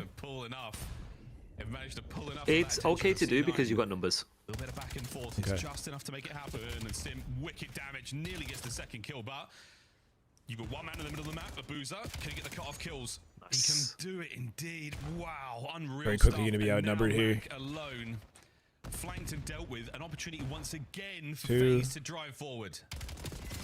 Abuza with a third in front of it. It's just looking like, yeah, they're going to run it down. Before the halftime whistle blows. Afro down. Trade complete enough for the guarantee it. Sure yeah. Is. Gets nice. It's a clinic. Masterclass. Yeah, that is a quick half as well. I think they were able to get that final score with like a minute and 20 left on the game clock there, and obviously doesn't make a single bit of difference going into round 2. I mean, C9 just look kind of checked right now. To make up for that score difference, but they're going to need all the time in the world to slow down 04. I mean, starts off 4-0, fantastic opening break for FaZe. Him and Sim absolutely just running the show, but even that second or maybe the audio life, 04, off for you, or is that? I don't know if it's just me. It sounds weird. It's like delayed or something. Yeah, this is really clean work from Spawn. Remember when people thought 04 was the problem? Managing to find just a perfect window of opportunity to work with there. Fourth capture, dominant. That forces us to halftime. The game will end at 8. So they recently 3-0'd Optic, right? Was that just last week? To really turn this ship around in the series. Yeah, I'm with you on that. That's probably the most standings are kind of just all over the place. Then this might put them. This has put them up in maybe second place if they come out with this win. Maybe tie with Falcons or something. Everybody's out of the picture. Now 04 though, he's back to his home. The other team. Falcons are 4-2. I think. Do you have any early predictions coming into Major 1 for how things might go? Nearly had it. No, can't call it. Yeah, way too all over the place. Like even Optic don't feel fully safe right now. Safe play there from Simp sitting on the goal line. Again, I don't have faith that Optic are gonna play LAT and beat them. That'll be interesting. I think if they lose to both FaZe and LAT back to back, it definitely shifts the narrative. I think it's gonna change. It's unfortunate we see no scrims from anybody. Like Shotzzy started the year that way, and it's just not really a thing. Like Challengers, the content is great. CDL, you get nothing.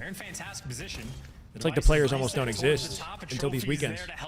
Which I think is really kind of ironic because a lot of players were saying, yeah, we're gonna stream scrims this year, we're gonna do this, we're gonna do that, and then we're in January and nobody's doing it now.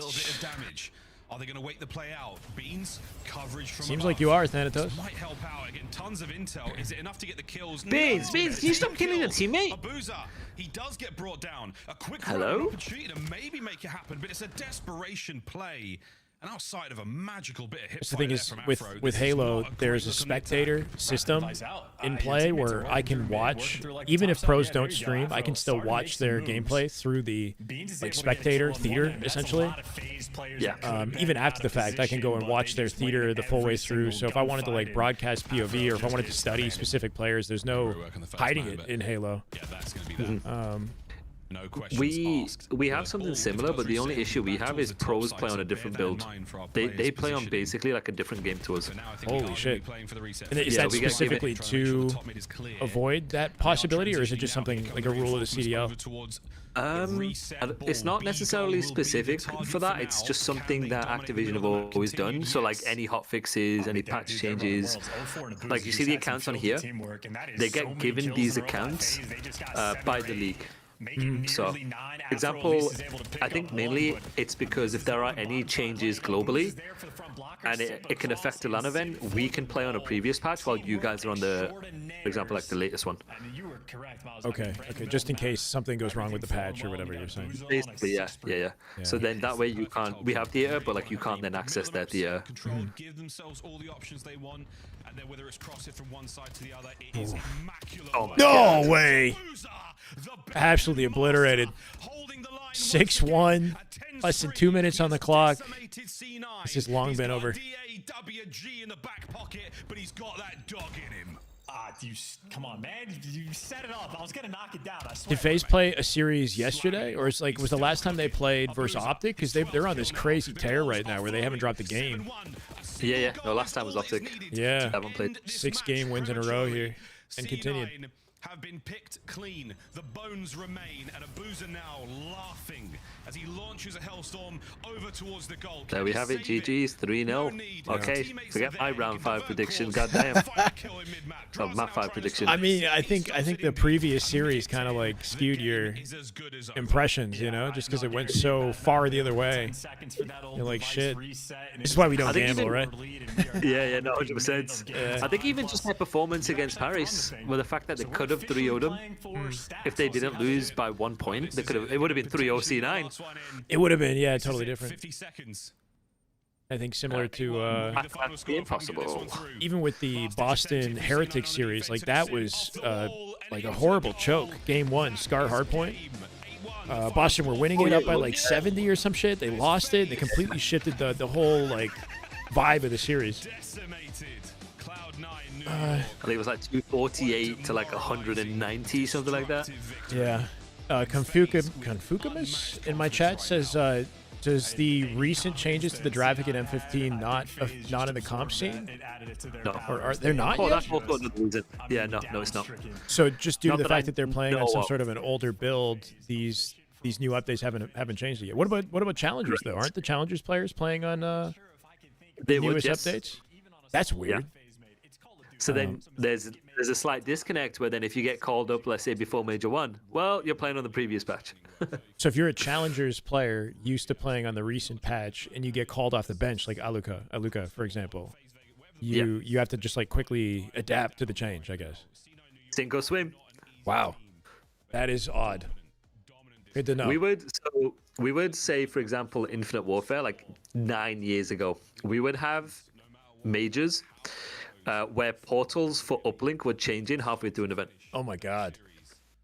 It's like capture points. It's like changing the overload locations or whatever. Yeah. Holy shit! We had events where hard points were changing, where the portal points were changing, bomb sites were changing, weapon balances midway through events. Yeah. So this gives you an element of consistency.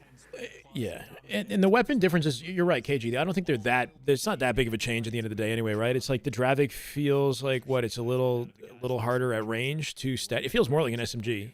It could, and the reason why it could is dependent on the change will affect the attachment, which will then affect, say, stuff like recoil control, stuff like your feeling of the gun. I don't know how to explain it, like your feeling of the gun. Like you'll know at certain ranges if it's effective or not, what type of fights you can take. Yeah. So it can have a significant effect in the moment. Okay. Which will then take a bit of time, obviously. Yeah, I mean, even subtle changes, I'm sure at pro level it compounds, right? So, yeah. Wow, that was a speed run, man. I was not expecting it was supposed to start at 6 p.m. Eastern, I think, the match, right? It's 6:24, and we're just like done and dusted, so nice and quick day of CDL. But man, I'm glad we were able to do this, and maybe we'll get a chance again. I know that when we do this, it's hard to manage chat and whatnot as well, right? Like if you got chat trying to have a conversation with you, and I'm just in your ear, so maybe there's a balance. But super insightful, man. It was like a pleasure having you help me out and just give me insight on this. So thank you. Appreciate watching it. No, thank you. Appreciate you.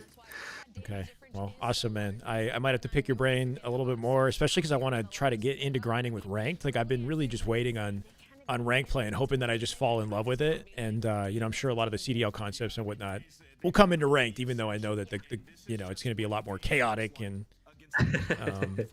but I'm sure, like, are you thinking about that at all? Is like with your content grind? I know you're very focused on coaching the sort of competitive side, but you got the YouTube as well. Like, if you're trying to pick up a YouTube audience, there might be some potential with ranked. Who knows? Yeah. Kind of no, like, 100%. Yeah. 100%. I will say though, with content, it's, I don't know the best way to explain it. It's not like a main focus of mine. It's more of a passion thing, really, because I never really had the opportunity to do it. So I'm not really all in on it at the moment.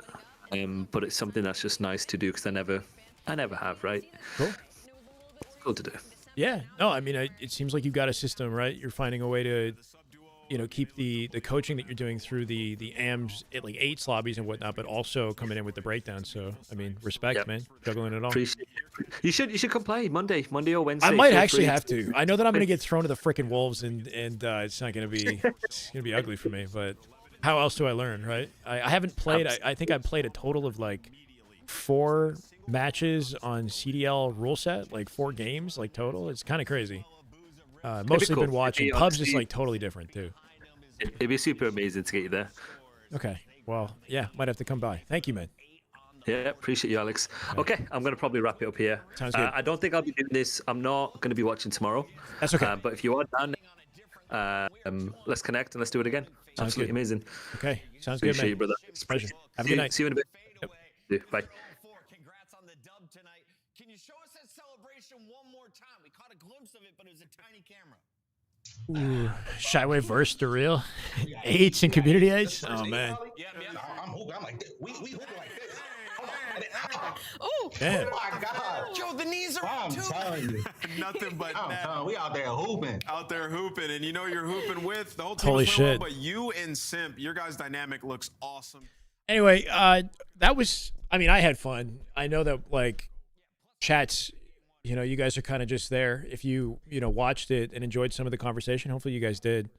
Maybe I got to find a way to make it more interactive, but, you know, Real obviously super insightful. Reasoning was mainly not being happy with the state of Halo. Oh, this is about Lucid, right, BJ? Yeah, I don't know, man. I think it's the lack of available tournaments. I think that's the biggest issue for Lucid, if you are still here, BJ. And I miss Halo as well, Thanatos. The moment that there's momentum, you know, and maybe we'll try to create some ourselves and get like regular Halo streams going. But yeah, there's just not enough guaranteed tournaments available, and I mean, Lucy's got to put a team together without a salary, and then play against Shopify, who are like locked in. Keep it real. So you know, heading into the break, we kind of had to put our heads down, like I said. Especially me, I stayed home and played more. And so they didn't really have a break. And dual VODs with him. Yeah, it paid off. We're looking good. Kind of going off of that, kind of joining this team, the previous iteration of this roster, there maybe wasn't as much vibes as you would bring to a roster. I feel like you're a very funny person, very charismatic. What has the vibe been like for Vegas FaZe? If we put you guys all 4 in the room, how would you describe it after 10 minutes? I think we actually have everyone crying. Like, if anyone's in the room with us, I actually think we actually might be the funniest team in the league. I'm not even sure. Like, we have yet to have like any bad days of like any weird vibes going on. It's been nothing but laughs with us, and like that's actually amazing. It's probably the best team like I have with vibes and players. Oh, for final question, who are you playing in the grand final of Major 1?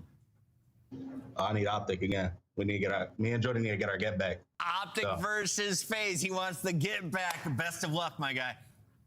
Thank you, thank you. That is 04 popping off with a 40 bomb for us in hardpoint, sealing the deal with a crossover, and that is FaZe on top of the leaderboard. Allie, little surprising start to the day, but an expected finish. Just a little bit, yeah, the finish was good. The finish was good. When we all picked FaZe again, I was like, oh no, we're setting this up as a weekend of upsets, but this is good. I'm glad. Did the 1v1 tourney not happen? I guess it didn't. Start of the day, I think this was the most. I don't know what happened with the 1v1 tourney in Halo. Or if it's happening like off stream 2s, clutch 2s, open tourney. All right, guys. I guess I'm gonna hop off.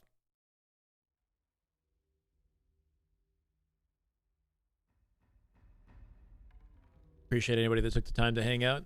I know it's quiet in here. Have a great rest of your evening, guys. If you did tune in, and looking forward to grinding, getting some content back out there on YouTube, and hopefully bringing some momentum back. Anyway, good night, guys.